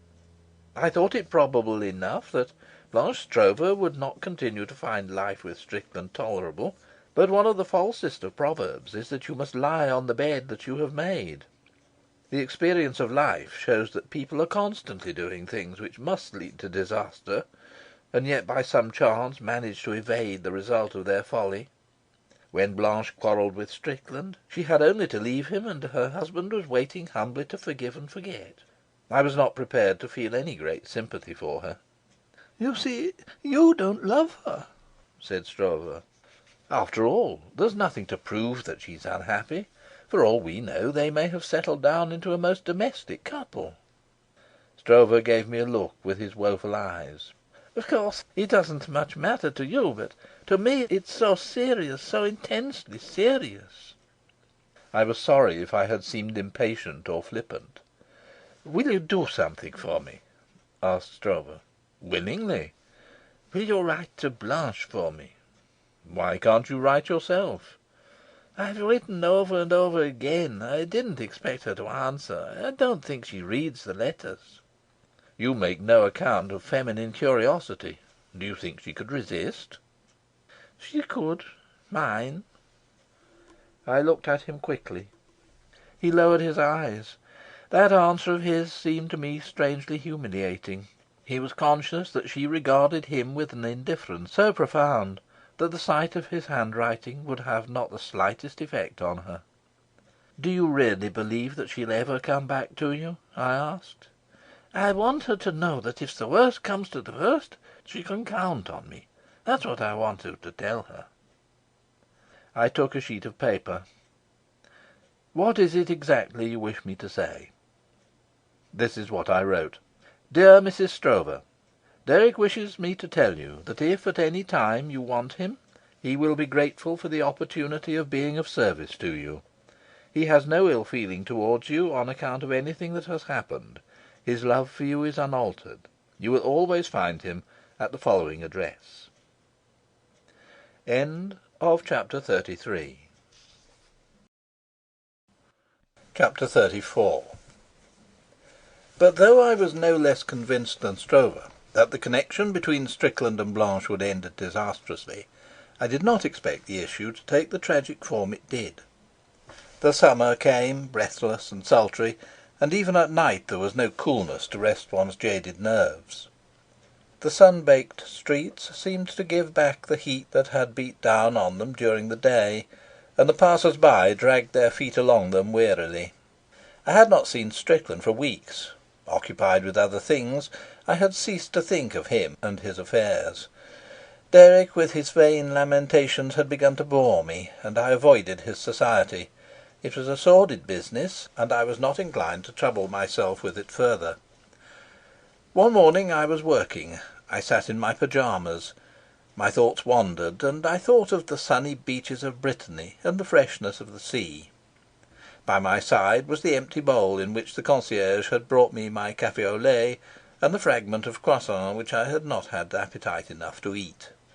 I heard the concierge in the next room emptying my bath. There was a tinkle at my bell, and I left her to open the door. In a moment I heard Stroeve's voice asking if I was in. Without moving, I shouted to him to come. He entered the room quickly and came up to the table at which I sat. "She's killed herself," he said hoarsely. "What do you mean?" I cried, startled. He made movements with his lips as though he were speaking, but no sound issued from them. He gibbered like an idiot. My heart thumped against my ribs, and I do not know why I flew into a temper. "For God's sake, collect yourself, man," I said. "What on earth are you talking about?" He made despairing gestures with his hands, but still no words came from his mouth. He might have been struck dumb. I do not know what came over me. I took him by the shoulders and shook him. Looking back, I am vexed that I made such a fool of myself. I suppose the last restless nights had shaken my nerves more than I knew. "Let me sit down," he gasped at length. I filled a glass with St. Galmier and gave it to him to drink. I held it to his mouth as though he were a child. He gulped down a mouthful, and some of it was spilt on his shirt front. "Who's killed herself?" I don't know why I asked, for I knew whom he meant. He made an effort to collect himself. "They had a row last night. He went away." "Is she dead?" "No, they've taken her to the hospital." "Then what are you talking about?" I cried impatiently. "Why did you say she'd killed herself?" "Oh, don't be cross with me. I can't tell you anything if you talk to me like that." I clenched my hands, seeking to control my irritation. I attempted a smile. "I'm sorry. Take your time. Don't hurry, there's a good fellow." His round blue eyes behind the spectacles were ghastly with terror. The magnifying glasses he wore distorted them. "When the concierge went up this morning to take a letter, she could get no answer to her ring. She heard someone groaning. The door wasn't locked, and she went in. Blanche was lying on the bed. She'd been frightfully sick. There was a bottle of oxalic acid on the table." Stroeve hid his face in his hands and swayed backwards and forwards, groaning. "Was she conscious?" "Yes. Oh, if you knew how she's suffering! I can't bear it. I can't bear it." His voice rose to a shriek. "Damn it all, you haven't got to bear it," I cried impatiently. "She's got to bear it." "How can you be so cruel?" "What have you done?" "They sent for a doctor and for me, and they told the police.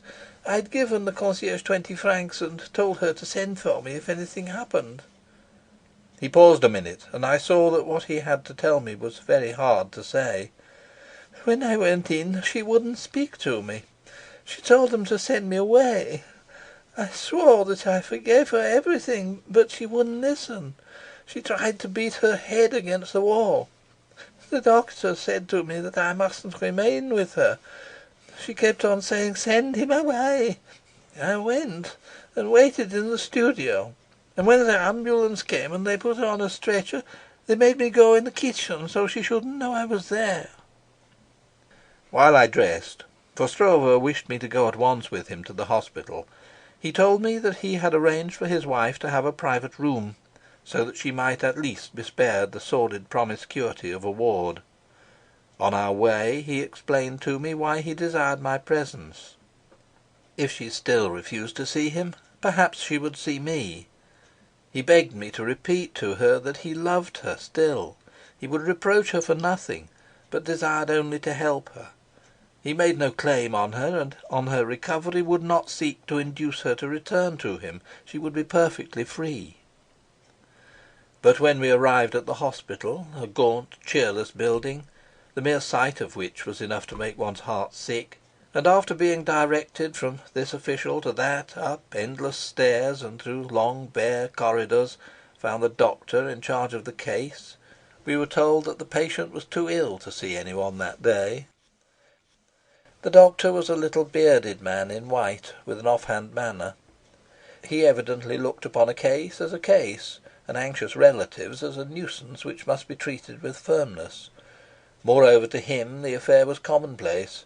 It was just a hysterical woman who had quarrelled with her lover and taken poison. It was constantly happening. At first he thought that Derrick was the cause of the disaster, and he was needlessly brusque with him. When I explained that he was the husband, anxious to forgive, the doctor looked at him suddenly with curious, searching eyes. I seemed to see in them a hint of mockery. It was true that Stroeve had the head of the husband who is deceived. The doctor faintly shrugged his shoulders. "There is no immediate danger," he said, in answer to our questioning. "One doesn't know how much she took. It may be that she will get off with the fright. Women are constantly trying to commit suicide for love, but generally they take care not to succeed. It's generally a gesture to arouse pity or terror in their lover." There was in his tone a frigid contempt. It was obvious that, to him, Blanche Stroeve was only a unit to be added to the statistical list of attempted suicides in the city of Paris during the current year. He was busy, and could waste no more time on us. He told us that if we came at a certain hour the next day, should Blanche be better, it might be possible for her husband to see her. Chapter 35. I scarcely know how we got through that day.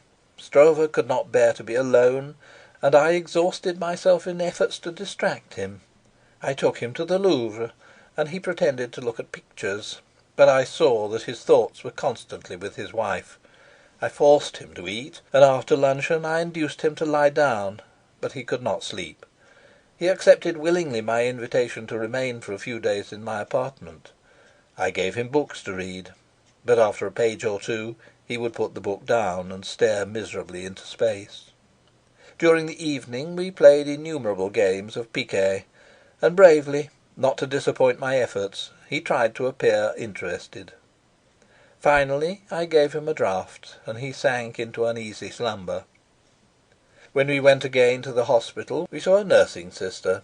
She told us that Blanche seemed a little better, and she went in to ask if she would see her husband. We heard voices in the room in which she lay, and presently the nurse returned to say that the patient refused to see anyone. We told her that if she refused to see Derrick, the nurse was to ask if she would see me, but this she refused also. Derrick's lips trembled. "I dare not insist," said the nurse. "She is too ill. Perhaps in a day or two she may change her mind." "Is there anyone else she wants to see?" asked Derrick, in a voice so low it was almost a whisper. "She says she only wants to be left in peace." Derrick's hands moved strangely, as though they had nothing to do with his body, with a movement of their own. "Will you tell her that if there is anyone else she wishes to see, I will bring him? I only want her to be happy." The nurse looked at him with her calm, kind eyes, which had seen all the horror and pain of the world, and yet, filled with the vision of a world without sin, remained serene. "I will tell her when she is a little calmer." Derrick, filled with compassion, begged her to take the message at once. "It may cure her. I beseech you to ask her now." With a faint smile of pity, the nurse went back into the room. We heard her low voice, and then, in a voice I did not recognise, the answer, "No, no, no." The nurse came out again and shook her head. "Was that she who spoke then?" I asked. Her voice sounded so strange.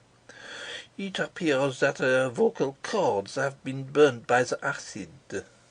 Derrick gave a low cry of distress. I asked him to go on and wait for me at the entrance, for I wanted to say something to the nurse. He did not ask what it was, but went silently. He seemed to have lost all power of will. He was like an obedient child. "Has she told you why she did it?" I asked. "No, she won't speak. She lies on her back quietly. She doesn't move for hours at a time, but she cries always. Her pillow is all wet. She's too weak to use a handkerchief, and the tears just run down her face." It gave me a sudden wrench of the heartstrings. I could have killed Strickland then, and I knew that my voice was trembling when I bade the nurse good-bye. I found Derrick waiting for me on the steps. He seemed to see nothing, and did not notice that I had joined him till I touched him on the arm. We walked along in silence. I tried to imagine what had happened to drive the poor creature to that dreadful step. I presumed that Strickland knew what had happened, for someone must have been to see him from the police, and he must have made his statement. I do not know where he was. I supposed that he had gone back to the shabby attic which served him as a studio. It was curious that she should not wish to see him. Perhaps she refused to have him sent for because she knew that he would refuse to come. I wondered what an abyss of cruelty she must have looked into, that in horror she refused to live. End of chapter 35. Chapter 36. The next week was dreadful. Stroeve went twice a day to the hospital to inquire after his wife, who still declined to see him, and came away at first relieved and hopeful because he was told that she seemed to be growing better, and then in despair because the complication which the doctor had feared having ensued, recovery was impossible.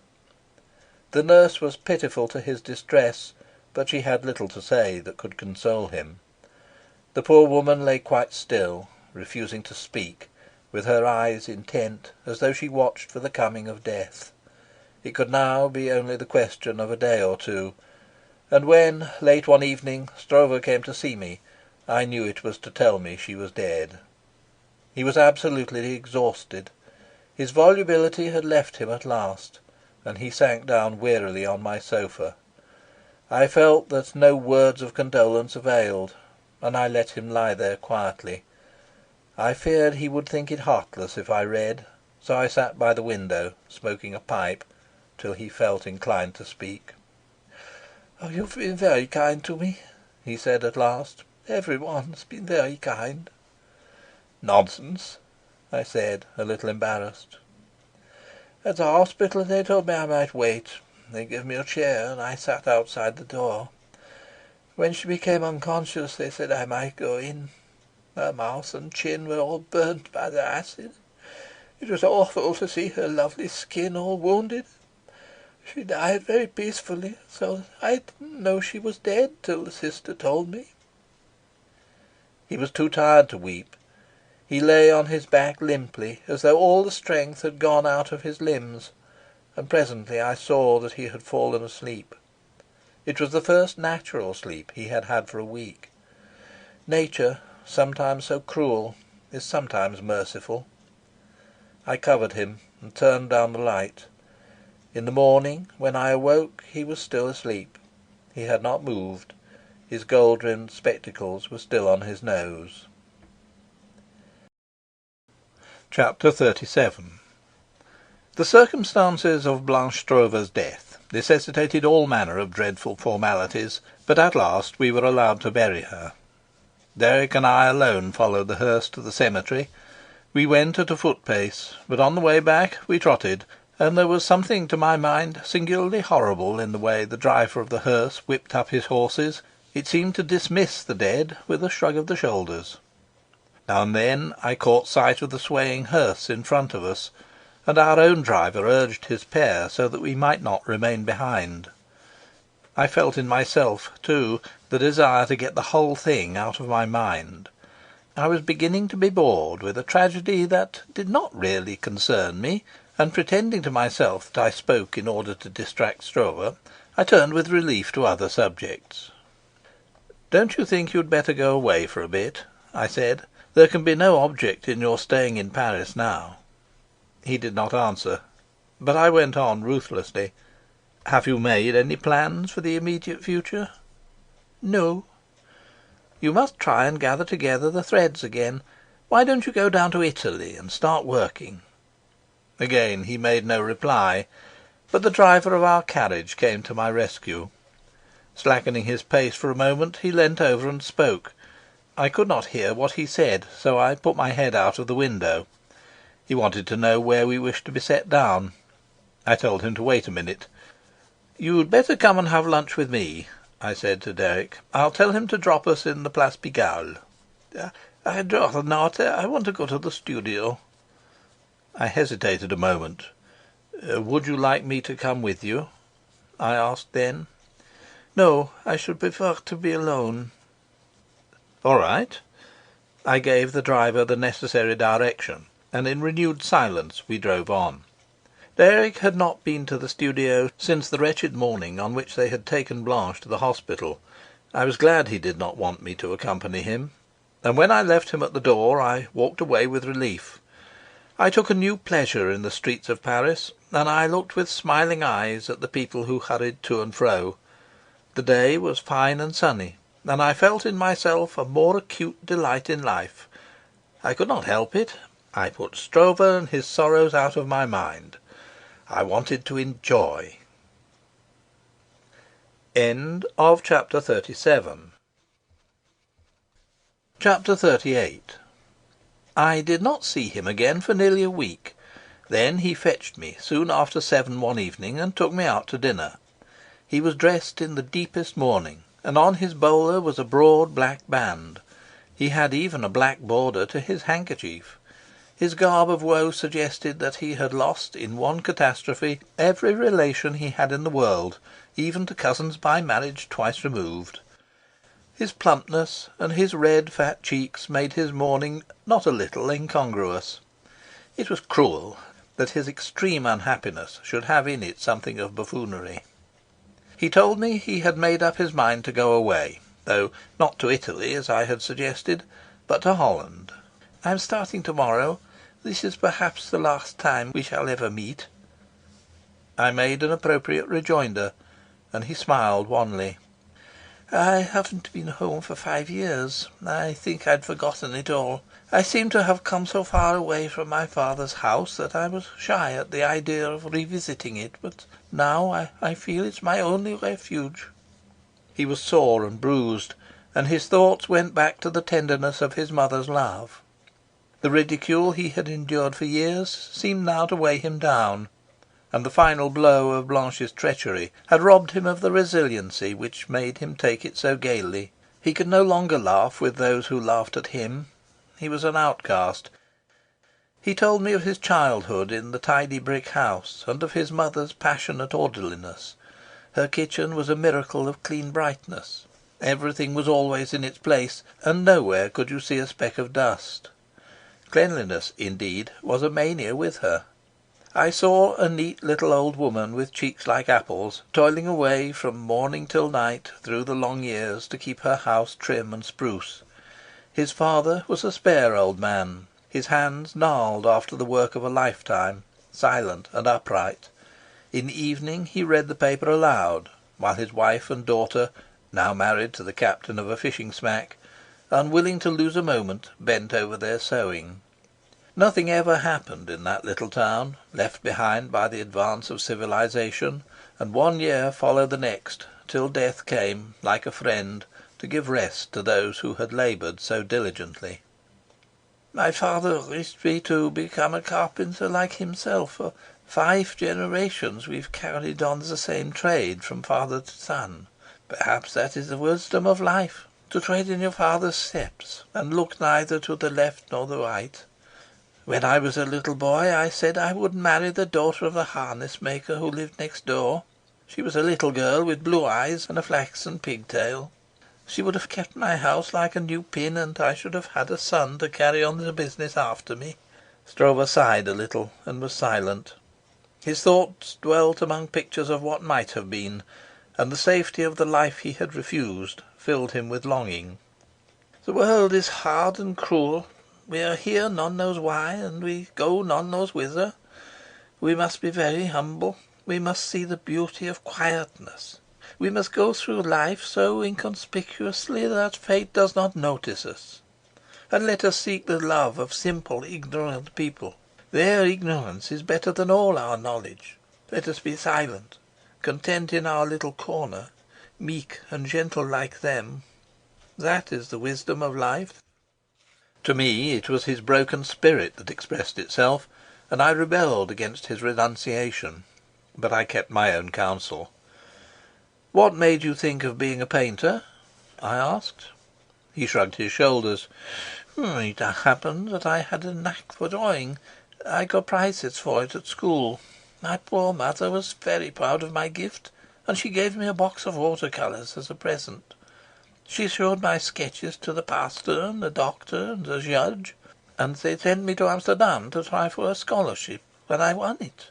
Poor soul, she was so proud, and though it nearly broke her heart to part from me, she smiled and would not show her grief.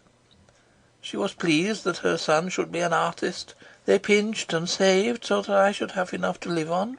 And when my first picture was exhibited, they came to Amsterdam to see it, my father and mother and my sister, and my mother cried when she looked at it." His kind eyes glistened. "And now on every wall of the old house there is one of my pictures in a beautiful gold frame." He glowed with happy pride. I thought of those cold scenes of his, with their picturesque peasants and cypresses and olive trees. They must look queer in their garish frames on the walls of the peasant house. The dear soul saw she was doing a wonderful thing for me when she made me an artist, but perhaps, after all, it would have been better for me if my father's will had prevailed, and I were now but an honest carpenter. Now you know what art can offer, would you change your life? Would you have missed all the delight it has given you? Art is the greatest thing in the world, he answered after a pause. He looked at me for a minute reflectively. He seemed to hesitate.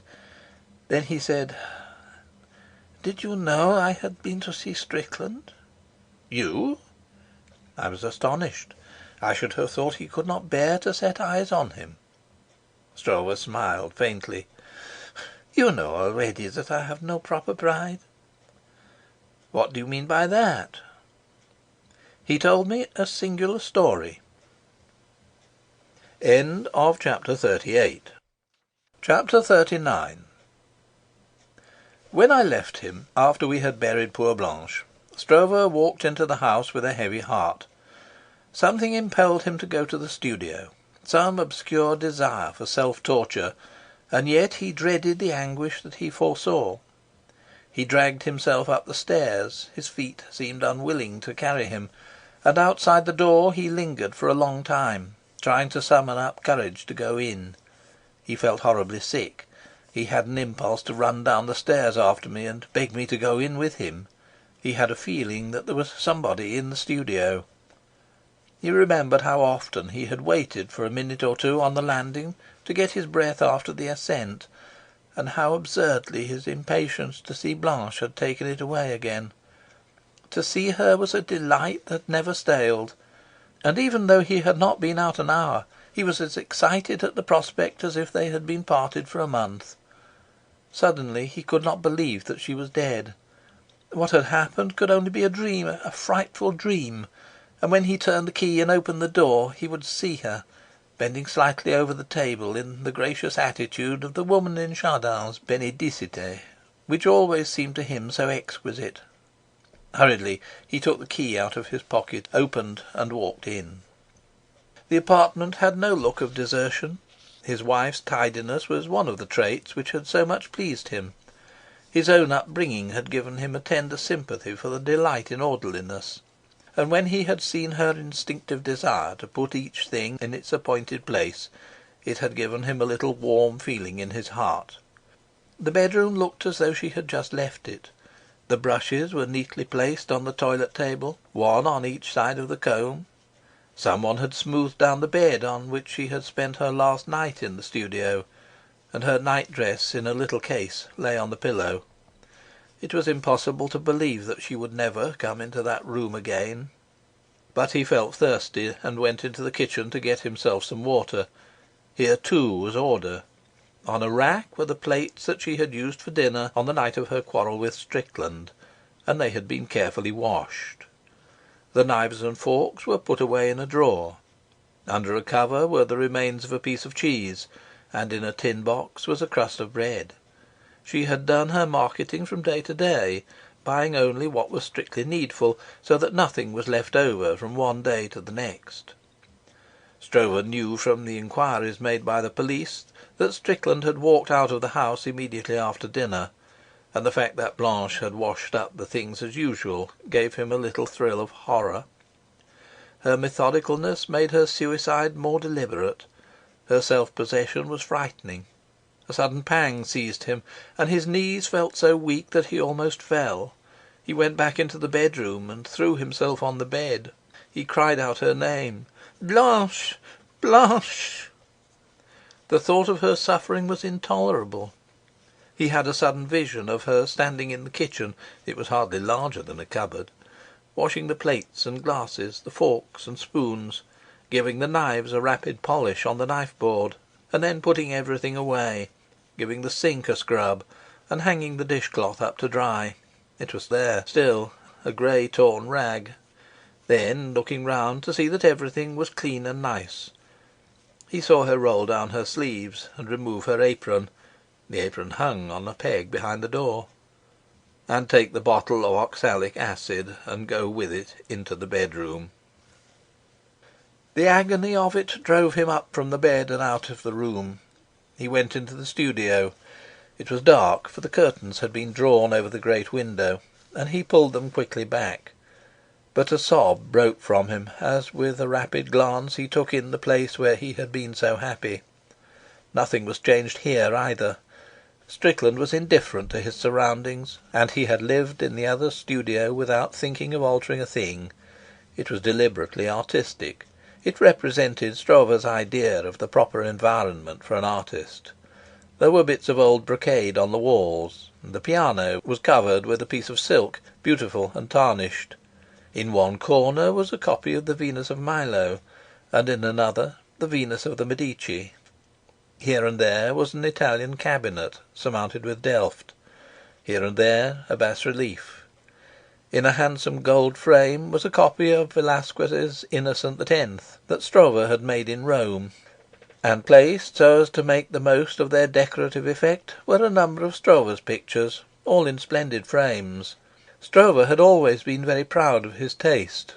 He had never lost his appreciation for the romantic atmosphere of a studio, and though now the sight of it was like a stab in his heart, without thinking what he was at, he changed slightly the position of a Louis XV table, which was one of his treasures.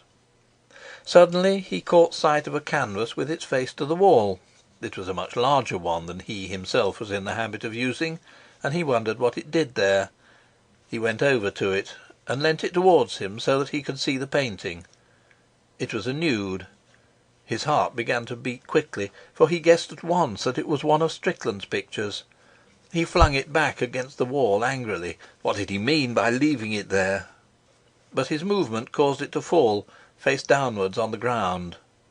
No matter whose the picture, he could not leave it there in the dust, and he raised it. But then curiosity got the better of him. He thought he would like to have a proper look at it, so he brought it along and set it on the easel. Then he stood back in order to see it at his ease. He gave a gasp. It was the picture of a woman lying on a sofa, with one arm behind her head and the other along her body. One knee was raised, and the other leg was stretched out. The pose was classic. Stroeve's head swam. It was Blanche. Grief and jealousy and rage seized him, and he cried out hoarsely. He was inarticulate. He clenched his fists and raised them threateningly at an invisible enemy. He screamed at the top of his voice. He was beside himself. He could not bear it. That was too much. He looked round wildly for some instrument. He wanted to hack the picture to pieces. It should not exist another minute. He could see nothing that would serve his purpose. He rummaged about his painting things. Somehow he could not find a thing. He was frantic. At last he came upon what he sought, a large scraper, and he pounced on it with a cry of triumph. He seized it as though it were a dagger, and ran to the picture. As Stroeve told me this, he became as excited as when the incident occurred, and he took hold of a dinner knife on the table between us and brandished it. He lifted his arm as though to strike, and then, opening his hand, let it fall with a clatter to the ground. He looked at me with a tremulous smile. He did not speak. "Fire away," I said. "I don't know what happened to me. I was just going to make a great hole in the picture. I had my arm all ready for the blow, when suddenly I seemed to see it." "See what?" "The picture. It was a work of art. I couldn't touch it. I was afraid."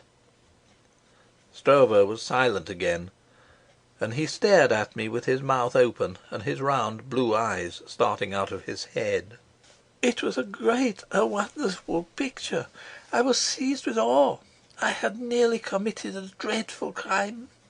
I moved a little to see it better, and my foot knocked against the scraper. I shuddered." I really felt something of the emotion that had caught him. I was strangely impressed. It was as though I were suddenly transported into a world in which the values were changed. I stood by at a loss, like a stranger in a land where the reactions of man to familiar things are all different from those he has known. Stroeve tried to talk to me about the picture, but he was incoherent, and I had to guess at what he meant. Strickland had burst the bonds that hitherto had held him. He had found, not himself, as the phrase goes, but a new soul with unsuspected powers. It was not only the bold simplification of the drawing which showed so rich and so singular a personality. It was not only the painting, though the flesh was painted with a passionate sensuality which had in it something miraculous. It was not only the solidity, so that you felt extraordinarily the weight of the body. There was also a spirituality, troubling and new, which led the imagination along unsuspected ways, and suggested dim, empty spaces, lit only by the eternal stars, where the soul, all naked, adventured, fearful to the discovery of new mysteries.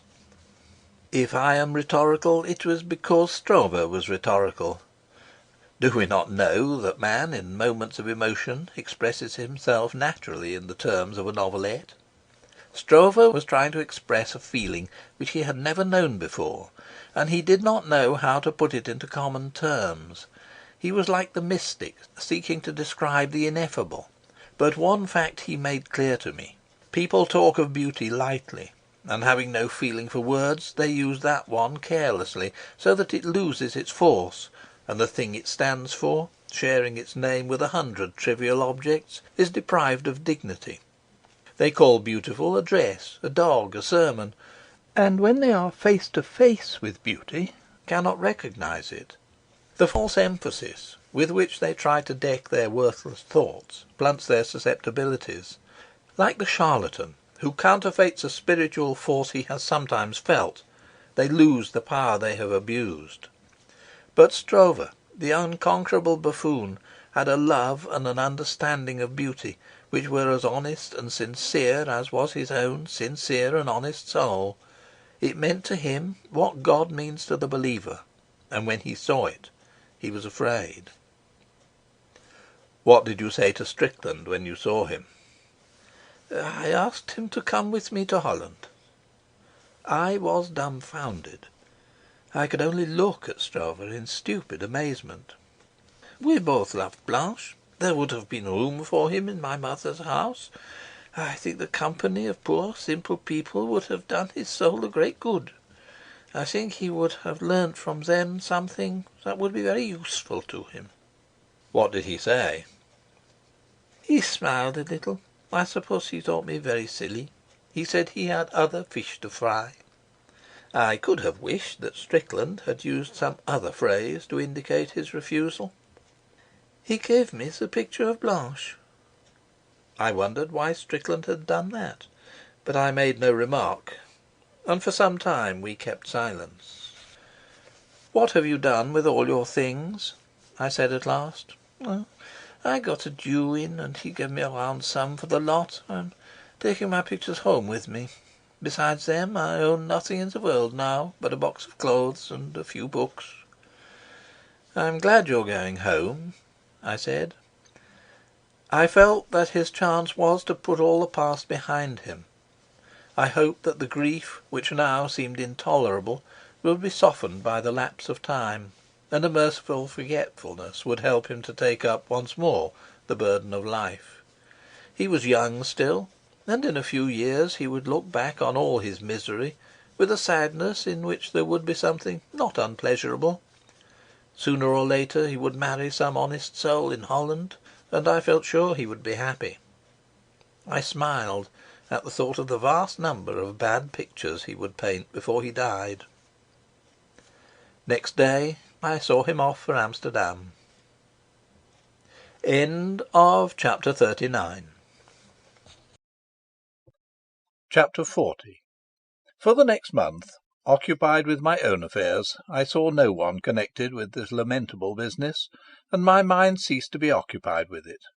But one day, when I was walking along, bent on some errand, I passed Charles Strickland. The sight of him brought back to me all the horror which I was not unwilling to forget, and I felt in me a sudden repulsion for the cause of it. Nodding, for it would have been childish to cut him, I walked on quickly, but in a minute I felt a hand on my shoulder. You're in a great hurry. he said cordially. It was characteristic of him to display geniality with anyone who showed a disinclination to meet him, and the coolness of my greeting can have left him in little doubt of that. "I am," I answered briefly. "I'll walk along with you," he said. "Why?" I asked. "For the pleasure of your society." I did not answer, and he walked by my side silently. We continued thus for perhaps a quarter of a mile. I began to feel a little ridiculous. At last we passed a stationer's, and it occurred to me that I might as well buy some paper. It would be an excuse to be rid of him. "I'm going in here," I said. "Good-bye." "I'll wait for you." I shrugged my shoulders and went into the shop. I reflected that French paper was bad, and that, foiled of my purpose, I need not burden myself with a purchase that I did not need. I asked for something I knew could not be provided, and in a minute came out onto the street. "Did you get what you wanted?" he asked. No. We walked on in silence, and then came to a place where several streets met. I stopped at the curb. "Which way do you go?" I inquired. "Your way," he smiled. "I'm going home." "I'll come along with you and smoke a pipe." "You might wait for an invitation," I retorted frigidly. "I would, if I thought there was any chance of getting one." "Do you see that wall in front of you?" I said, pointing. "Yes." "In that case I should have thought you could see also that I don't want your company." "I vaguely suspected it, I confess." I could not help a chuckle. It is one of the defects of my character that I cannot altogether dislike anyone who makes me laugh. But I pulled myself together. "I think you're detestable. You're the most loathsome beast that it's ever been my misfortune to meet. Why do you seek the society of someone who hates and despises you?" "My dear fellow, what the hell do you suppose I care what you think of me?" "Damn it all," I said, more violently because I had an inkling my motive was none too creditable, "I don't want to know you." "Are you afraid I shall corrupt you?" His tone made me feel not a little ridiculous. I knew that he was looking at me sideways with a sardonic smile. "I suppose you're hard up?" I remarked insolently. "I should be a damned fool if I thought I had any chance of borrowing money from you." "You've come down in the world if you can bring yourself to flatter." He grinned. "You'll never really dislike me so long as I give you the opportunity to get off a good thing now and then." I had to bite my lip to prevent myself from laughing. What he said had a hateful truth in it. And another defect of my character is that I enjoy the company of those, however depraved, who can give me a Roland for my Oliver. I began to feel that my abhorrence for Strickland could only be sustained by an effort on my part. I recognised my moral weakness, but saw that my disapprobation had in it something of a pose, and I knew that if I felt it, his own keen instinct had discovered it too. He was certainly laughing at me up his sleeve. I left him the last word, and sought refuge in a shrug of the shoulders and taciturnity. End of chapter 40. Chapter 41. We arrived at the house in which I lived. I would not ask him to come in with me, but walked up the stairs without a word. He followed me, and entered the apartment on my heels. He had not been in it before, but he never gave a glance at the room I had been at pains to make pleasing to the eye. There was a tin of tobacco on the table, and taking out his pipe, he filled it. He sat down on the only chair that had no arms, and tilted himself on the back legs. "If you're going to make yourself at home, why don't you sit in an armchair?" I asked irritably. "Why are you concerned about my comfort?" "I'm not," I retorted, "but only about my own. It makes me uncomfortable to see someone sit on an uncomfortable chair." He chuckled, but did not move. He smoked on in silence, taking no further notice of me, and apparently was absorbed in thought. I wondered why he had come. Until long habit has blunted the sensibility, there is something disconcerting to the writer in the instinct which causes him to take an interest in the singularities of human nature so absorbing that his moral sense is powerless against it. He recognises in himself an artistic satisfaction in the contemplation of evil which a little startles him, but sincerity forces him to confess that the disapproval he feels for certain actions is not nearly so strong as his curiosity in their reasons. The character of a scoundrel, logical and complete, has a fascination for his creator which is an outrage to law and order. I expect that Shakespeare devised Iago with a gusto which he never knew when, weaving moonbeams with his fancy, he imagined Desdemona. It may be that in his rogues the writer gratifies instincts deep-rooted in him, which the manners and customs of a civilized world have forced back to the mysterious recesses of the subconscious. In giving to the character of his invention flesh and bones, he is giving life to that part of himself which finds no other means of expression. His satisfaction is a sense of liberation. The writer is more concerned to know than to judge. There was in my soul a perfectly genuine horror of Strickland, and side by side with it a cold curiosity to discover his motives. I was puzzled by him, and I was eager to see how he regarded the tragedy he had caused in the lives of people who had used him with so much kindness. I applied the scalpel boldly.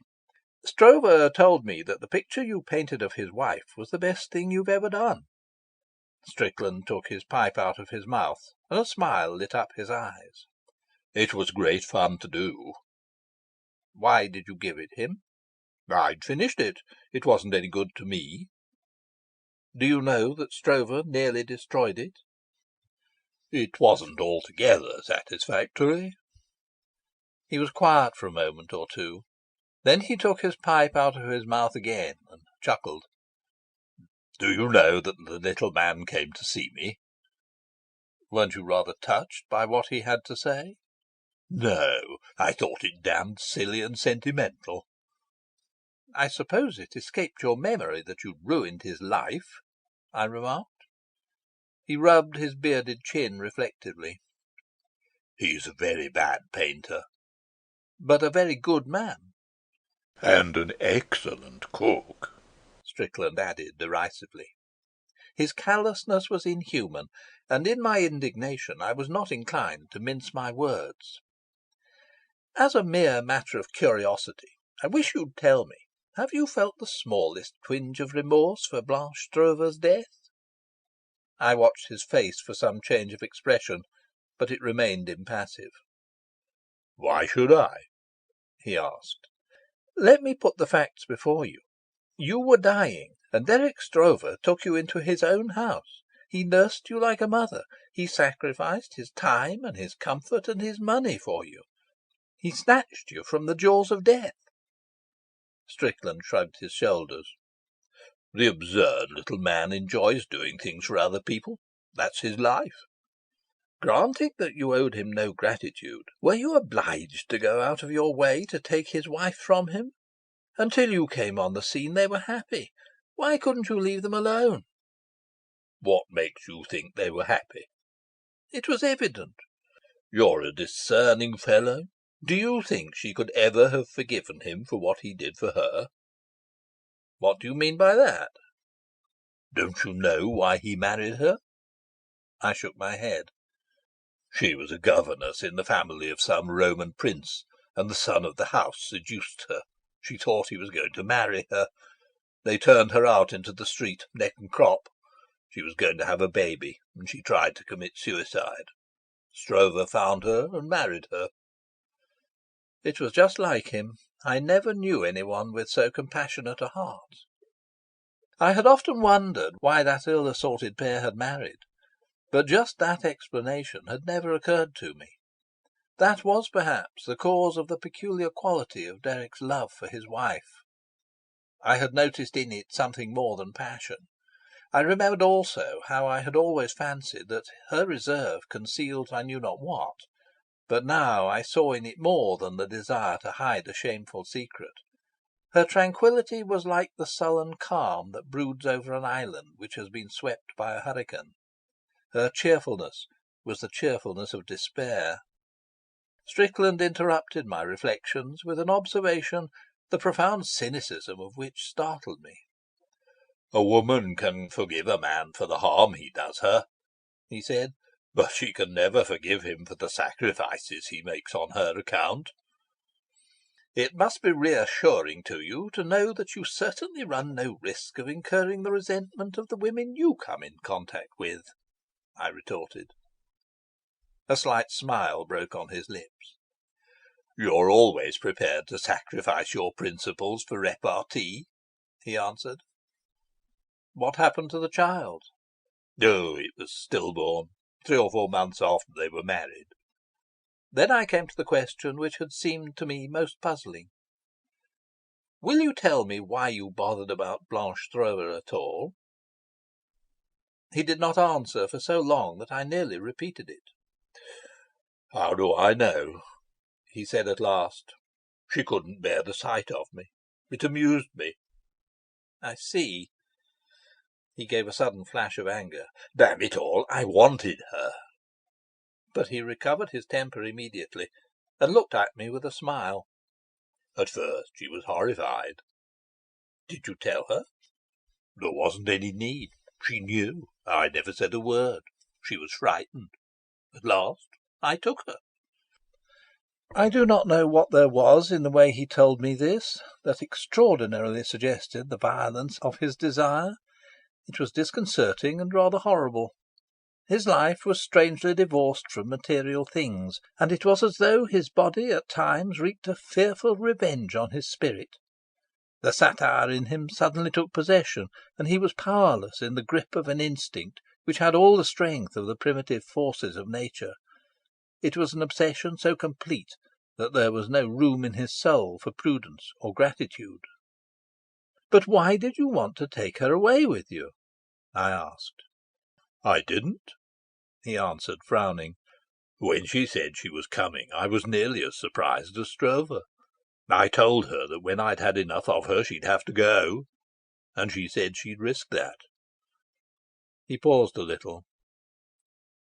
"She had a wonderful body, and I wanted to paint a nude. When I'd finished my picture I took no more interest in her." "And she loved you with all her heart?" He sprang to his feet and walked up and down the small room. "I don't want love. I haven't time for it. It's a weakness. I'm a man, and sometimes I want a woman. When I've satisfied my passion I'm ready for other things. I can't overcome my desire, but I hate it. It imprisons my spirit.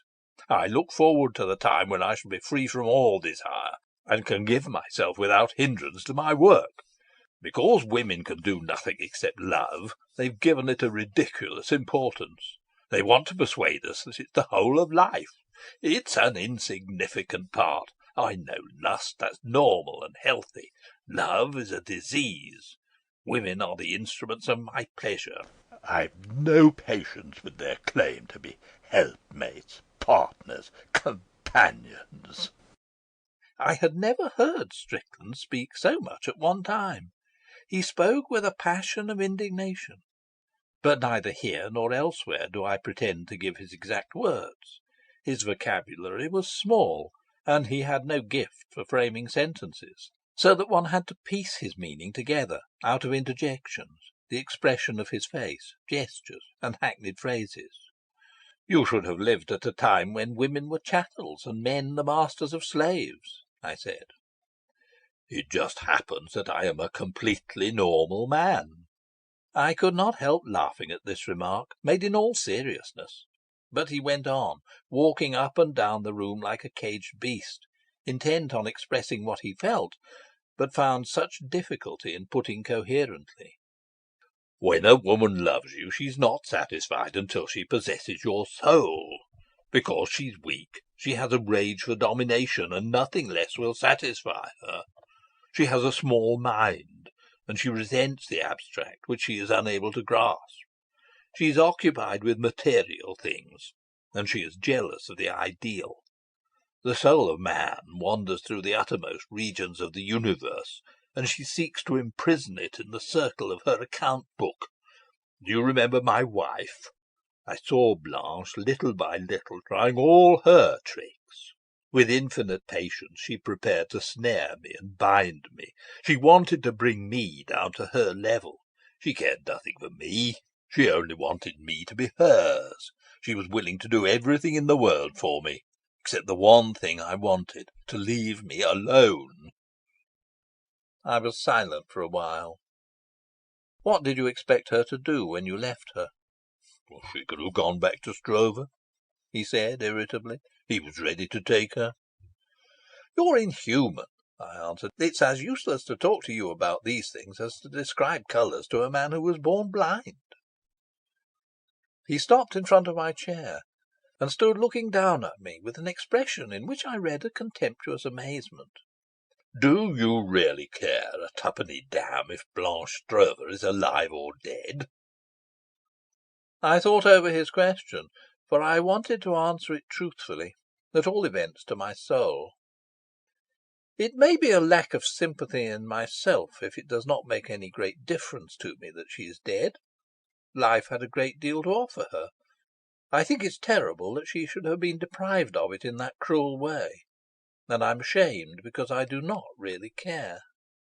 You have not the courage of your convictions. Life has no value. Blanche Stroeve didn't commit suicide because I left her, but because she was a foolish and unbalanced woman. But we've talked about her quite enough. She was an entirely unimportant person. Come, and I'll show you my pictures. He spoke as though I were a child that needed to be distracted. I was sore, but not with him so much as with myself. I thought of the happy life that pair had led in the cosy studio in Montmartre. Stroeve and his wife, their simplicity, kindness, and hospitality. It seemed to me cruel that it should have been broken to pieces by a ruthless chance. But the cruellest thing of all was that in fact it made no great difference. The world went on, and no one was a penny the worse for all that wretchedness. I had an idea that Derrick, a man of greater emotional reactions than depth of feeling, would soon forget, and Blanche's life, begun with who knows what bright hopes and what dreams, might just as well have never been lived. It all seemed useless and inane. Strickland had found his hat and stood looking at me. Are you coming? Why do you seek my acquaintance? I asked him. You know that I hate and despise you. He chuckled good-humouredly. Your only quarrel with me really is that I don't care a twopenny damn what you think about me. I felt my cheeks grow red with sudden anger. It was impossible to make him understand that one might be outraged by his callous selfishness. I longed to pierce his armour of complete indifference. I knew also that in the end there was truth in what he said. Unconsciously, perhaps, we treasure the power we have over people by their regard for our opinion of them, and we hate those upon whom we have no such influence.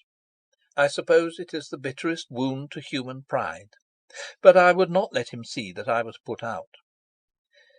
Is it possible for any man to disregard others entirely? I said, though more to myself than him. You're dependent on others for everything in existence. It's a preposterous attempt to try and live only for yourself and by yourself. Sooner or later you'll be ill and tired and old, and then you'll crawl back into the herd. Won't you be ashamed when you feel in your heart the desire for comfort and sympathy? You're trying an impossible thing. Sooner or later the human being in you will yearn for the common bonds of humanity. Come and look at my pictures. Have you ever thought of death? Why should I? It doesn't matter. I stared at him. He stood before me motionless, with a mocking smile in his eyes. But for all that, for a moment I had an inkling of a fiery, tortured spirit, aiming at something greater than could be conceived by anything that was bound up with the flesh. I had a fleeting glimpse of a pursuit of the ineffable. I looked at the man before me in his shabby clothes, with his great nose and shining eyes, his red beard and untidy hair, and I had a strange sensation that it was only an envelope, and that I was in the presence of a disembodied spirit. "Let us go and look at your pictures," I said. End of chapter 41. Chapter 42. I did not know why Strickland had suddenly offered to show them to me. I welcomed the opportunity. A man's work reveals him.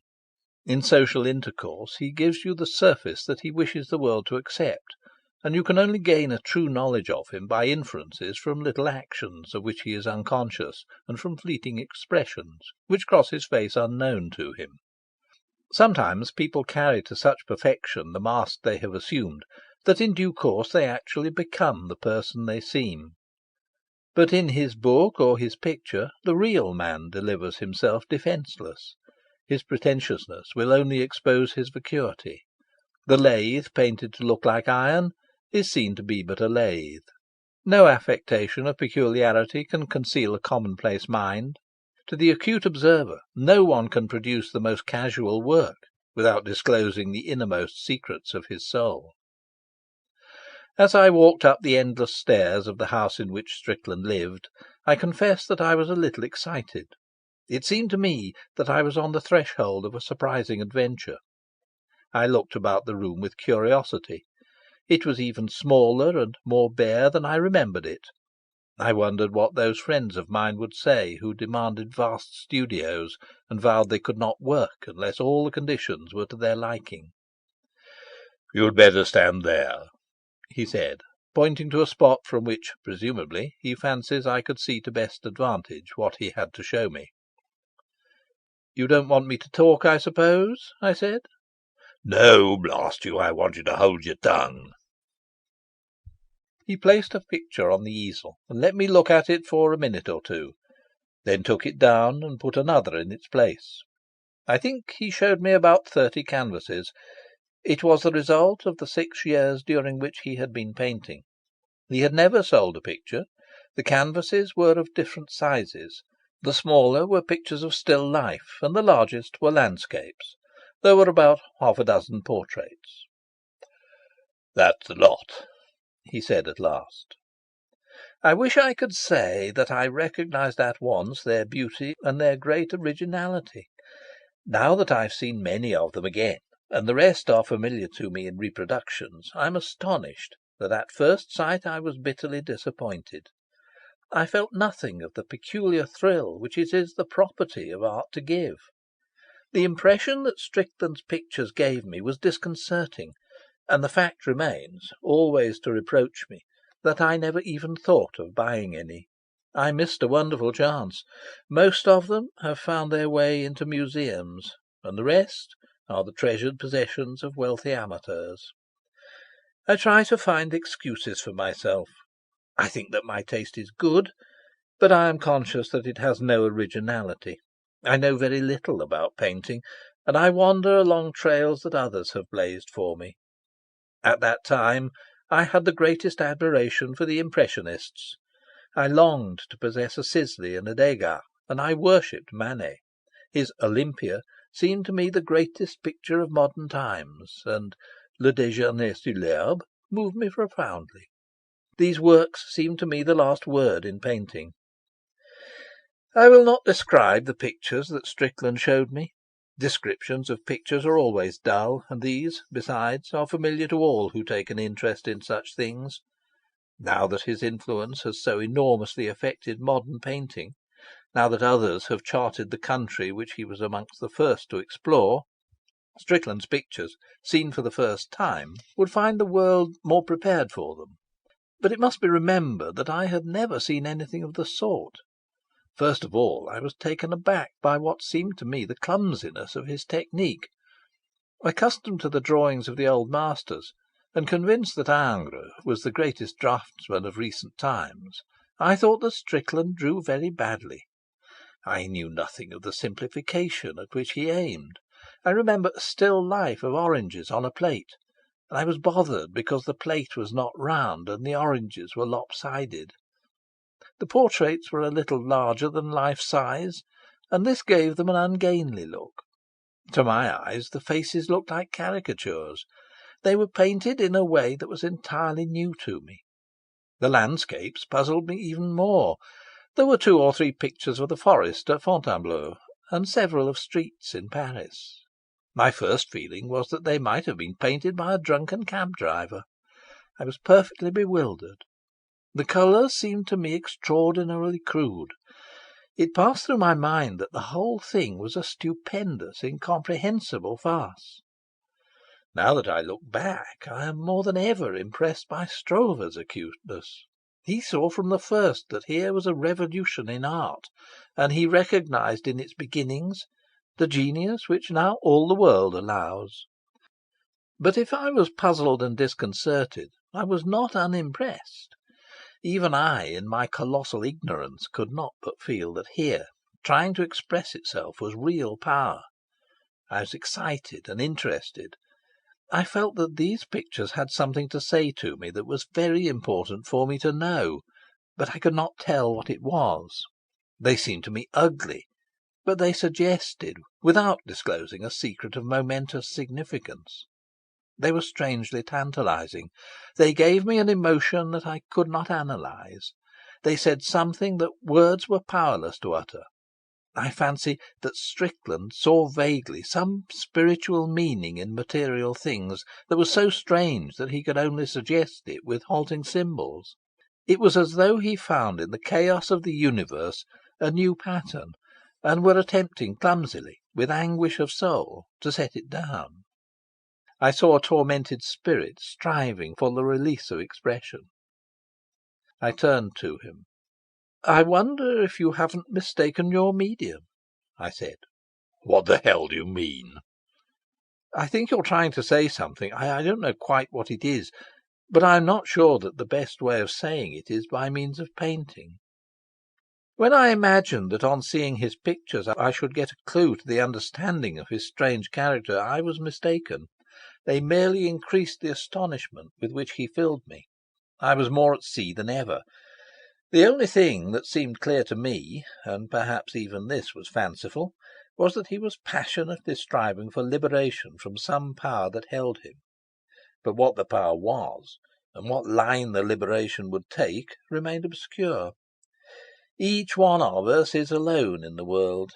He is shut in a tower of brass, and can communicate with his fellows only by signs, and the signs have no common value, so that their sense is vague and uncertain. We seek pitifully to convey to others the treasures of our heart, but they have not the power to accept them, and so we go lonely, side by side, but not together, unable to know our fellows, and unknown by them. We are like people living in a country whose language they know so little that, with all manner of beautiful and profound things to say, they're condemned to the banalities of the conversation manual. Their brain is seething with ideas, and they can only tell you that the umbrella of the gardener's aunt is in the house. The final impression I received was of a prodigious effort to express some state of the soul, and in this effort, I fancied, must be sought the explanation of what so utterly perplexed me. It was evident that colours and forms had a significance for Strickland that was peculiar to himself. He was under an intolerable necessity to convey something that he felt, and he created them with that intention alone. He did not hesitate to simplify or to distort, if he could get nearer to that unknown thing he sought. Facts were nothing to him, for beneath the mass of irrelevant incidents he looked for something significant to himself. It was as though he had become aware of the soul of the universe and were compelled to express it. Though these pictures confused and puzzled me, I could not be unmoved by the emotion that was patent in them, and, I knew not why, I felt in myself a feeling that, with regard to Strickland, was the last I had ever expected to experience. I felt an overwhelming compassion. "I think I know now why you surrendered to your feeling for Blanche Stroeve," I said to him. Why? "I think your courage failed. The weakness of your body communicated itself to your soul. I do not know what infinite yearning possesses you so that you are driven to a perilous, lonely search for some goal where you expect to find a final release from the spirit that torments you. I see you as the eternal pilgrim to some shrine that perhaps does not exist. I do not know to what inscrutable nirvana you aim. Do you know yourself?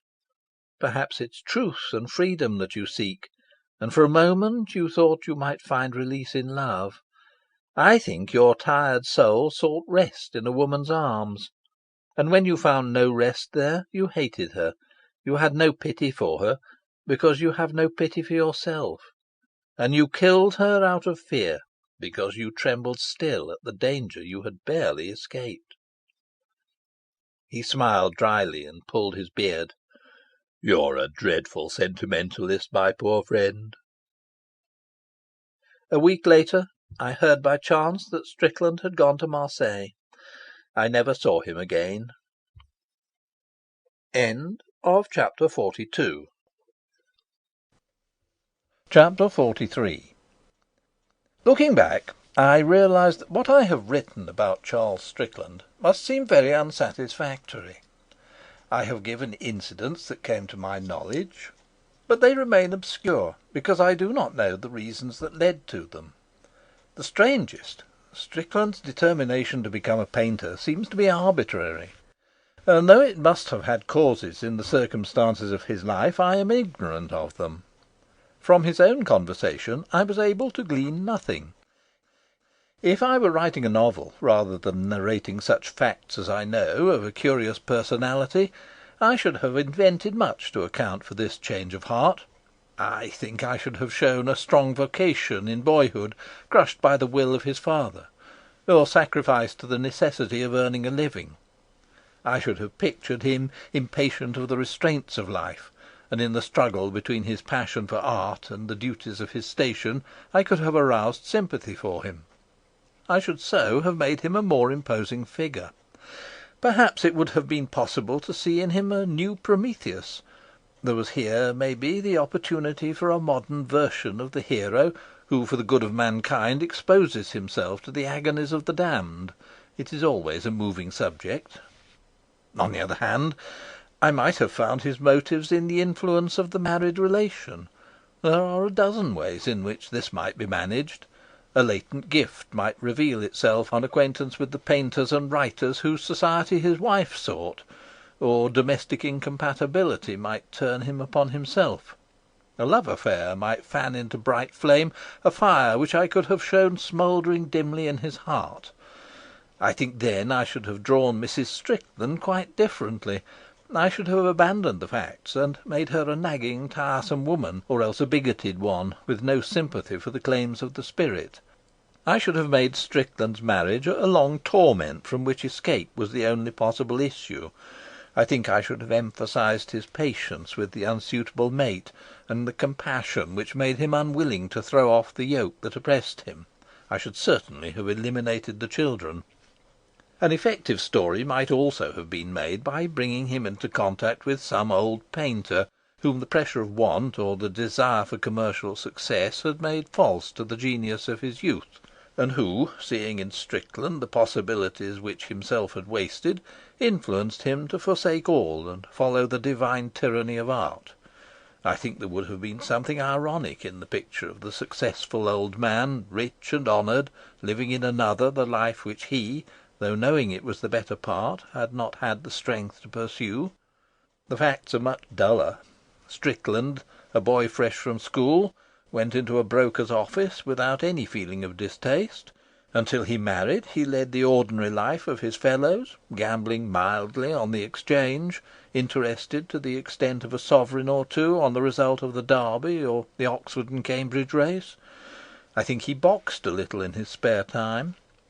On his chimney-piece he had photographs of Mrs. Langtry and Mary Anderson. He read Punch and the Sporting Times. He went to dances in Hampstead. It matters less that for so long I should have lost sight of him. The years during which he was struggling to acquire proficiency in a difficult art were monotonous, and I do not know that there was anything significant in the shifts to which he was put to earn enough money to keep him. An account of them would be an account of the things he had seen happen to other people. I do not think they had any effect on his own character.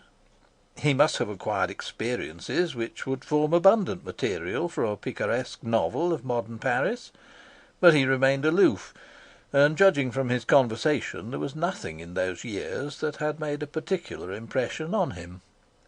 Perhaps when he went to Paris he was too old to fall a victim to the glamour of his environment. Strange as it may seem, he always appeared to me not only practical, but immensely matter of fact. I suppose his life during this period was romantic, but he certainly saw no romance in it. It may be that in order to realise the romance of life you must have something of the actor in you, and capable of standing outside yourself, you must be able to watch your actions with an interest at once detached and absorbed. But no one was more single-minded than Strickland. I never knew anyone who was less self-conscious. But it is unfortunate that I can give no description of the arduous steps by which he reached such mastery over his art as he ever acquired, for if I could show him undaunted by failure, by an unceasing effort of courage holding despair at bay, doggedly persistent in the face of self-doubt, which is the artist's bitterest enemy, I might excite some sympathy for a personality which, I am all too conscious, must appear singularly devoid of charm. But I have nothing to go on. I never once saw Strickland at work, nor do I know that anyone else did. He kept the secret of his struggles to himself. If in the loneliness of his studio he wrestled desperately with the angel of the Lord, he never allowed a soul to divine his anguish. When I come to his connection with Blanche Stroeve, I am exasperated by the fragmentariness of the facts at my disposal. To give my story coherence, I should describe the progress of their tragic union. But I know nothing of the 3 months during which they lived together. I do not know how they got on, or what they talked about. After all, there are 24 hours in the day, and the summits of emotion can only be reached at rare intervals. I can only imagine how they passed the rest of the time. While the light lasted, and so long as Blanche's strength endured, I suppose that Strickland painted, and it must have irritated her when she saw him absorbed in his work. As a mistress she did not then exist for him, but only as a model, and then there were long hours in which they lived side by side in silence. It must have frightened her. When Strickland suggested that in her surrender to him there was a sense of triumph over Dirk Stroeve, because he had come to her help in her extremity, he opened the door to many a dark conjecture. I hope it was not true. It seems to me rather horrible. But who can fathom the subtleties of the human heart? Certainly not those who expect from it only decorous sentiments and normal emotions. When Blanche saw that, notwithstanding his moments of passion, Strickland remained aloof, she must have been filled with dismay. And even in those moments I surmise that she realised that to him she was not an individual, but an instrument of pleasure. He was a stranger still, and she tried to bind him to herself with pathetic arts. She strove to ensnare him with comfort, and would not see that comfort meant nothing to him. She was at pains to get him the things to eat that he liked, and would not see that he was indifferent to food. She was afraid to leave him alone. She pursued him with attentions, and when his passion was dormant, sought to excite it, for then at least she had the illusion of holding him. Perhaps she knew with her intelligence that the chains she forged only aroused his instinct of destruction, as the plate glass window makes your fingers itch for half a brick. But her heart, incapable of reason, made her continue on a course she knew was fatal. She must have been very unhappy, but the blindness of love led her to believe what she wanted to be true, and her love was so great that it seemed impossible to her that it should not in return awaken equal love.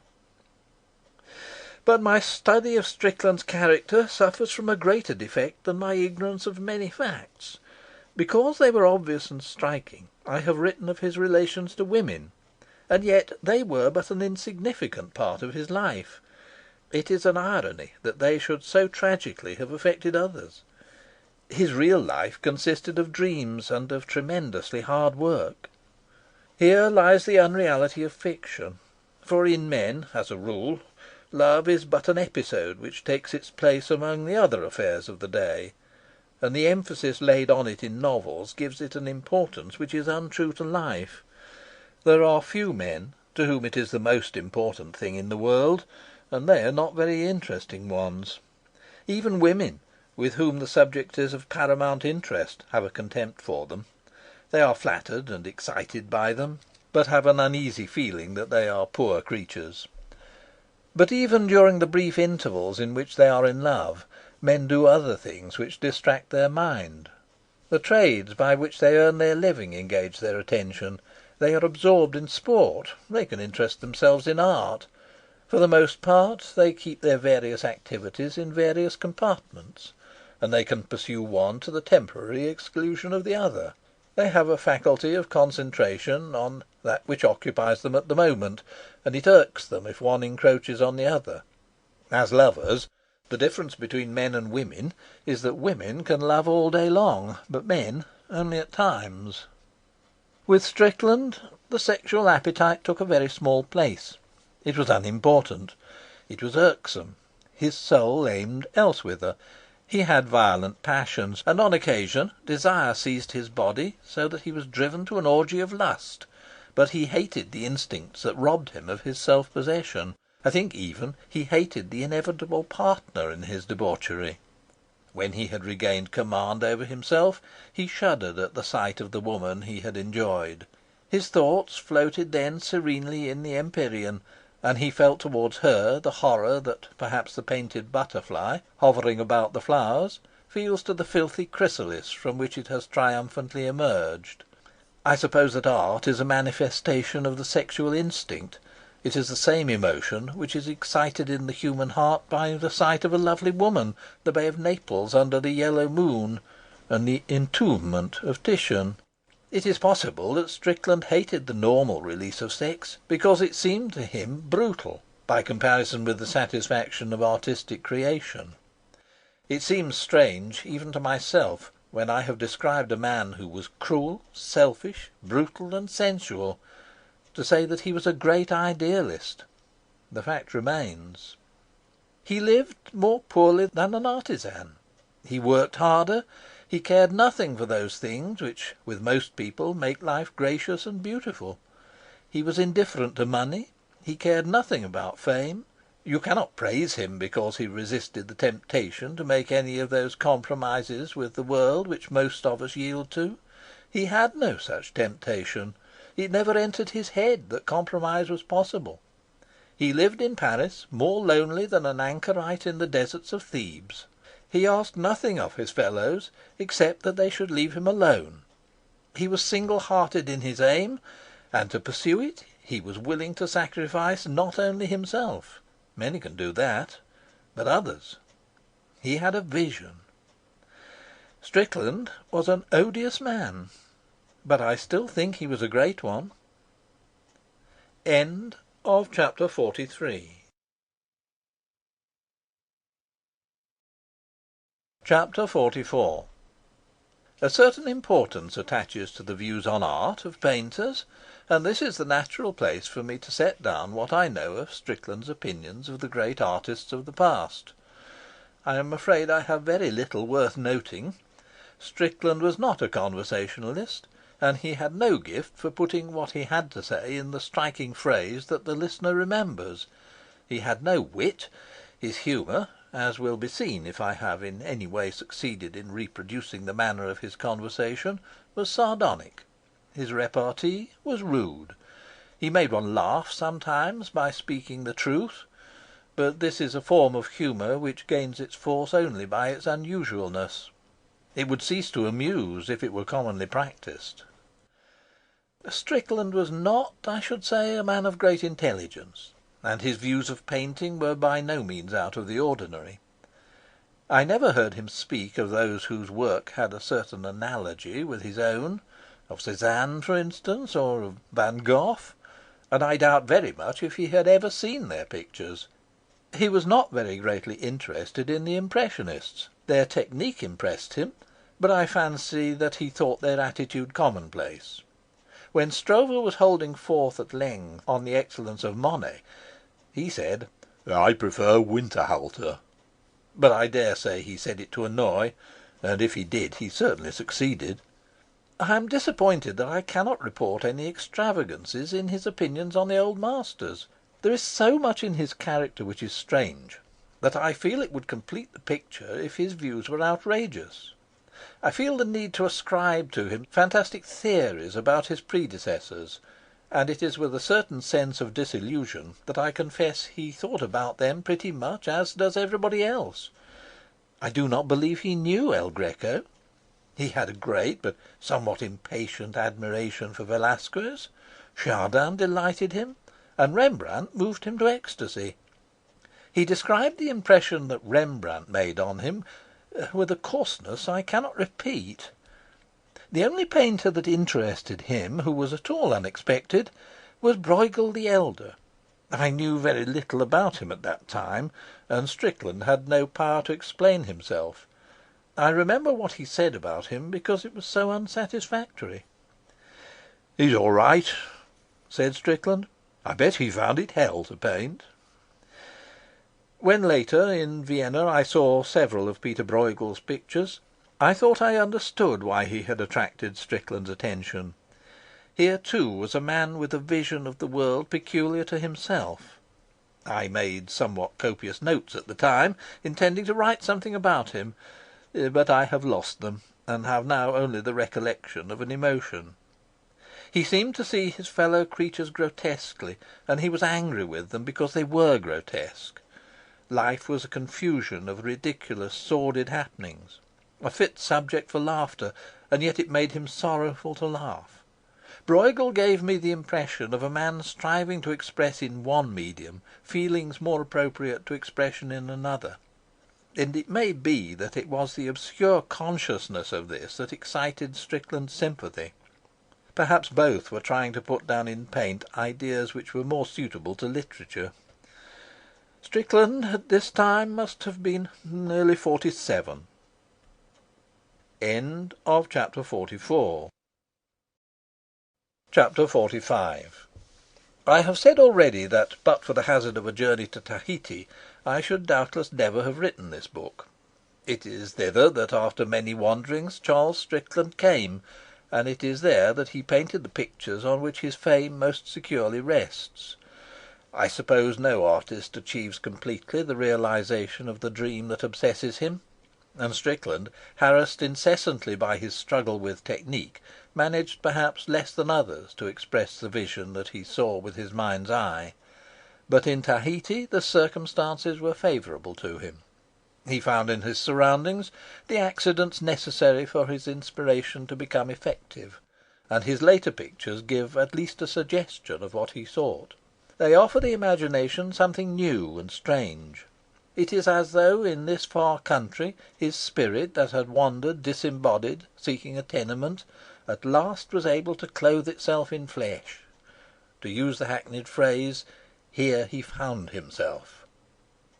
It would seem that my visit to this remote island should immediately revive my interest in Strickland, but the work I was engaged in occupied my attention to the exclusion of something that was irrelevant, and it was not till I had been there some days that I even remembered his connection with it.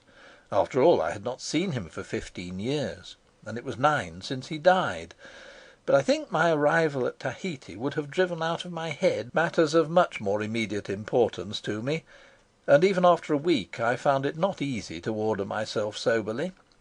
I remember that on my first morning I awoke early, and when I came on to the terrace of the hotel no one was stirring. I wandered round to the kitchen, but it was locked, and on a bench outside it a native boy was sleeping. There seemed no chance of breakfast for some time, so I sauntered down to the waterfront. The Chinamen were already busy in their shops. The sky had still the pallor of dawn, and there was a ghostly silence on the lagoon. 10 miles away, the island of Morea, like some high fastness of the Holy Grail, guarded its mystery. I did not altogether believe my eyes. The days that had passed since I left Wellington seemed extraordinary and unusual. Wellington is trim and neat and English. It reminds you of a seaport town on the south coast. And for 3 days afterwards the sea was stormy. Grey clouds chased one another over the sky. Then the wind dropped and the sea was calm and blue. The Pacific is more desolate than other seas, its spaces seem more vast, and the most ordinary journey upon it has somehow the feeling of an adventure. The air you breathe is an elixir which prepares you for the unexpected. Nor is it vouchsafed to man in the flesh to know aught that more nearly suggests the approach to the golden realms of fancy than the approach to Tahiti. Murea, the sister isle, comes into view in rocky splendour, rising from the desert sea mysteriously, like the unsubstantial fabric of a magic wand. With its jagged outline it is like a Montserrat of the Pacific, and you may imagine that there Polynesian knights guard with strange rites mysteries unholy for men to know. The beauty of the island is unveiled as diminishing distance shows you in distincter shape its lovely peaks, but it keeps its secret as you sail by, and, darkly inviolable, seems to fold itself together in a stony, inaccessible grimness. It would not surprise you if, as you came near, seeking for an opening in the reef, it vanished suddenly from your view, and nothing met your gaze but the blue loneliness of the Pacific. Tahiti is a lofty green island, with deep folds of a darker green, in which you divine silent valleys. There is mystery in their sombre depths, down which murmur and plash cool streams, and you feel that in those umbrageous places life from immemorial times has been led according to immemorial ways. Even here is something sad and terrible, but the impression is fleeting, and serves only to give a greater acuteness to the enjoyment of the moment. It is like the sadness which you may see in the jester's eyes when a merry company is laughing at his sallies. His lips smile, and his jokes are gayer because in the communion of laughter he finds himself more intolerably alone. For Tahiti is smiling and friendly. It is like a lovely woman graciously prodigal of her charm and beauty, and nothing can be more conciliatory than the entrance into the harbour at Papeete. The schooners moored to the quay are trim and neat. The little town along the bay is white and urbane, and the flamboyants, scarlet against the blue sky, flaunt their colour like a cry of passion. They are sensual with an unashamed violence that leaves you breathless, and the crowd that throngs the wharf as the steamer draws alongside is gay and debonair. It is a noisy, cheerful, gesticulating crowd. It is a sea of brown faces. You have an impression of coloured movement against the flaming blue of the sky. Everything is done with a great deal of bustle, the unloading of the baggage, the examination of the customs, and every one seems to smile at you. It is very hot. The colour dazzles you. End of chapter 45. Chapter 46. I had not been in Tahiti long before I met Captain Nichols. He came in one morning when I was having breakfast on the terrace of the hotel, and introduced himself. He had heard that I was interested in Charles Strickland, and announced that he was come to have a talk about him. They're as fond of gossip in Tahiti as in an English village, and one or two inquiries I had made for pictures by Strickland had been quickly spread. I asked the stranger if he had breakfasted. "Yes, I have my coffee early," he answered, "but I don't mind having a drop of whisky." I called the Chinese boy. "You don't think it's too early?" said the captain. "You and your liver must decide that between you," I replied. "I'm practically a teetotaler," he said, as he poured himself out a good half tumbler of Canadian Club. When he smiled he showed broken and discoloured teeth. He was a very lean man, of no more than average height, with grey hair cut short and a stubbly grey moustache. He had not shaved for a couple of days. His face was deeply lined, burned brown by long exposure to the sun, and he had a pair of small blue eyes which were astonishingly shifty. They moved quickly, following my smallest gesture, and they gave him the look of a very thorough rogue. But at the moment he was all heartiness and good fellowship. He was dressed in a bedraggled suit of khaki, and his hands would have been all the better for a wash. "I knew Strickland well," he said, as he leant back in his chair and lit the cigar I had offered him. "It was through me he came out to the islands." "Where did you meet him?" I asked. "In Marseilles." "What were you doing there?" He gave me an ingratiating smile. "Well, I guess I was on the beach." My friend's appearance suggested that he was now in the same predicament, and I prepared myself to cultivate an agreeable acquaintance. The society of beachcombers always repays the small pains you need be at to enjoy it. They are easy of approach and affable in conversation. They seldom put on airs, and the offer of a drink is a sure way to their hearts. You need no laborious steps to enter upon familiarity with them, and you can earn not only their confidence but their gratitude by turning an attentive ear to their discourse. They look upon conversation as the great pleasure of life, thereby proving the excellence of their civilization, and for the most part they are entertaining talkers. The extent of their experience is pleasantly balanced by the fertility of their imagination. It cannot be said that they are without guile, but they have a tolerant respect for law, when the law is supported by strength. It is hazardous to play poker with them, but their ingenuity adds a peculiar excitement to the best game in the world. I came to know Captain Nichols very well before I left Tahiti, and I am the richer for his acquaintance. I do not consider that the cigars and whisky he consumed at my expense (he always refused cocktails, since he was practically a teetotaler), and the few dollars, borrowed with the civil air of conferring a favour upon me, that passed from my pocket to his, were in any way equivalent to the entertainment he afforded me. I remained his debtor. I should be sorry if my conscience, insisting on a rigid attention to the matter in hand, forced me to dismiss him in a couple of lines. I do not know why Captain Nichols first left England. It was a matter upon which he was reticent, and with persons of his kind a direct question is never very discreet. He hinted at undeserved misfortune, and there is no doubt that he looked upon himself as the victim of injustice. My fancy played with the various forms of fraud and violence, and I agreed with him sympathetically when he remarked that the authorities in the old country were "so damned technical." But it was nice to see that any unpleasantness he had endured in his native land had not impaired his ardent patriotism. He frequently declared that England was the finest country in the world, sir, and he felt a lively superiority over Americans, Colonials, Dagos, Dutchmen, and Kanakas. But I do not think he was a happy man. He suffered from dyspepsia, and he might often be seen sucking a tablet of pepsin. In the morning his appetite was poor, but this affliction alone would hardly have impaired his spirits. He had a greater cause of discontent with life than this. 8 years before he had rashly married a wife.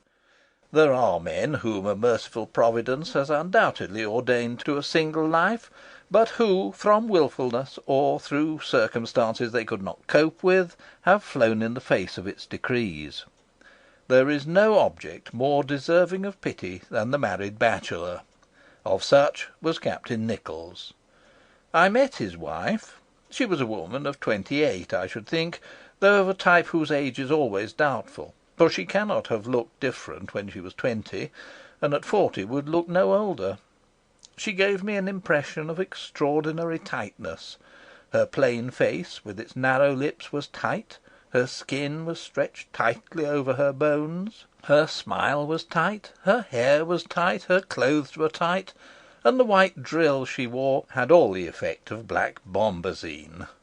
I could not imagine why Captain Nichols had married her, and having married her, why he had not deserted her. Perhaps he had, often, and his melancholy arose from the fact that he could never succeed. However far he went, and in howsoever secret a place he hid himself, I felt sure that Mrs. Nichols, inexorable as fate and remorseless as conscience, would presently rejoin him. He could as little escape her as the cause can escape effect. The rogue, like the artist and perhaps the gentleman, belongs to no class. He is not embarrassed by the sans gêne of the hobo, nor put out of countenance by the etiquette of the prince. But Mrs. Nichols belonged to the well-defined class, of late become vocal, which is known as the lower middle. Her father, in fact, was a policeman. I am certain that he was an efficient one. I do not know what her hold was on the captain, but I do not think it was love. I never heard her speak, but it may be that in private she had a copious conversation. At any rate, Captain Nichols was frightened to death of her. Sometimes, sitting with me on the terrace of the hotel, he would become conscious that she was walking in the road outside. She did not call him, she gave no sign that she was aware of his existence. She merely walked up and down composedly. Then a strange uneasiness would seize the captain. He would look at his watch and sigh. "Well, I must be off," he said. Neither wit nor whisky could detain him then. Yet he was a man who had faced undaunted hurricane and typhoon, and would not have hesitated to fight a dozen unarmed niggers with nothing but a revolver to help him. Sometimes Mrs. Nichols would send her daughter, a pale-faced, sullen child of 7, to the hotel. "Mother wants you," she said in a whining tone. "Very well, my dear," said Captain Nichols. He rose to his feet at once, and accompanied his daughter along the road. I suppose it was a very pretty example of the triumph of spirit over matter, and so my digression has at least the advantage of a moral. Chapter 46. Chapter 47. I have tried to put some connection into the various things Captain Nichols told me about Strickland, and I here set them down in the best order I can. They made one another's acquaintance during the latter part of the winter following my last meeting with Strickland in Paris. How he had passed the intervening months I do not know, but life must have been very hard, for Captain Nichols saw him first in the Asile de Nuit. There was a strike at Marseilles at the time, and Strickland, having come to the end of his resources, had apparently found it impossible to earn the small sum he needed to keep body and soul together. The Asile de Nuit is a large stone building where pauper and vagabond may get a bed for a week, providing their papers are in order and they can persuade the friars in charge that they are working men. Captain Nichols noticed Strickland for his size and his singular appearance among the crowd that waited for the doors to open.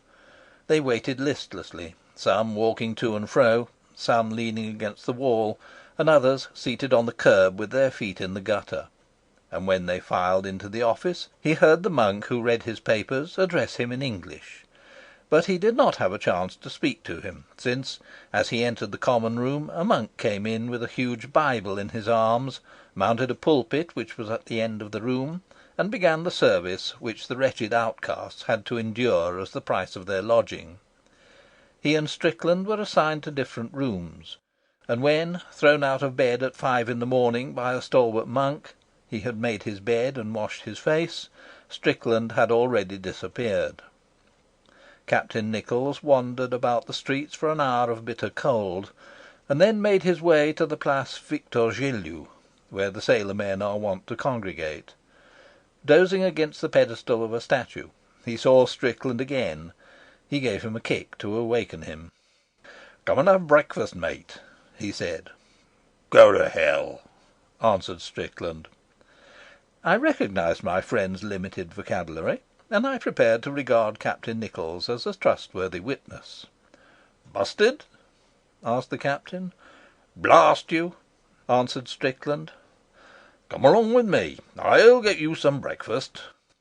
After a moment's hesitation, Strickland scrambled to his feet, and together they went to the Bouchée de Pain, where the hungry are given a wedge of bread, which they must eat there and then, for it is forbidden to take it away, and then to the Cuillère de Soupe, where, for a week, at 11 and 4, you may get a bowl of thin salt soup.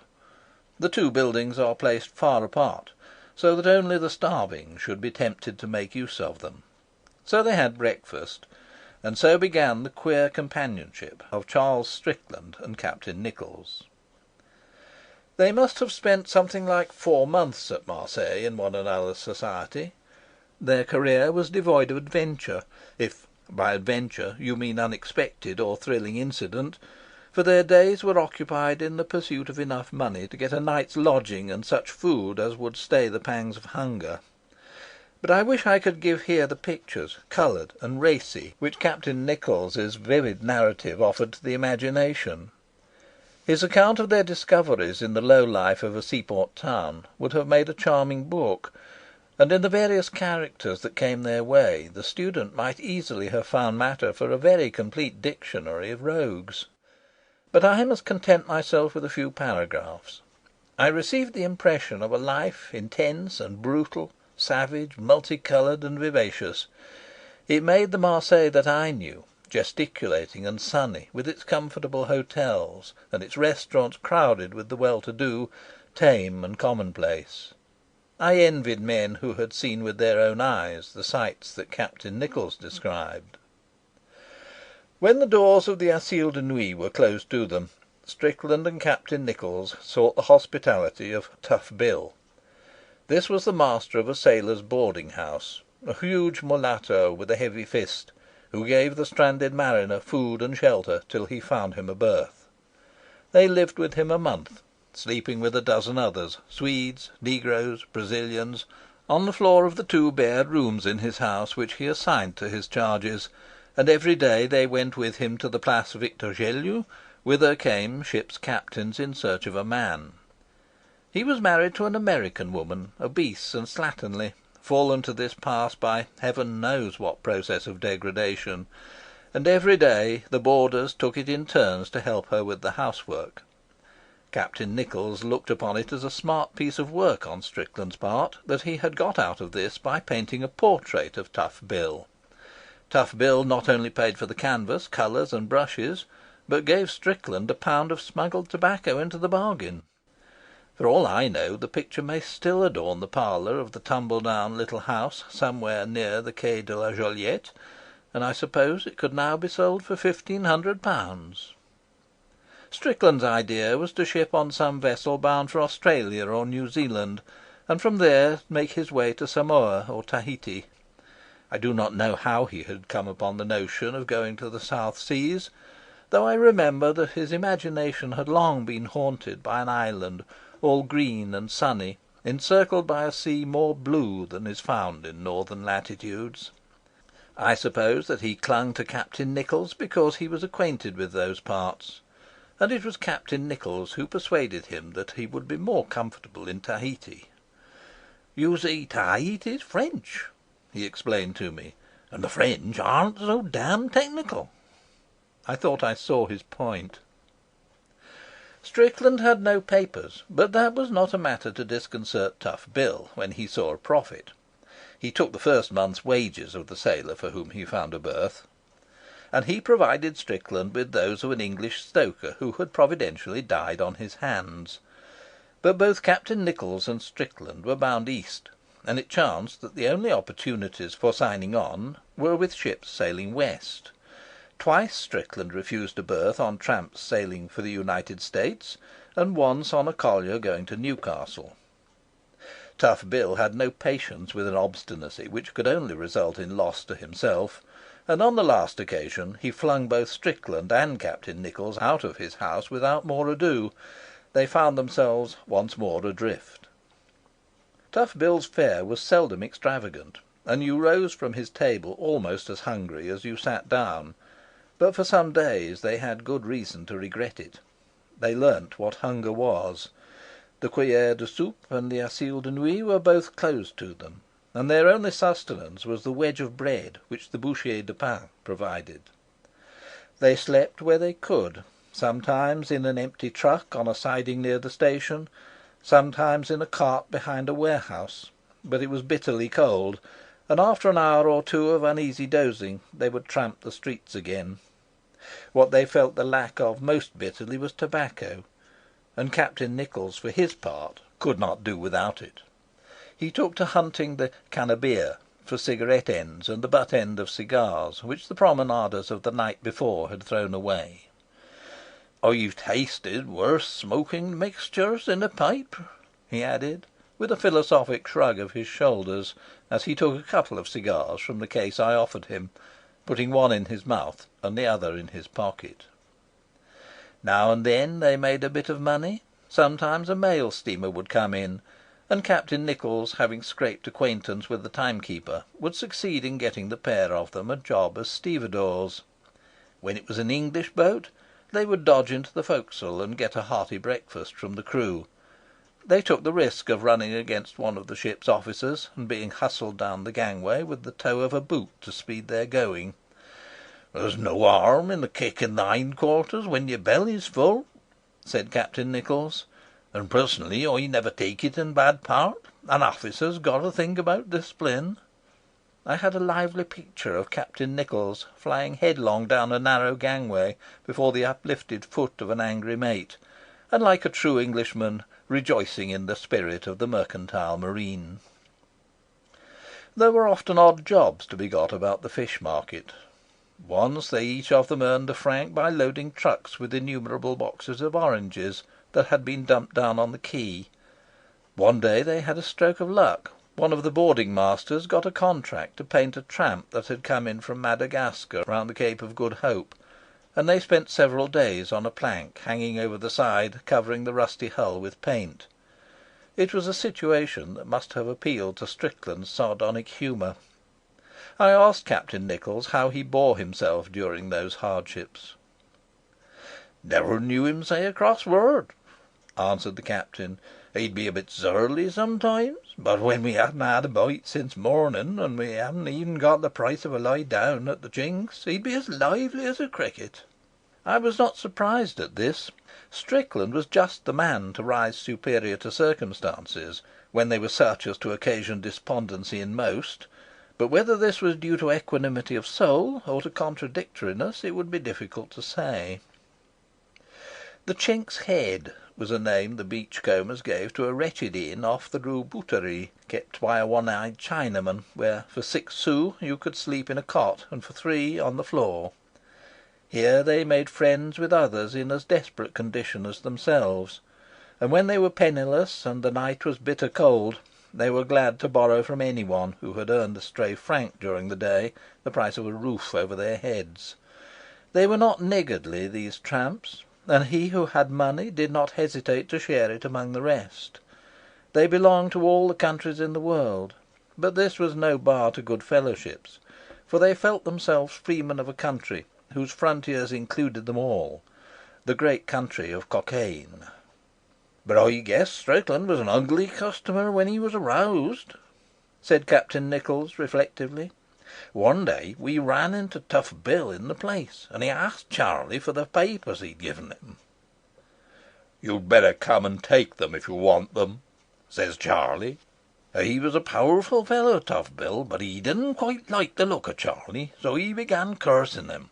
He called him pretty near every name he could lay hands on, and when Tough Bill began cursing it was worth listening to him. Well, Charlie stuck it for a bit, then he stepped forward and he just said, 'Get out, you bloody swine.' It wasn't so much what he said, but the way he said it. Tough Bill never spoke another word. You could see him go yellow, and he walked away as if he'd remembered he had a date." Strickland, according to Captain Nichols, did not use exactly the words I have given, but since this book is meant for family reading, I have thought it better, at the expense of truth, to put into his mouth expressions familiar to the domestic circle. Now, Tough Bill was not the man to put up with humiliation at the hands of a common sailor. His power depended on his prestige, and first one and then another of the sailors who lived in his house told them that he had sworn to do Strickland in. One night Captain Nichols and Strickland were sitting in one of the bars of the Rue Bouterie. The Rue Bouterie is a narrow street of one-storied houses, each house consisting of but one room. They are like the booths in a crowded fair, or the cages of animals in a circus. At every door you see a woman. Some lean lazily against the side-posts, humming to themselves or calling to the passer-by in a raucous voice, and some listlessly read. They are French, Italian, Spanish, Japanese, coloured. Some are fat and some are thin, and under the thick paint on their faces, the heavy smears on their eyebrows, and the scarlet of their lips, you see the lines of age and the scars of dissipation. Some wear black shifts and flesh-coloured stockings. Some, with curly hair dyed yellow, are dressed like little girls in short muslin frocks. Through the open door you see a red-tiled floor, a large wooden bed, and on a deal table a ewer and a basin. A motley crowd saunters along the streets. Lascars off a P&O, blonde Northmen from a Swedish barque, Japanese from a man of war, English sailors, Spaniards, pleasant-looking fellows from a French cruiser, negroes off an American tramp. By day it is merely sordid, but at night, lit only by the lamps in the little huts, the street has a sinister beauty. The hideous lust that pervades the air is oppressive and horrible, and yet there is something mysterious in the sight which haunts and troubles you. You feel, I know not what primitive force, which repels and yet fascinates you. Here all the decencies of civilization are swept away, and you feel that men are face to face with a sombre reality. There is an atmosphere that is at once intense and tragic. In the bar in which Strickland and Nichols sat, a mechanical piano was loudly grinding out dance music. Round the room people were sitting at table. Here half a dozen sailors, uproariously drunk; there a group of soldiers; and in the middle, crowded together, couples were dancing. Bearded sailors with brown faces and large horny hands clasped their partners in a tight embrace. The women wore nothing but a shift. Now and then two sailors would get up and dance together. The noise was deafening. People were singing, shouting, laughing, and when a man gave a long kiss to the girl sitting on his knees, catcalls from the English sailors increased the din.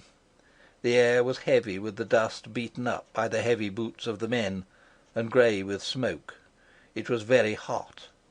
Behind the bar was seated a woman nursing her baby. The waiter, an undersized youth with a flat, spotty face, hurried to and fro, carrying a tray laden with glasses of beer. In a little while Tough Bill, accompanied by two huge negroes, came in, and it was easy to see that he was already three parts drunk. He was looking for trouble. He lurched against a table at which three soldiers were sitting, and knocked over a glass of beer. There was an angry altercation, and the owner of the bar stepped forward and ordered Tough Bill to go. He was a hefty fellow, in the habit of standing no nonsense from his customers, and Tough Bill hesitated. The landlord was not a man he cared to tackle, for the police were on his side, and with an oath he turned on his heel. Suddenly he caught sight of Strickland. He rolled up to him. He did not speak. He gathered the spittle in his mouth and spat full in Strickland's face. Strickland seized his glass and flung it at him. The dancers stopped suddenly still. There was an instant of complete silence. But when Tough Bill threw himself on Strickland, the lust of battle seized them all, and in a moment there was a confused scrimmage. Tables were overturned, glasses crashed to the ground. There was a hellish row. The women scattered to the door and behind the bar. Passers-by surged in from the street. You heard curses in every tongue, the sound of blows, cries, and in the middle of the room a dozen men were fighting with all their might. On a sudden the police rushed in, and everyone who could made for the door. When the bar was more or less cleared, Tough Bill was lying insensible on the floor with a great gash in his head. Captain Nichols dragged Strickland, bleeding from a wound in his arm, his clothes in rags, into the street. His own face was covered with blood from a blow on the nose. "I guess you'd better get out of Marseilles before Tough Bill comes out of hospital," he said to Strickland, when they had got back to the Chink's Head and were cleaning themselves. "This beats cock-fighting," said Strickland. I could see his sardonic smile. Captain Nichols was anxious. He knew Tough Bill's vindictiveness. Strickland had downed the mulatto twice, and the mulatto, sober, was a man to be reckoned with. He would bide his time stealthily. He would be in no hurry, but one night Strickland would get a knife thrust in his back, and in a day or two the corpse of a nameless beachcomber would be fished out of the dirty water of the harbour. Nichols went next evening to Tough Bill's house and made inquiries. He was in hospital still, but his wife, who had been to see him, said he was swearing hard to kill Strickland when they let him out. A week passed. "That's what I always say," reflected Captain Nichols. "When you hurt a man, hurt him bad. Gives you a bit of time to look about and think what you'll do next." Then Strickland had a bit of luck. A ship bound for Australia had sent to the Sailors' Home for a stoker in place of one who had thrown himself overboard off Gibraltar in an attack of delirium tremens. "You double down to the harbour, my lad," said the captain to Strickland, "and sign on. You got your papers?" Strickland set off at once, and that was the last Captain Nichols saw of him. The ship was only in port for 6 hours, and in the evening Captain Nichols watched the vanishing smoke from her funnels as she ploughed east through the wintry sea. I have narrated all this as best I could, because I like the contrast of these episodes with the life that I've seen Strickland live in Ashley Gardens when he was occupied with stocks and shares. But I am aware that Captain Nichols was an outrageous liar, and I dare say there's not a word of truth in anything he told me. I should not be surprised to learn that he had never seen Strickland in his life, and owed his knowledge of Marseilles to the pages of a magazine. End of chapter 47. Chapter 48. It is here that I purpose to end my book. The first idea was to begin it with the account of Strickland's last years in Tahiti, and with his horrible death, and then to go back and relate what I knew of his beginnings. This I meant to do, not from wilfulness, but because I wished to leave Strickland setting out with I know not what fancies in his lonely soul for the unknown islands which fired his imagination. I liked the picture of him starting at the age of 47, when most men have already settled comfortably into a groove, for a new world. I saw him, the sea grey under the mistral and foam flecked, watching the vanishing coast of France, which he was destined never to see again. And I thought there was something gallant in his bearing and dauntless in his soul. I wished so to end on a note of hope. It seemed to emphasize the unconquerable spirit of man. But I could not manage it. Somehow I could not get into my story, and after trying once or twice I had to give it up. I started from the beginning in the usual way, and made up my mind I could only tell what I knew of Strickland's life in the order in which I learnt the facts. Those that I have now are fragmentary. I am in the position of a biologist who, from a single bone, must reconstruct not only the appearance of an extinct animal, but its habits. Strickland made no particular impression on the people who came in contact with him in Tahiti. To them he was no more than a beachcomber in constant need of money, remarkable only for the peculiarity that he painted pictures which seemed to them absurd. And it was not until he had been dead for some years, and agents came from the dealers in Paris and Berlin to look for any pictures which might still remain on the island, that they had any idea that among them had dwelt a man of consequence. They remembered then that they could have bought for a song canvases which were now worth large sums, and they could not forgive themselves for the opportunity which had escaped them. There was a Jewish trader named Cohen, who had come by one of Strickland's pictures in a singular way. He was a little old Frenchman, with soft kind eyes and a pleasant smile, half trader and half seaman, who owned a cutter in which he wandered boldly among the Paumotus and the Marquesas, taking out trade goods and bringing back copra, shell, and pearls. I went to see him because I was told he had a large black pearl that he was willing to sell cheaply, and when I discovered that it was beyond my means, I began to talk to him about Strickland. He had known him well. "You see, I was interested in him because he was a painter," he told me. "We don't get many painters in the islands, and I was sorry for him because he was such a bad one. I gave him his first job. I had a plantation on the peninsula, and I wanted a white overseer. You never get any work out of the natives unless you have a white man over them. I said to him, 'You'll have plenty of time for painting, and you can earn a bit of money.' I knew he was starving, but I offered him good wages. 'I can't imagine that he was a very satisfactory overseer,' I said, smiling. I made allowances. I've always had a sympathy for artists. It's in our blood, you know. But he only remained a few months. When he had enough money to buy paints and canvases, he left me. The place had got hold of him by then, and he wanted to get away into the bush. But I continued to see him now and then. He would turn up in Papeete every few months and stay a little while. He'd get money out of some one or other and then disappear again. It was on one of those visits that he came to me and asked for the loan of 200 francs. He looked as if he hadn't had a meal for a week, and I hadn't the heart to refuse him. Of course, I never expected to see my money again. Well, a year later he came to see me once more, and he brought a picture with him. He did not mention the money he owed me, but he said, "Here's a picture of your plantation that I've painted for you." I looked at it. I did not know what to say, but of course I thanked him, and when he had gone away I showed it to my wife. "What was it like?" I asked. "Do not ask me. I could not make head or tail of it. I never saw such a thing in my life." "What shall I do with it?" I said to my wife. "We can never hang it up," she said. "People would laugh at us." So she took it into an attic and put it away with all sorts of rubbish, for my wife can never throw anything away. It is her mania. Then imagine to yourself, just before the war, my brother wrote to me from Paris and said, 'Do you know anything about an English painter who lived in Tahiti?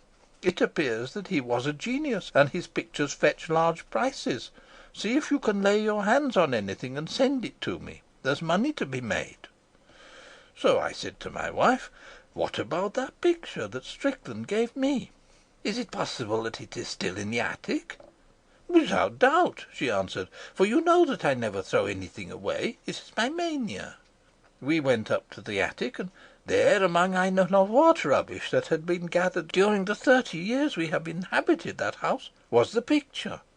I looked at it again, and I said, 'Who would have thought that the overseer of my plantation on the peninsula, to whom I lent 200 francs, had genius? Do you see anything in the picture?' 'No,' she said. 'It does not resemble the plantation, and I have never seen coconuts with blue leaves. But they are mad in Paris, and it may be that your brother will be able to sell it for the 200 francs you lent Strickland.' Well, we packed it up and we sent it to my brother. At last I received a letter from him. What do you think he said? 'I received your picture,' he said, 'and I confess I thought it was a joke you had played on me. I would not have given the cost of postage for the picture. I was half afraid to show it to the gentleman who had spoken to me about it.' Imagine my surprise when he said it was a masterpiece, and offered me 30,000 francs. I dare say he would have paid more, but frankly I was so taken aback that I lost my head, and I accepted the offer before I was able to collect myself. Then Monsieur Cohen said an admirable thing. I wish that poor Strickland had been still alive.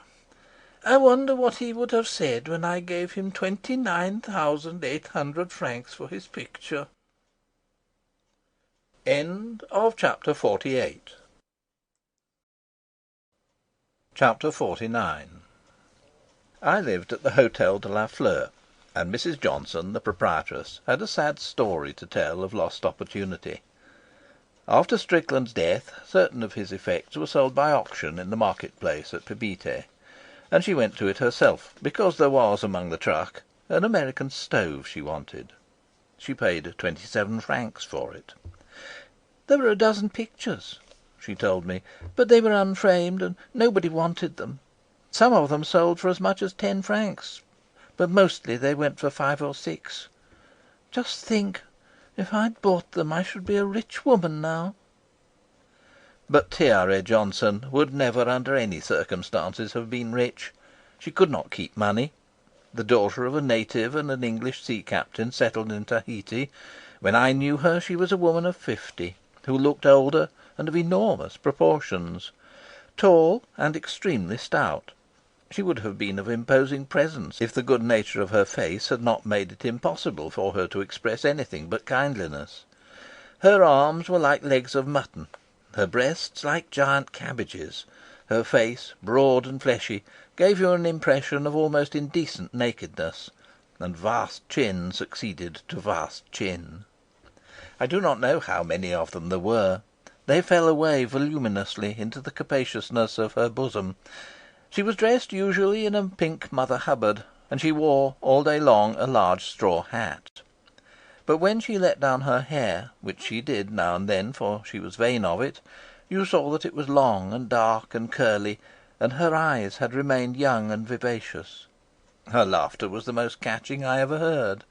It would begin a low peal in her throat, and would grow louder and louder, till her whole vast body shook. She loved three things: a joke, a glass of wine, and a handsome man. To have known her is a privilege.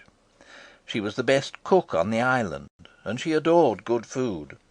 From morning till night you saw her sitting on a low chair in the kitchen, surrounded by a Chinese cook and 2 or 3 native girls, giving her orders, chatting sociably with all and sundry, and tasting the savoury messes she devised. When she wished to do honour to a friend, she cooked the dinner with her own hands. Hospitality was a passion with her, and there was no one on the island who need go without a dinner when there was anything to eat at the Hotel de la Fleur. She never turned her customers out of her house because they did not pay their bills. She always hoped they would pay when they could. There was one man there who had fallen on adversity, and to him she had given board and lodging for several months. When the Chinese laundryman refused to wash for him without payment, she had sent his things to be washed with hers. She could not allow the poor fellow to go about in a dirty shirt, she said, and since he was a man, and men must smoke, she gave him a franc a day for cigarettes. She used him with the same affability as those of her clients who paid their bills once a week. Age and obesity had made her inapt for love, but she took a keen interest in the amatory affairs of the young. She looked upon venery as the natural occupation for men and women, and was ever ready with precept and example from her own wide experience. "I was not 15 when my father found that I had a lover," she said. "He was the 3rd mate on the Tropic Bird, a good-looking boy." She sighed a little. They say a woman always remembers her first lover with affection, but perhaps she does not always remember him. "My father was a sensible man." "What did he do?" I asked. "He thrashed me within an inch of my life, and then he made me marry Captain Johnson. I didn't mind. He was older, of course, but he was good-looking too." Tiare, her father had called her by the name of the white-scented flower, which, they tell you, if you have once smelt, will always draw you back to Tahiti in the end, however far you may have roamed. Tiare remembered Strickland very well. "He used to come here sometimes, and I used to see him walking about Papeete. I was sorry for him. He was so thin, and he never had any money. When I heard he was in town, I used to send a boy to find him, and make him come to dinner with me. I got him a job once or twice, but he couldn't stick to anything. After a little while he wanted to get back to the bush, and one morning he would be gone." Strickland reached Tahiti about 6 months after he left Marseilles. He worked his passage on a sailing vessel that was making a trip from Auckland to San Francisco, and he arrived with a box of paints, an easel, and a dozen canvases. He had a few pounds in his pocket, for he had found work in Sydney, and he took a small room in a native house outside the town. I think the moment he reached Tahiti he felt himself at home. Tiare told me that he said to her once, "I've been scrubbing the deck, and all at once a chap said to me, 'Why, there it is!' And I looked up and I saw the outline of the island. I knew right away there was the place I'd been looking for all my life. Then we came near, and I seemed to recognise it. Sometimes when I walk about it all seems familiar. I could swear I've lived here before." "Sometimes it takes them like that," said Tiare. "I've known men come on shore for a few hours while their ship was taking in cargo, and never go back. And I've known men who came here to be in an office for a year, and they cursed the place, and when they went away they took their dying oath they'd hang themselves before they ever came back again. And in 6 months you'd see them land once more, and they'd tell you they couldn't live anywhere else." Chapter 50. I have an idea that some men are born out of their due place. Accident has cast them amid certain surroundings, but they have always a nostalgia for a home they know not. They are strangers in their birthplace, and the leafy lanes they have known from childhood, or the populous streets in which they have played, remain but a place of passage. They may spend their whole lives aliens among their kindred, and remain aloof among the only scenes they have ever known. Perhaps it is this sense of strangeness that sends men far and wide in the search for something permanent to which they may attach themselves. Perhaps some deep-rooted atavism urges the wanderer back to lands which his ancestors left in the dim beginnings of history. Sometimes a man hits upon a place to which he mysteriously feels that he belongs. Here is the home he sought, and he will settle amid scenes that he has never seen before, among men he has never known, as though they were familiar to him from his birth. Here at last he finds rest. I told Tiare the story of a man I had known at St. Thomas's Hospital. He was a Jew named Abraham, a blond, rather stout young man, shy and very unassuming. But he had remarkable gifts. He entered the hospital with a scholarship, and during the 5 years of the curriculum gained every prize that was open to him. He was made house physician and house surgeon. His brilliance was allowed by all. Finally, he was elected to a position on the staff, and his career was assured. So far as human things can be predicted, it was certain he would rise to the greatest heights of his profession. Honours and wealth awaited him. Before he entered upon his new duties, he wished to take a holiday, and, having no private means, he went as surgeon on a tramp steamer to the Levant. It did not generally carry a doctor, but one of the senior surgeons at the hospital knew a director of the line, and Abraham was taken on as a favour. In a few weeks the authorities received his resignation of the coveted position on the staff. It created profound astonishment, and wild rumours were current. Whenever a man does anything unexpected, his fellows ascribe it to the most discreditable motives. But there was a man ready to step into Abraham's shoes, and Abraham was forgotten. Nothing more was heard of him. He vanished. It was perhaps 10 years later that, one morning on board ship about to land at Alexandria, I was bidden to line up with the other passengers for the doctor's examination. The doctor was a stout man in shabby clothes, and when he took off his hat I noticed that he was very bald. I had an idea that I had seen him before. Suddenly I remembered. "Abraham!" I said. He turned to me with a puzzled look, and then, recognizing me, seized my hand. After expressions of surprise on either side, hearing that I meant to spend the night in Alexandria, he asked me to dine with him at the English Club. When we met again, I declared my astonishment at finding him there. It was a very modest position that he occupied, and there was about him an air of straitened circumstance. Then he told me his story. When he set out on his holiday in the Mediterranean, he had every intention of returning to London and his appointment at St. Thomas's. One morning the tramp docked at Alexandria, and from the deck he looked at the city, white in the sunlight, and the crowd on the wharf. He saw the natives in their shabby gabardines, the blacks from the Soudan, the noisy throng of Greeks and Italians, the grave Turks in tarbooshes, the sunshine and the blue sky. And something happened to him. He could not describe it. It was like a thunderclap, he said. And then, dissatisfied with this, he said it was like a revelation. Something seemed to twist his heart, and suddenly he felt an exultation, a sense of wonderful freedom. He felt himself at home, and he made up his mind there and then, in a minute, that he would live the rest of his life in Alexandria.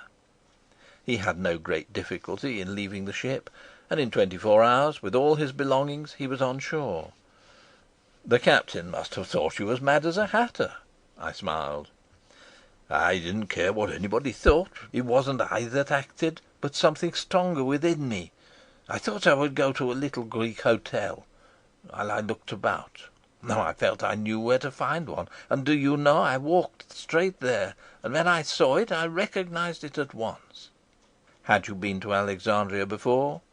No, I'd never been out of England in my life. Presently he entered the Government service, and there he had been ever since. Have you never regretted it? Never, not for a minute. I earn just enough to live on, and I'm satisfied. I ask nothing more than to remain as I am till I die. I've had a wonderful life. I left Alexandria the next day, and I forgot about Abraham till a little while ago, when I was dining with another old friend in the profession, Alec Carmichael, who was in England on short leave. I ran across him in the street, and congratulated him on the knighthood with which his eminent services during the war had been rewarded. We arranged to spend an evening together for old times' sake, and when I agreed to dine with him, he proposed that he should ask nobody else, so that we could chat without interruption. He had a beautiful old house in Queen Anne Street, and being a man of taste, he had furnished it admirably. On the walls of the dining-room I saw a charming Bellotto, and there was a pair of Zophanes that I envied. When his wife, a tall, lovely creature in cloth of gold, had left us, I remarked laughingly on the change in his present circumstances from those when we had both been medical students. We had looked upon it then as an extravagance to dine in the shabby Italian restaurant in the Westminster Bridge Road. Now Alec Carmichael was on the staff of half a dozen hospitals. I should think he earned 10,000 a year, and his knighthood was but the first of the honours which must inevitably fall to his lot. "I've done pretty well," he said, "but the strange thing is that I owe it all to one piece of luck." "What do you mean by that?" "Well, do you remember Abraham? He was the man who had the future. When we were students he beat me all along the line. He got the prizes and the scholarships that I went in for. I always played second fiddle to him. If he'd kept on, he'd be in the position I'm in now. That man had a genius for surgery. No one had a look in with him. When he was appointed registrar at Thomas's, I hadn't a chance of getting on the staff. I should have had to become a GP. And you know what likelihood there is for a GP ever to get out of the common rut. But Abraham fell out, and I got the job. That gave me my opportunity." "I dare say that's true." "It was just luck. I suppose there was some kink in Abraham. Poor devil, he's gone to the dogs altogether. He's got some twopenny halfpenny job in the medical at Alexandria, sanitary officer or something like that. I'm told he lives with an ugly old Greek woman, and has half a dozen scrofulous kids. The fact is, I suppose, that it's not enough to have brains. The thing that counts is character. Abraham hadn't got character." Character! I should have thought it needed a good deal of character to throw up a career after half an hour's meditation, because you saw in another way of living a more intense significance. And it required still more character never to regret the sudden step. But I said nothing, and Alec Carmichael proceeded reflectively. "Of course, it would be hypocritical for me to pretend that I regret what Abraham did. After all, I've scored by it." He puffed luxuriously at the long Corona he was smoking. "But if I weren't personally concerned, I should be sorry at the waste. It seems a rotten thing that a man should make such a hash of life." I wondered if Abraham really had made a hash of life. Is to do what you want most, to live under the conditions that please you, in peace with yourself, to make a hash of life? And is it success to be an eminent surgeon with 10,000 a year and a beautiful wife? I suppose it depends on what meaning you attach to life, the claim which you acknowledge to society, and the claim of the individual. But again I held my tongue, for who am I to argue with a knight? End of chapter 50. Chapter 51. Tiare, when I told her this story, praised my prudence, and for a few minutes we worked in silence, for we were shelling peas. Then her eyes, always alert for the affairs of her kitchen, fell on some action of the Chinese cook which aroused her violent disapproval. She turned on him with a torrent of abuse. The Chink was not backward to defend himself, and a very lively quarrel ensued. They spoke in the native language, of which I had learnt but half a dozen words, and it sounded as though the world would shortly come to an end. But presently peace was restored, and Tiare gave the cook a cigarette. They both smoked comfortably. "Do you know, it was I who found him his wife," said Tiare suddenly, with a smile that spread all over her immense face. "The cook?" "No, Strickland." "But he had one already." "Yes, that's what he said. But I told him she was in England, and England is at the other end of the world." "True," I replied. "He would come to Papeete every 2 or 3 months, when he wanted paints or tobacco or money, and then he would wander about like a lost dog. I was sorry for him. I had a girl here then called Ata to do the rooms. She was some sort of relation of mine, and her father and mother were dead, so I had her to live with me. Strickland used to come here now and then to have a square meal or to play chess with one of the boys. I noticed that she looked at him when he came, and I asked her if she liked him. She said she liked him well enough. You know what these girls are. They're always pleased to go with a white man." "Was she a native?" I asked. "Yes. She hadn't a drop of white blood in her. Well, after I'd talked to her, I sent for Strickland, and I said to him, 'Strickland, it's time for you to settle down.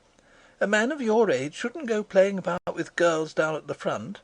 They're bad lots, and you'll come to no good with them. You've got no money, and you can never keep a job for more than a month or two. No one will employ you now. You say you can always live in the bush with one or other of the natives, and they're glad to have you because you're a white man. But it's not decent for a white man. Now listen to me, Strickland."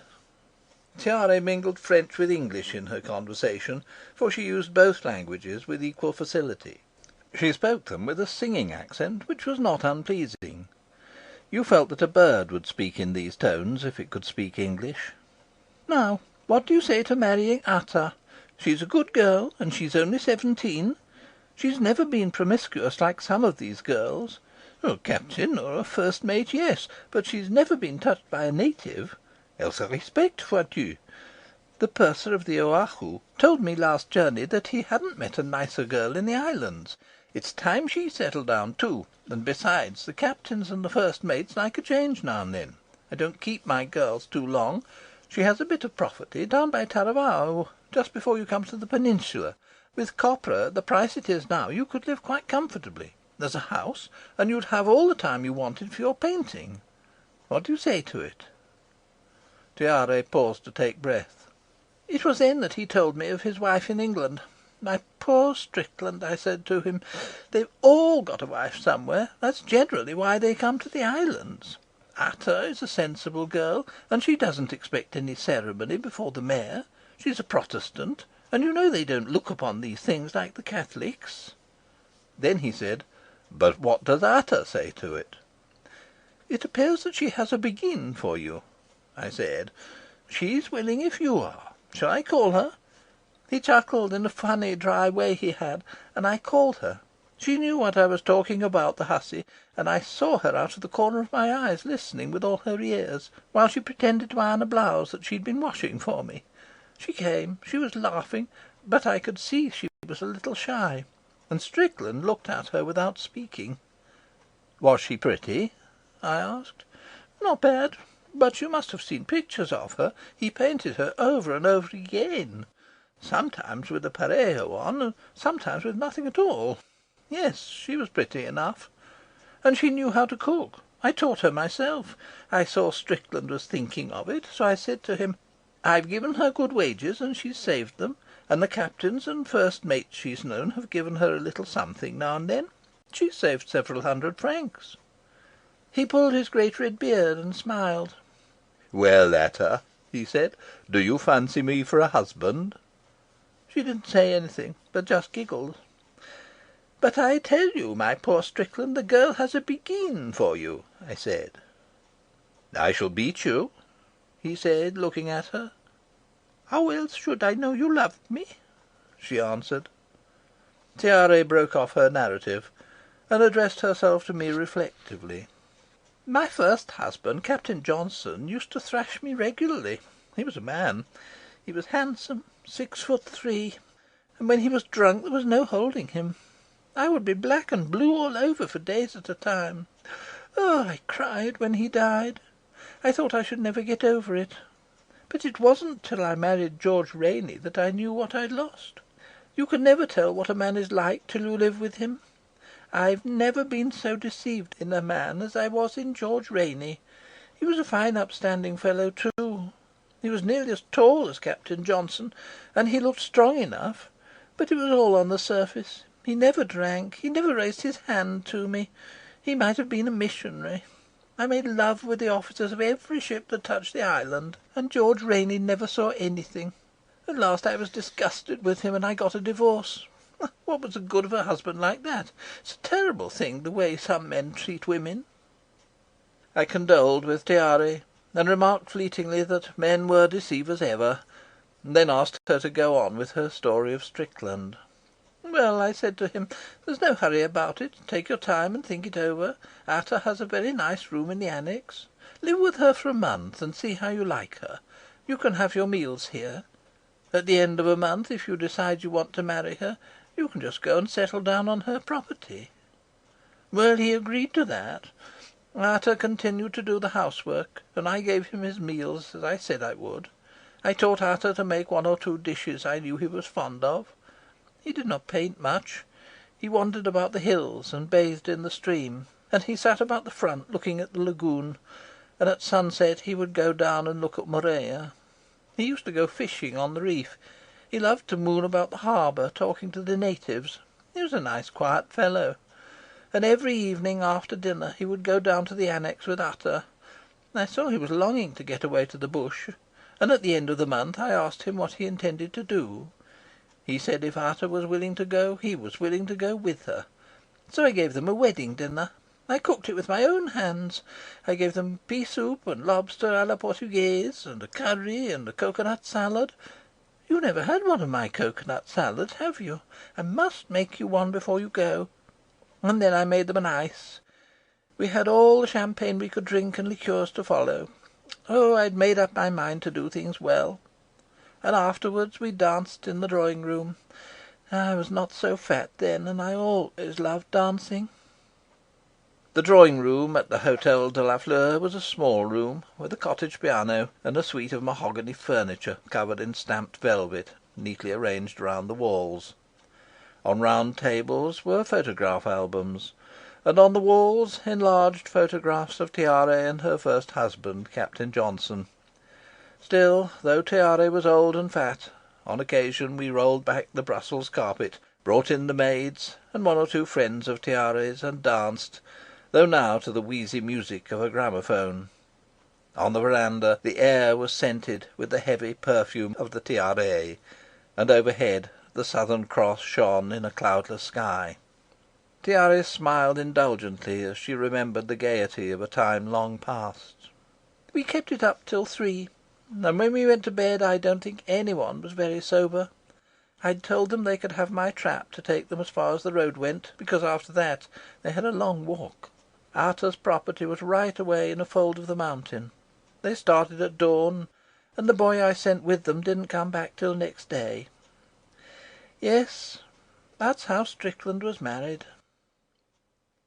End of chapter 51. Chapter 52.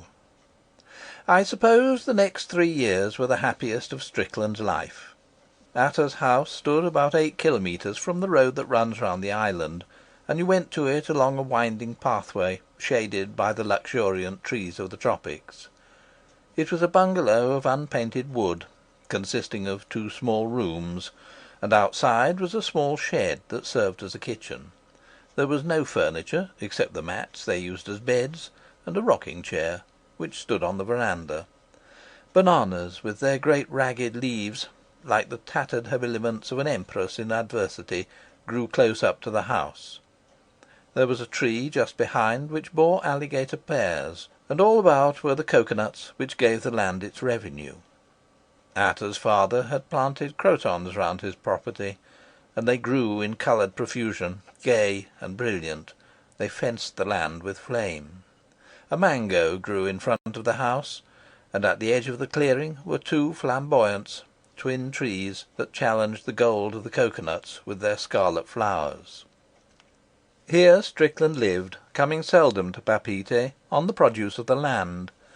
There was a little stream that ran not far away, in which he bathed, and down this on occasion would come a shoal of fish.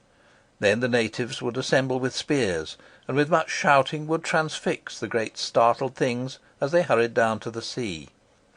Sometimes Strickland would go down to the reef, and come back with a basket of small coloured fish that Ata would fry in coconut oil, or with a lobster, and sometimes she would make a savoury dish of the great land crabs that scuttled away under your feet.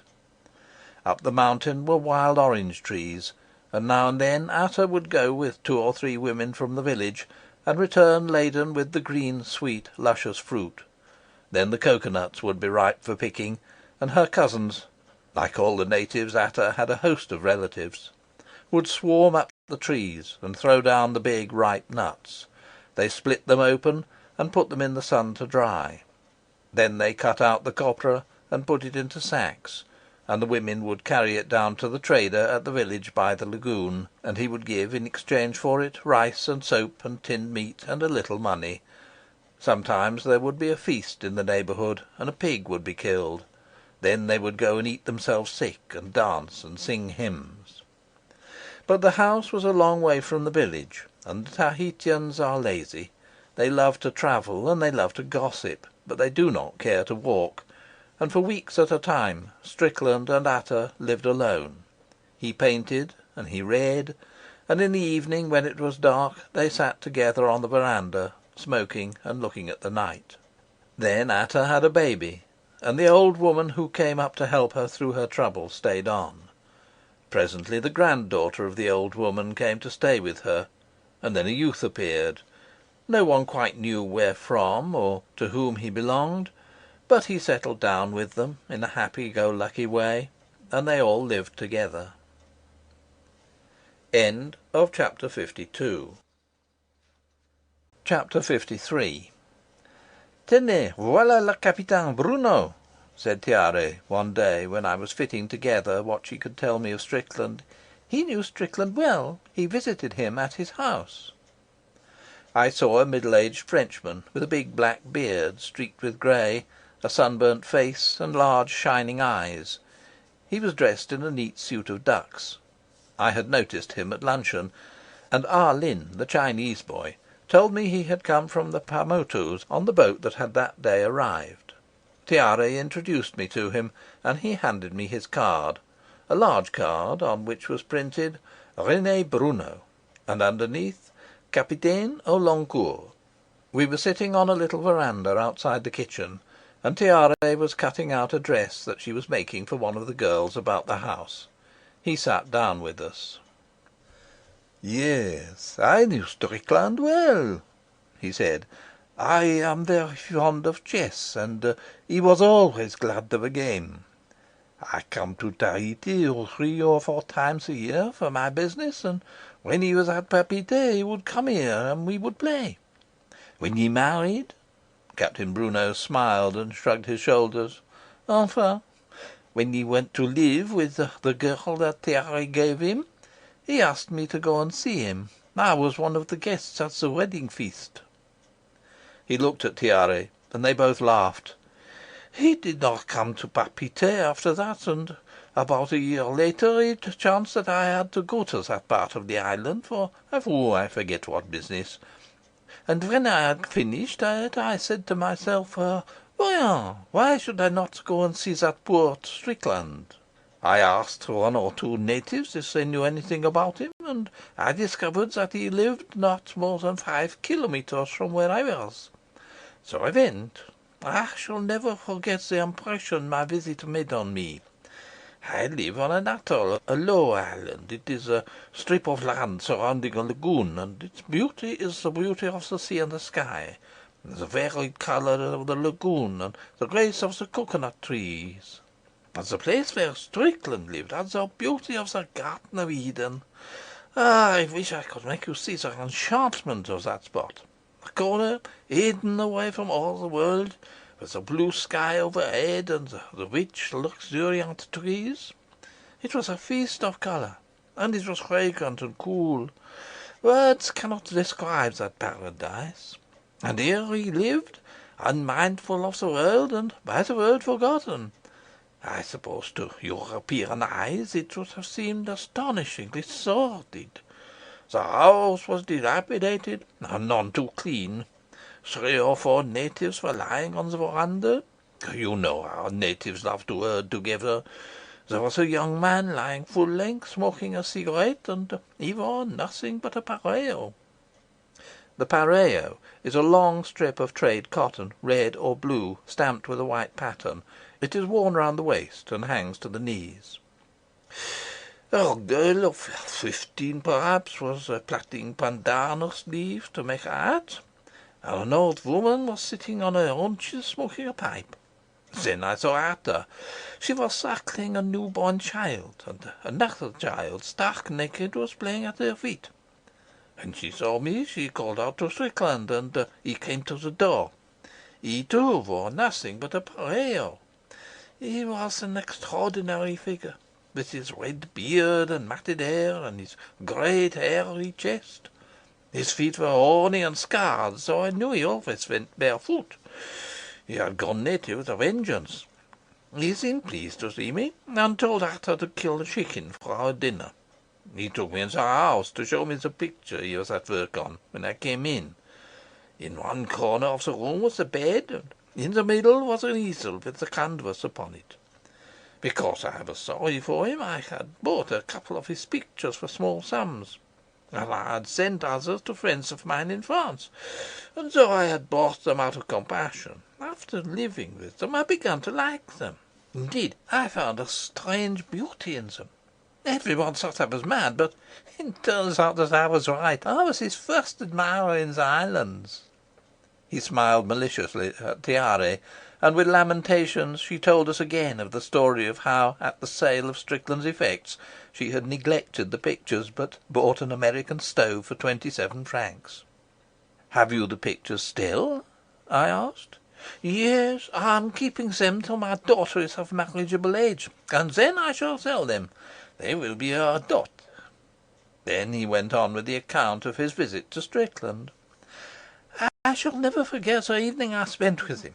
I had not intended to stay more than an hour, but he insisted that I should spend the night.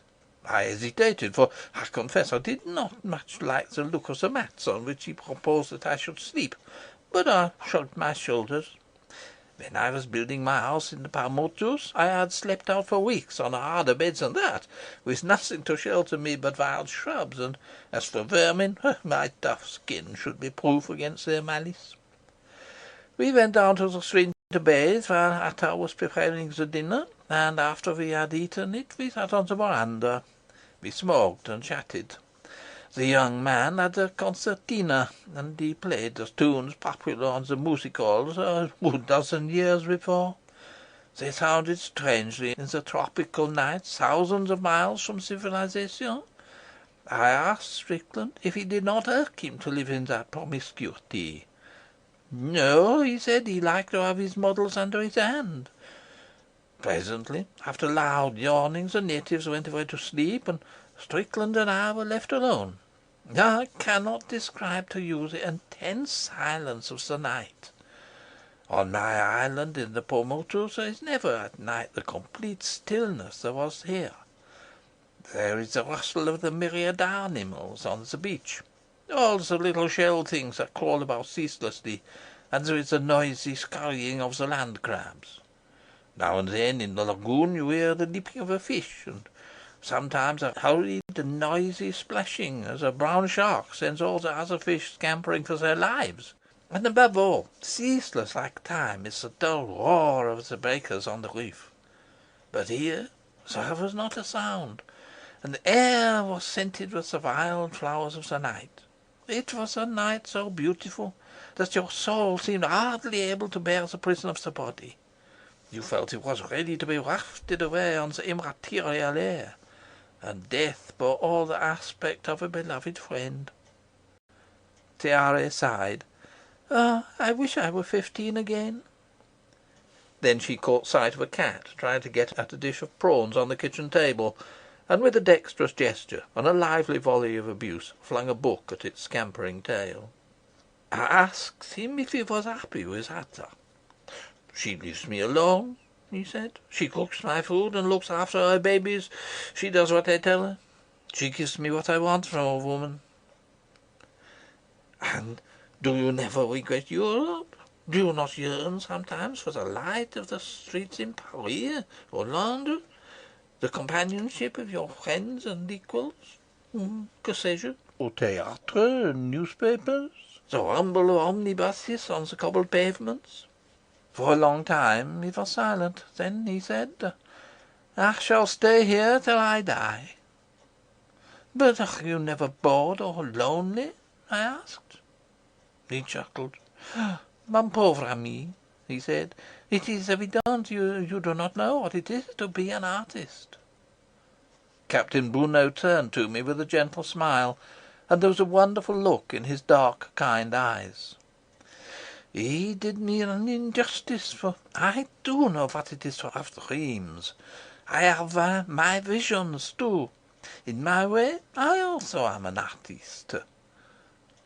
We were all silent for a while, and Tiare fished out of her capacious pocket a handful of cigarettes. She handed one to each of us, and we all three smoked. At last she said, "Since monsieur is interested in Strickland, why do you not take him to see Dr. Coutras? He can tell him something about his illness and death." "Volontiers," said the captain, looking at me. I thanked him, and he looked at his watch. "It is past 6 o'clock. We should find him at home if you care to come now."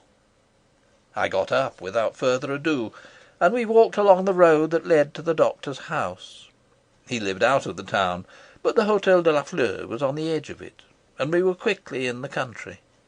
The broad road was shaded by pepper trees, and on each side were the plantations, coconut and vanilla.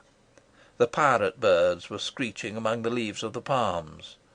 We came to a stone bridge over a shallow river, and we stopped for a few minutes to see the native boys bathing. They chased one another with shrill cries and laughter, and their bodies, brown and wet, gleamed in the sunlight. End of chapter 53. Chapter 54. As we walked along, I reflected on a circumstance which all that I had lately heard about Strickland forced on my attention. Here, on this remote island, he seemed to have aroused none of the detestation with which he was regarded at home, but compassion rather, and his vagaries were accepted with tolerance.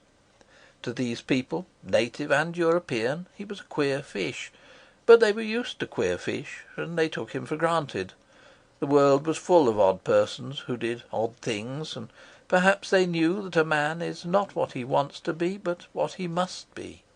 In England and France he was the square peg in the round hole, but here the holes were any sort of shape, and no sort of peg was quite amiss. I do not think he was any gentler here, less selfish or less brutal, but the circumstances were more favourable. If he had spent his life amid these surroundings, he might have passed for no worse a man than another. He received here what he neither expected nor wanted among his own people: sympathy. I tried to tell Captain Brunot something of the astonishment with which this filled me, and for a little while he did not answer. "It is not strange that I, at all events, should have had the sympathy for him," he said at last, "for, though perhaps neither of us knew it, we were both aiming at the same thing." "What on earth can it be that two people so dissimilar as you and Strickland could aim at?" I asked, smiling. "Beauty." "A large order," I murmured. "Do you know how men can be so obsessed by love that they are deaf and blind to everything else in the world? They are as little their own masters as the slaves chained to the benches of a galley. The passion that held Strickland in bondage was no less tyrannical than love." "How strange you should say that," I answered, "for long ago I had the idea that he was possessed of a devil." "And the passion that held Strickland was a passion to create beauty. It gave him no peace. It urged him hither and thither. He was eternally a pilgrim, haunted by a divine nostalgia, and the demon within him was ruthless. There are men whose desire for truth is so great that to attain it they will shatter the very foundation of the world. Of such was Strickland. Only beauty with him took the place of truth. I could only feel for him a profound compassion. That is strange also.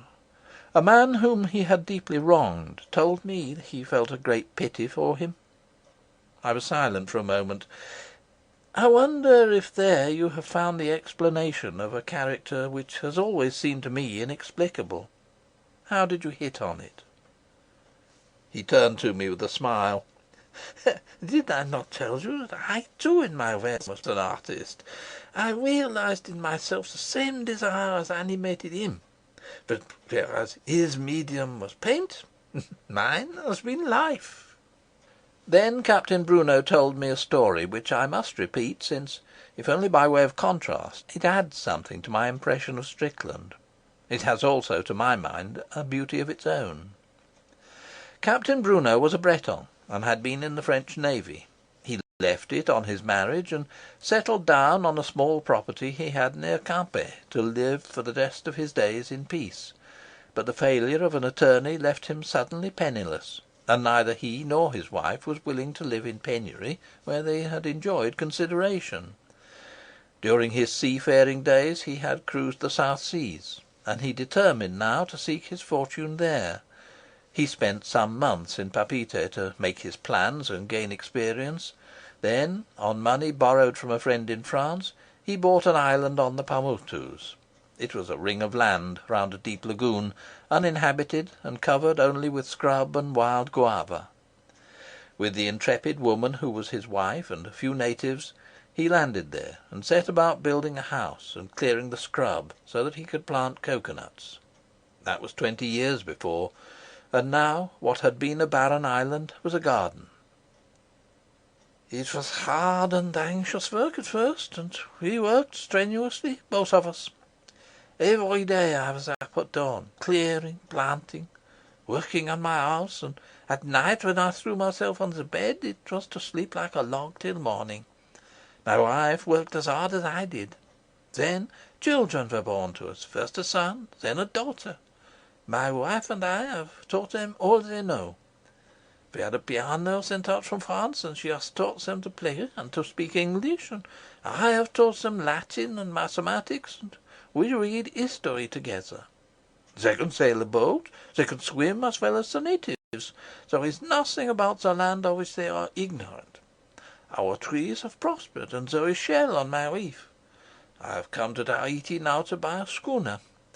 I can get enough shell to make it worth while to fish for it, and who knows, I may find pearls. I have made something where there was nothing. I too have made beauty. You do not know what it is to look at those tall, healthy trees and think that every one I planted myself. Let me ask you the question that you asked Strickland. Do you never regret France and your old home in Brittany? Some day, when my daughter is married and my son has a wife and is able to take my place on the island, we shall go back and finish our days in the old house in which I was born. You will look back on a happy life, I said. Évidemment. It is not exciting on my island, and we are very far from the world. Imagine, it takes me 4 days to come to Tahiti, but we are happy there. It is given to few men to attempt the work and to achieve it. Our life is simple and innocent. We are untouched by ambition, and what pride we have is due only to our contemplation of the work of our hands. Malice cannot touch us, nor aimlessly attack. Ah, mon cher monsieur, they talk of the blessedness of labour, and it is a meaningless phrase, but to me it has the most intense significance. I am a happy man. I'm sure you deserve to be, I smiled. I wish I could think so. I do not know how I have deserved to have a wife who was the perfect friend and helpmate, the perfect mistress and the perfect mother. I reflected for a while on the life that the captain suggested to my imagination. It is obvious that to lead such an existence and to make so great a success of it, you must both have needed a strong will and a determined character. Perhaps, but without one other factor we could have achieved nothing.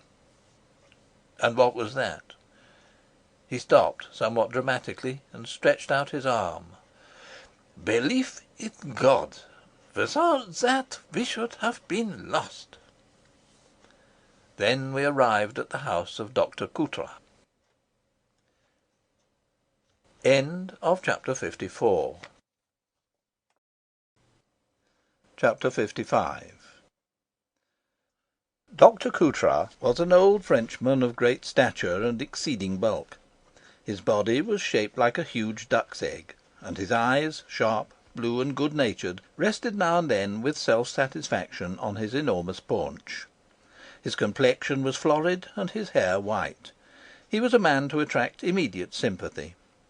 He received us in a room that might have been in a house in a provincial town in France, and the one or two Polynesian curios had an odd look.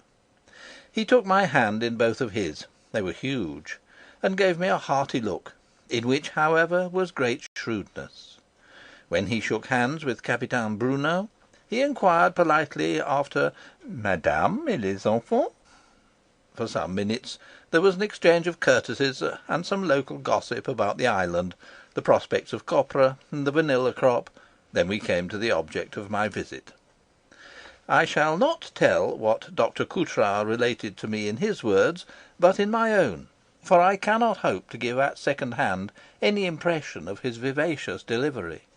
He had a deep, resonant voice, fitted to his massive frame, and a keen sense of the dramatic. To listen to him was, as the phrase goes, as good as a play, and much better than most. It appears that Dr. Coutras had gone one day to Taravao in order to see an old chiefess who was ill, and he gave a vivid picture of the obese old lady lying in a huge bed, smoking cigarettes, and surrounded by a crowd of dark-skinned retainers. When he had seen her, he was taken into another room and given dinner: raw fish, fried bananas, and chicken, que sais-je, the typical dinner of the indigènes. And while he was eating it, he saw a young girl being driven away from the door in tears. He thought nothing of it, but when he went out to get into his trap and drive home, he saw her again, standing a little way off. She looked at him with a woebegone air, and tears streamed down her cheeks. He asked someone what was wrong with her, and was told that she had come down from the hills to ask him to visit a white man who was sick. They had told her that the doctor could not be disturbed. He called her, and himself asked what she wanted. She told him that Ata had sent her, she who used to be at the Hotel de la Fleur, and that the Red One was ill. She thrust into his hand a crumpled piece of newspaper, and when he opened it, he found in it 100-franc note. "Who is the Red One?" he asked of one of the bystanders. He was told that that's what they called the Englishman, a painter who lived with Ata up in the valley 7 kilometres from where they were. He recognized Strickland by the description, but it was necessary to walk. It was impossible for him to go. That's why they had sent the girl away. "I confess," said the doctor, turning to me, "that I hesitated. I did not relish 14 kilometres over a bad pathway, and there was no chance that I could get back to Papeete that night. Besides, Strickland was not sympathetic to me. He was an idle, useless scoundrel, who preferred to live with a native woman rather than work for his living like the rest of us. Mon Dieu! How was I to know that one day the world would come to the conclusion that he had genius? I asked the girl if he was not well enough to come down to see me. I asked her what she thought was the matter with him. She would not answer. I pressed her, angrily perhaps, but she looked down on the ground and began to cry. Then I shrugged my shoulders.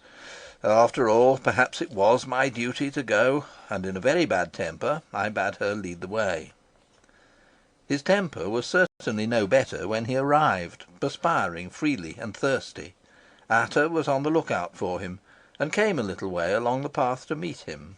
"Before I see any one, give me something to drink, or I shall die of thirst," he cried out. "Pour l'amour de Dieu, give me a cocoanut."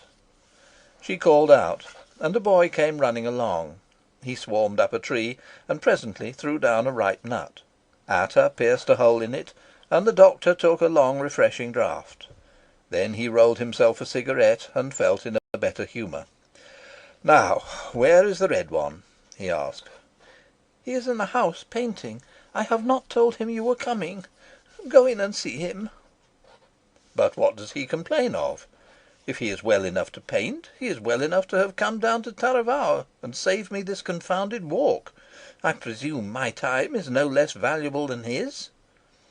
Ata did not speak, but with the boy followed him to the house.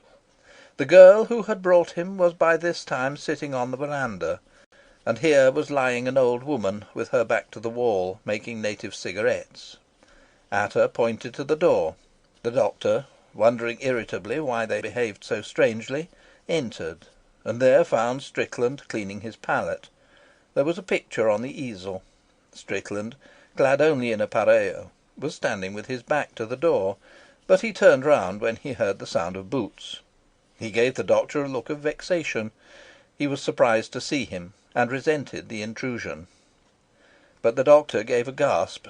He was rooted to the floor, and he stared with all his eyes. This was not what he had expected.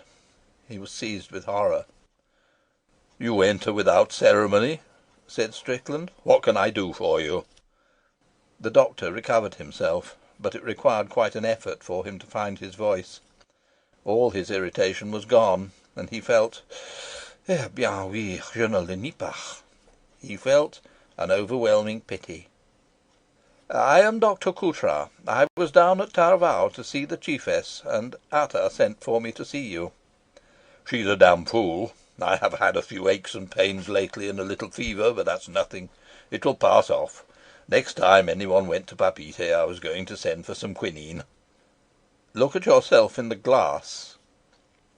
Strickland gave him a glance, smiled, and went over to a cheap mirror in a little wooden frame that hung on the wall. "Well?" "Do you not see a strange change in your face? Do you not see the thickening of your features and a look, how shall I describe it? The books call it lion-faced. Mon pauvre ami, must I tell you that you have a terrible disease?" "I?" "When you look at yourself in the glass, you see the typical appearance of the leper." "You're jesting," said Strickland. "I wish to God I were." "Do you intend to tell me that I have leprosy?" "Unfortunately, there can be no doubt of it." Dr. Coutras had delivered sentence of death on many men, and he could never overcome the horror with which it filled him.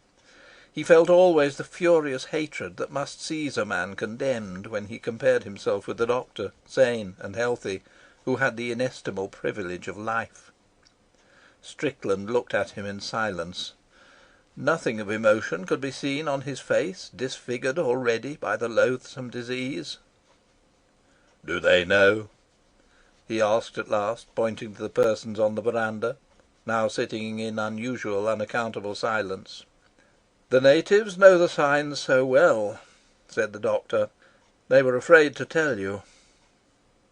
Strickland stepped to the door and looked out. There must have been something terrible in his face, for suddenly they all burst out into loud cries and lamentation. They lifted up their voices, and they wept. Strickland did not speak. After looking at them for a moment, he came back into the room.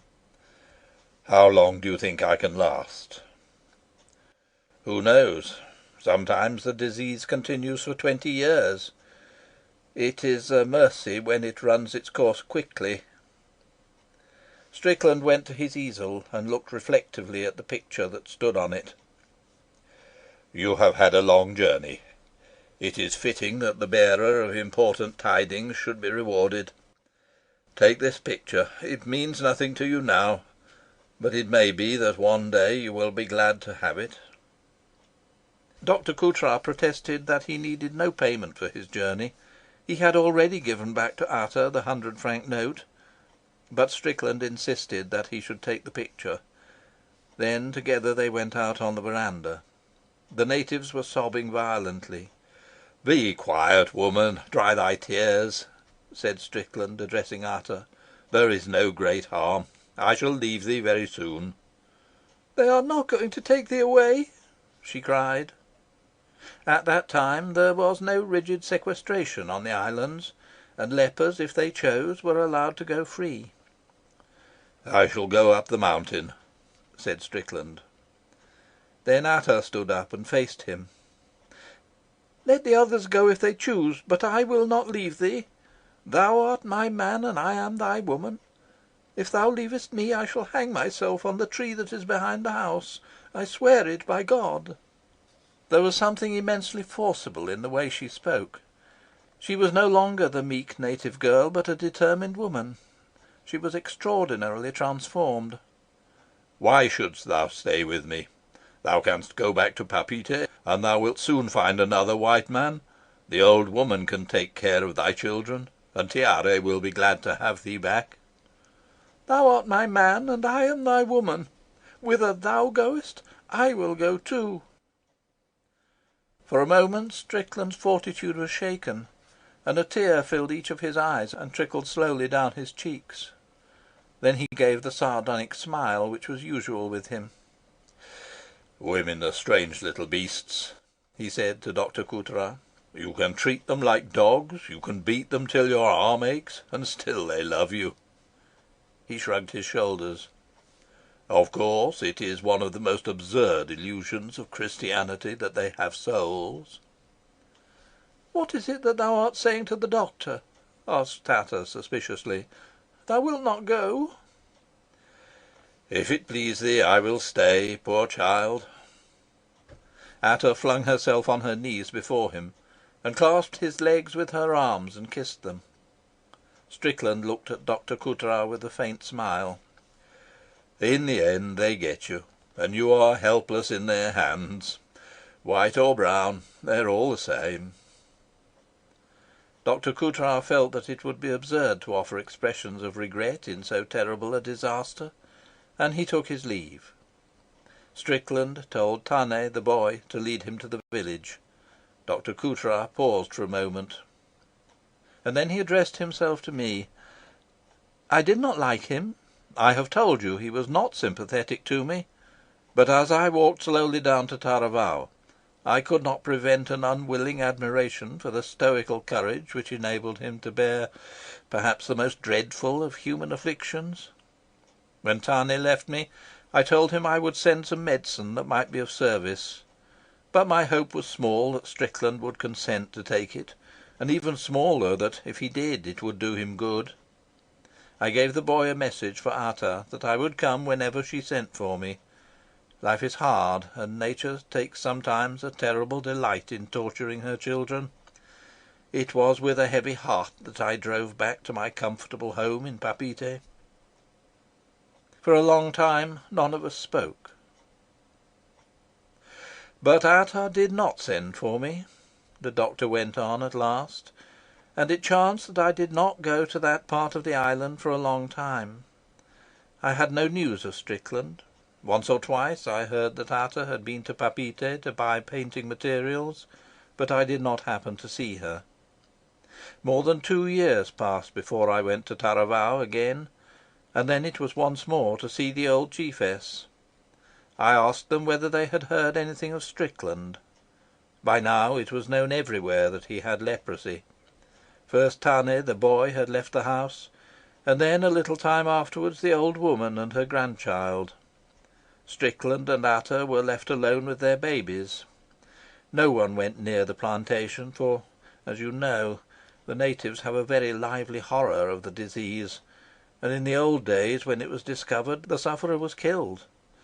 But sometimes, when the village boys were scrambling about the hills, they would catch sight of the white man and his great red beard wandering about. They fled in terror. Sometimes Ata would come down to the village at night and arouse the trader, so that he might sell her the various things of which she stood in need. She knew that the natives looked upon her with the same horrified aversion as they looked upon Strickland, and she kept out of their way. Once some women, venturing nearer than usual to the plantation, saw her washing clothes in the brook, and they threw stones at her. After that the trader was told to give her the message that, if she used the brook again, men would come and burn down her house. "Brutes," I said. "Mais non, mon cher monsieur. Men are always the same. Fear makes them cruel." I decided to see Strickland, and when I had finished with the chiefess, asked for a boy to show me the way. But none would accompany me, and I was forced to find it alone. When Dr. Coutras arrived at the plantation, he was seized with a feeling of uneasiness. Though he was hot from walking, he shivered. There was something hostile in the air which made him hesitate, and he felt that invisible forces barred his way. Unseen hands seemed to draw him back. No one would go near now to gather the coconuts, and they lay rotting on the ground. Everywhere was desolation. The bush was encroaching, and it looked as though very soon the primeval forest would regain possession of that strip of land which had been snatched from it at the cost of so much labour. He had the sensation that here was the abode of pain. As he approached the house he was struck by the unearthly silence, and at first he thought it was deserted. Then he saw Ata. She was sitting on her haunches in the lean-to that served her as a kitchen, watching some mess cooking in a pot. Near her a small boy was playing silently in the dirt. She did not smile when she saw him. "I have come to see Strickland," he said. "I will go and tell him." She went to the house, ascended the few steps that led to the veranda, and entered. Dr. Coutras followed her, but waited outside in obedience to her gesture. As she opened the door he smelt the sickly, sweet smell which makes the neighbourhood of the leper nauseous. He heard her speak, and then he heard Strickland's answer, but he did not recognise the voice. It had become hoarse and indistinct. Dr. Coutras raised his eyebrows. He judged that the disease had already attacked the vocal cords. Then Ata came out again. "He will not see you. You must go away." Dr. Coutras insisted, but she would not let him pass. Dr. Coutras shrugged his shoulders, and after a moment's rejection turned away. She walked with him. He felt that she too wanted to be rid of him. "Is there nothing I can do at all?" he asked. "You can send him some paints," she said. "There is nothing else he wants." "Can he paint still?" "He is painting the walls of the house." "This is a terrible life for you, my poor child." Then at last she smiled, and there was in her eyes a look of superhuman love. Dr. Coutras was startled by it and amazed, and he was awed. He found nothing to say. "He is my man," she said.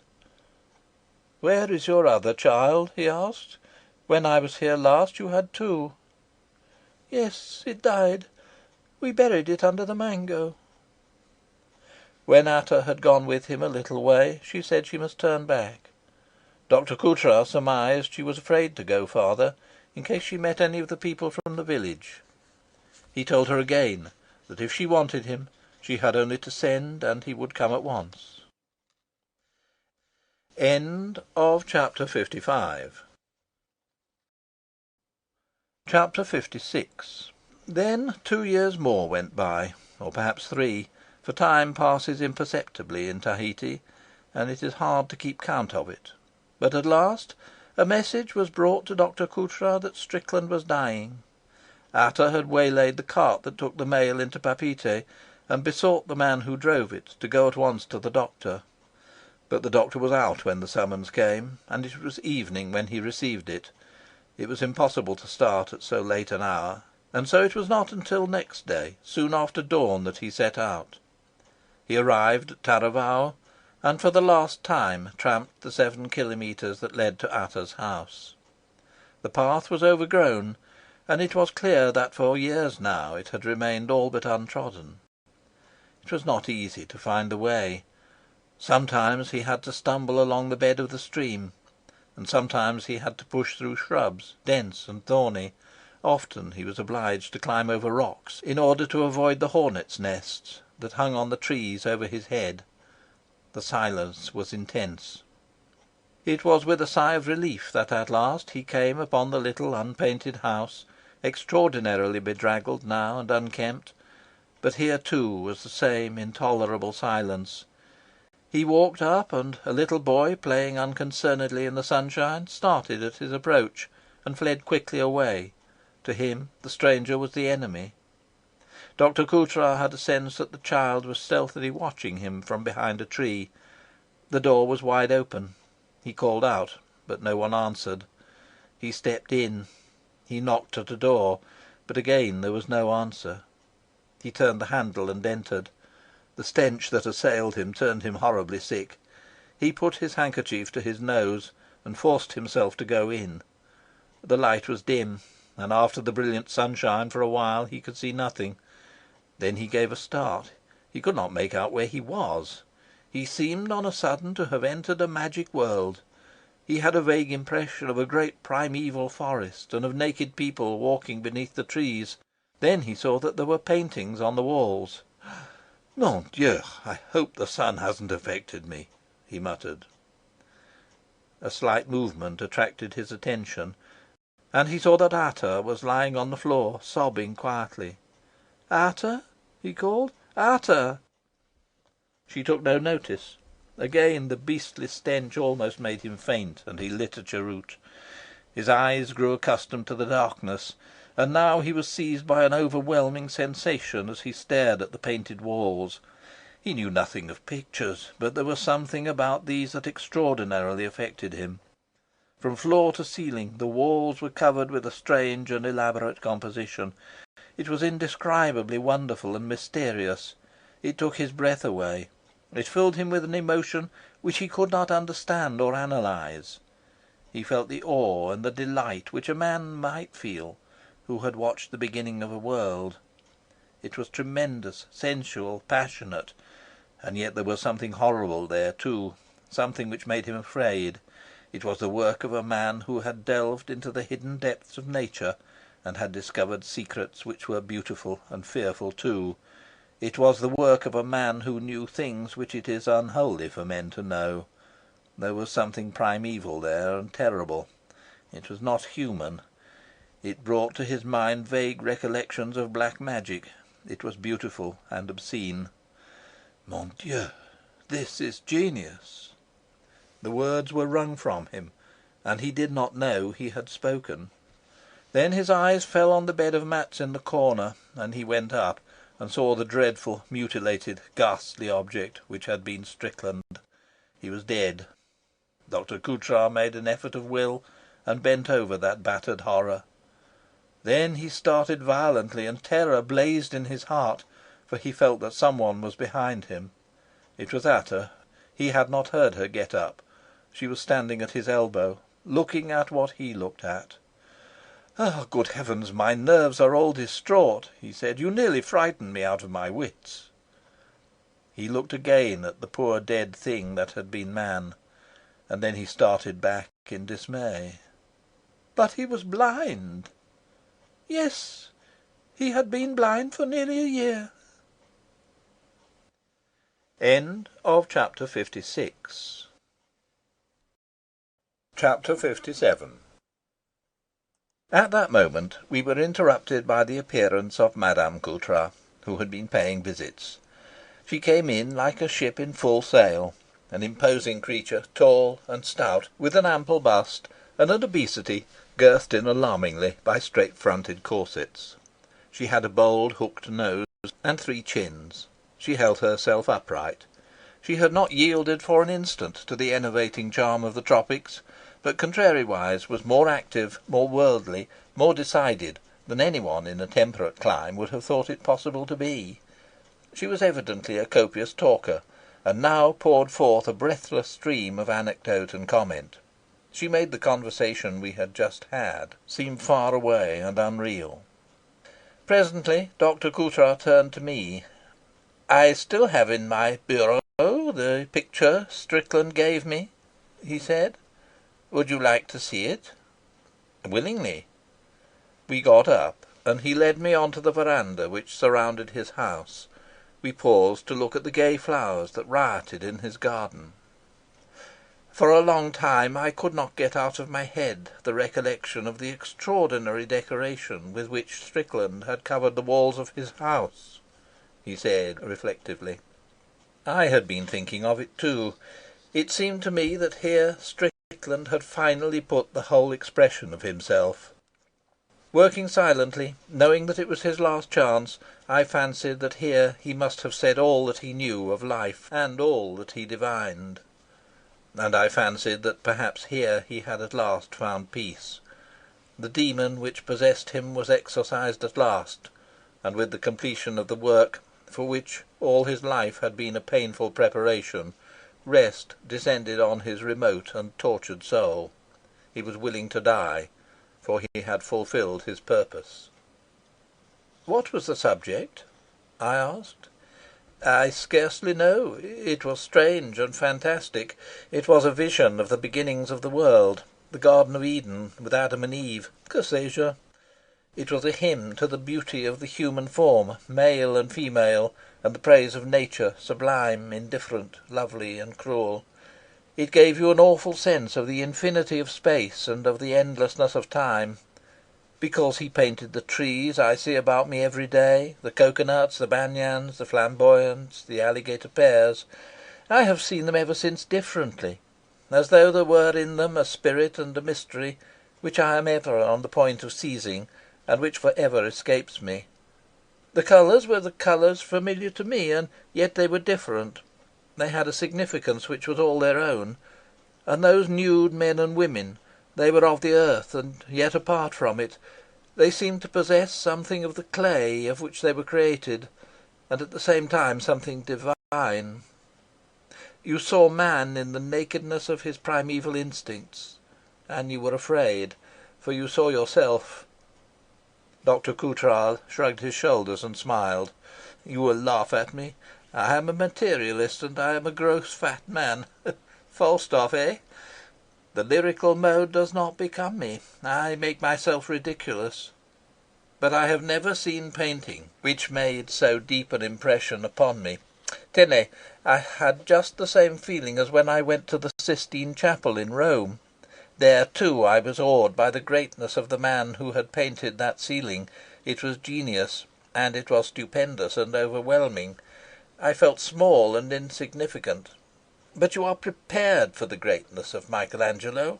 Nothing had prepared me for the immense surprise of these pictures in a native hut, far away from civilization, in a fold of the mountain above Taravao. And Michelangelo is sane and healthy. Those great works of his have the calm of the sublime. But here, notwithstanding beauty, was something troubling. I do not know what it was. It made me uneasy. It gave me the impression you get when you are sitting next door to a room that you know is empty, but in which, you know not why, you have a dreadful consciousness that, notwithstanding, there is someone. You scold yourself. You know it is only your nerves, and yet, in a little while it is impossible to resist the terror that seizes you, and you are helpless in the clutch of an unseen horror. Yes, I confess I was not altogether sorry when I heard that those strange masterpieces had been destroyed." "Destroyed?" I cried. "Mais oui. Did you not know?" "How should I know? It is true I had never heard of this work, but I thought perhaps it had fallen into the hands of a private owner. Even now there is no certain list of Strickland's paintings. When he grew blind he would sit hour after hour in those two rooms that he had painted, looking at his works with sightless eyes, and seeing, perhaps, more than he had ever seen in his life before. Attar told me that he never complained of his fate. He never lost courage. To the end his mind remained serene and undisturbed. But he made her promise that when she had buried him... Did I tell you that I dug his grave with my own hands, for none of the natives would approach the infected house, and we buried him, she and I, sewn up in 3 parellos joined together, under the mango tree. He made her promise that she would set fire to the house and not leave it till it was burnt to the ground and not a stick remained.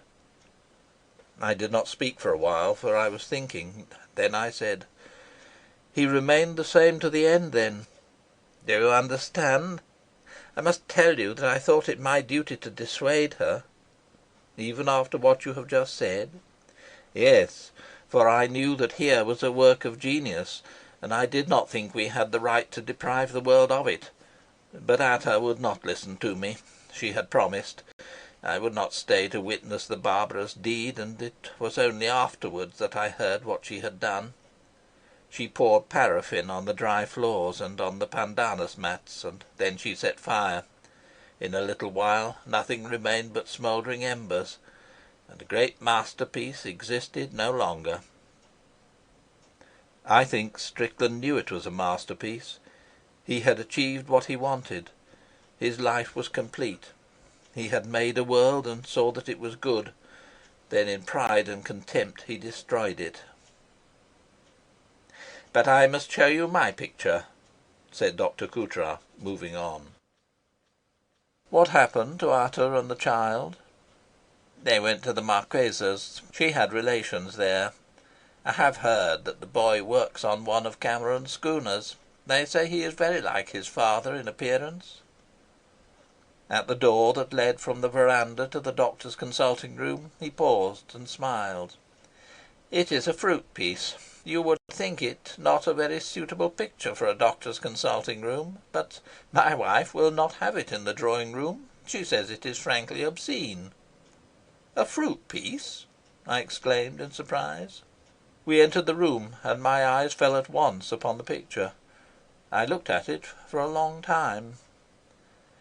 It was a pile of mangoes, bananas, oranges, and I know not what, and at first sight it was an innocent picture enough. It would have been passed in an exhibition of the post-impressionists by a careless person as an excellent but not very remarkable example of the school. But perhaps afterwards it would come back to his recollection, and he would wonder why. I do not think then he could ever entirely forget it. The colours were so strange that words can hardly tell what a troubling emotion they gave. They were sombre blues, opaque like a delicately carved bowl in lapis lazuli, and yet with a quivering lustre that suggested the palpitation of mysterious life. There were purples, horrible like raw and putrid flesh, and yet with a glowing sensual passion that called up vague memories of the Roman Empire of Heliogabalus. There were reds, shrill like the berries of holly. One thought of Christmas in England, and the snow, the good cheer, and the pleasure of children, and yet by some magic softened till they had the swooning tenderness of a dove's breast. There were deep yellows that died with an unnatural passion into a green as fragrant as the spring and as pure as the sparkling water of a mountain brook. Who can tell what anguished fancy made these fruits? They belonged to a Polynesian garden of the Hesperides. There was something strangely alive in them, as though they were created in a stage of the earth's dark history when things were not irrevocably fixed to their forms. They were extravagantly luxurious. They were heavy with tropical odours. They seemed to possess a sombre passion of their own. It was enchanted fruit, to taste which might open the gateway to God knows what secrets of the soul, and to mysterious palaces of the imagination. They were sullen with unawaited dangers, and to eat them might turn a man to beast or god. All that was healthy and natural, all that clung to happy relationships and the simple joys of simple men, shrunk from them in dismay. And yet a fearful attraction was in them, and like the fruit on the tree of the knowledge of good and evil, they were terrible with the possibilities of the unknown. At last I turned away. I felt that Strickland had kept his secret to the grave. "Voyons, Remy, mon ami," came the loud, cheerful voice of Madame Coutras. "What are you doing all this time? Here are the aperitifs. Ask monsieur if he will not drink a little glass of Quinquina du Bonnet." "Volontiers, madame," I said, going out onto the veranda. The spell was broken. End Chapter 57. Chapter 58. The time came for my departure from Tahiti. According to the gracious custom of the island, presents were given me by the persons with whom I had been thrown in contact: baskets made of the leaves of the coconut tree, mats of pandanus, fans, and Tiare gave me 3 little pearls and 3 jars of guava jelly made with her own plump hands. When the mail boat, stopping for 24 hours on its way from Wellington to San Francisco, blew the whistle that warned the passengers to get on board, Tiare clasped me to her vast bosom, so that I seemed to sink into a billowy sea, and pressed her red lips to mine. Tears glistened in her eyes, and when we steamed slowly out of the lagoon, making our way gingerly through the opening in the reef, and then steered for the open sea, a certain melancholy fell upon me. The breeze was laden still with the pleasant odours of the land. Tahiti is very far away, and I knew that I should never see it again. A chapter of my life was closed, and I felt a little nearer to inevitable death.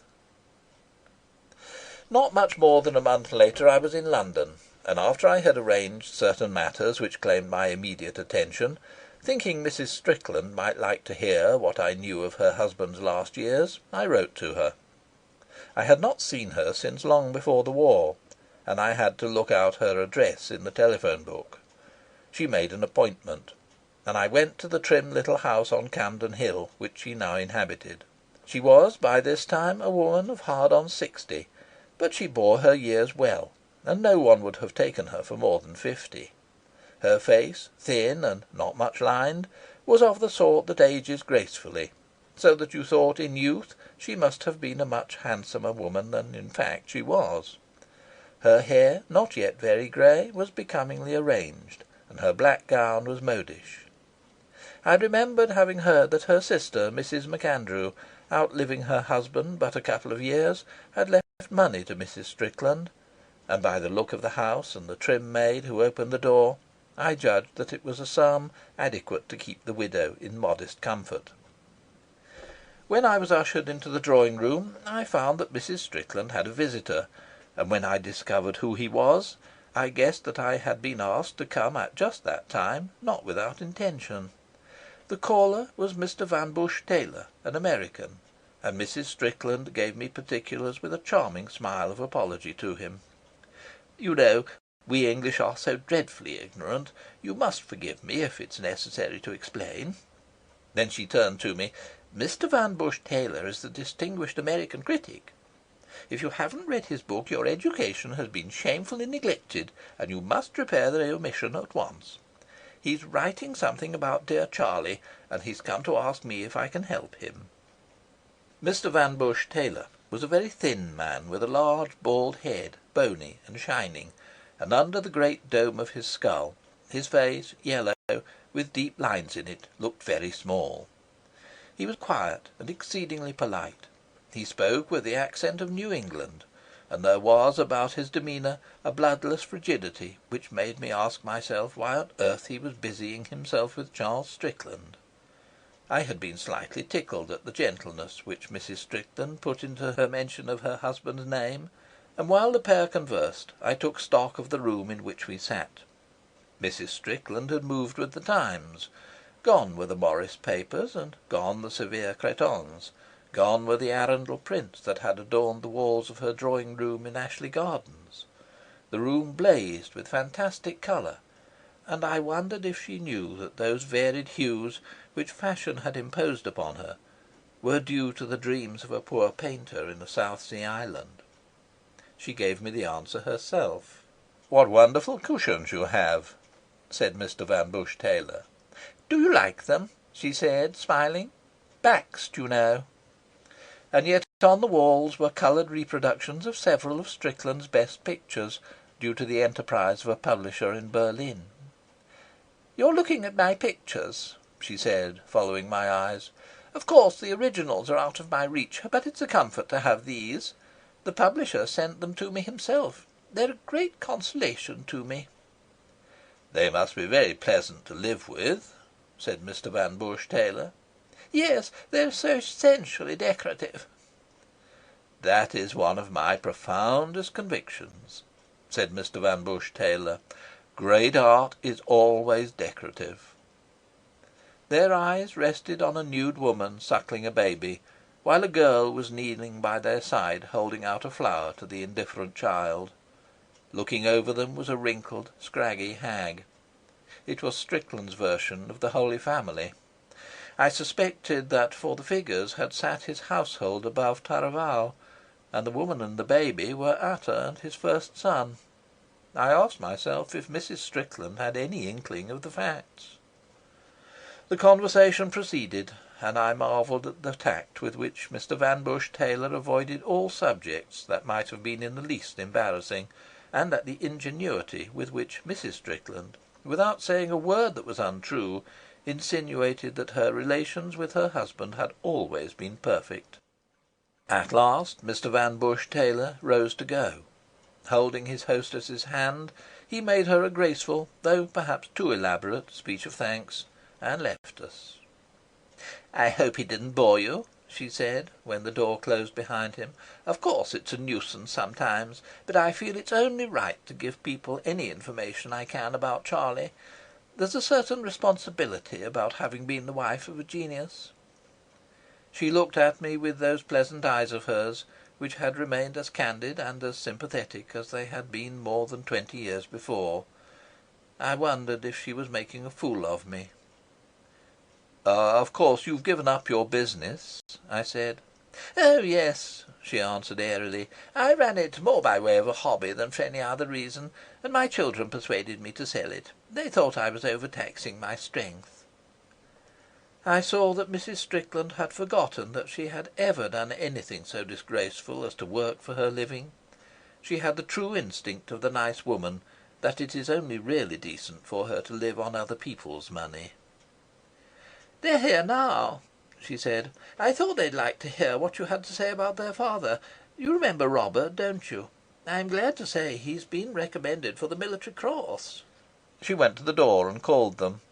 There entered a tall man in khaki, with the parson's collar, handsome in a somewhat heavy fashion, but with the frank eyes that I remembered in him as a boy. He was followed by his sister. She must have been the same age as was her mother when first I knew her, and she was very like her. She too gave one the impression that as a girl she must have been prettier than indeed she was. "I don't suppose you remember them in the least," said Mrs. Strickland, proud and smiling. "My daughter is now Mrs. Ronaldson. Her husband's a major in the Gunners."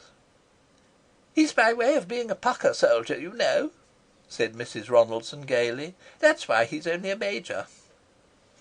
I remembered my anticipation long ago that she would marry a soldier. It was inevitable. She had all the graces of the soldier's wife.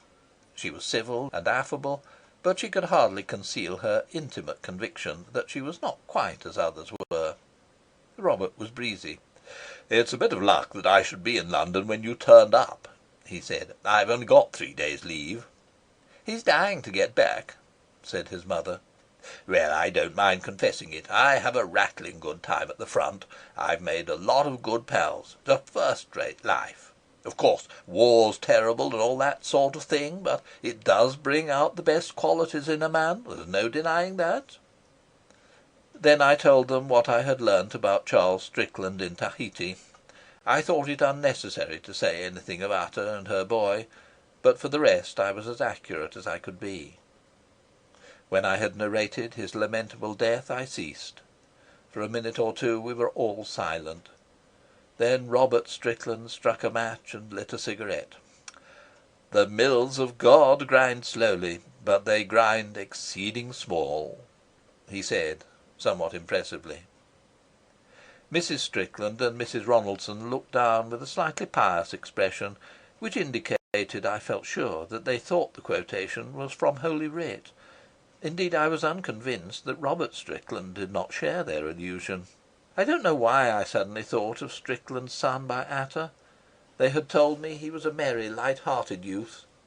I saw him with my mind's eye on the schooner on which he worked, wearing nothing but a pair of dungarees, and at night, when the boat sailed along easily before a light breeze and the sailors were gathered on the upper deck, while the captain and the supercargo lolled in deck chairs smoking their pipes, I saw him dance with another lad, dance wildly to the wheezy music of the concertina. Above was the blue sky and the stars, and all about the desert of the Pacific Ocean.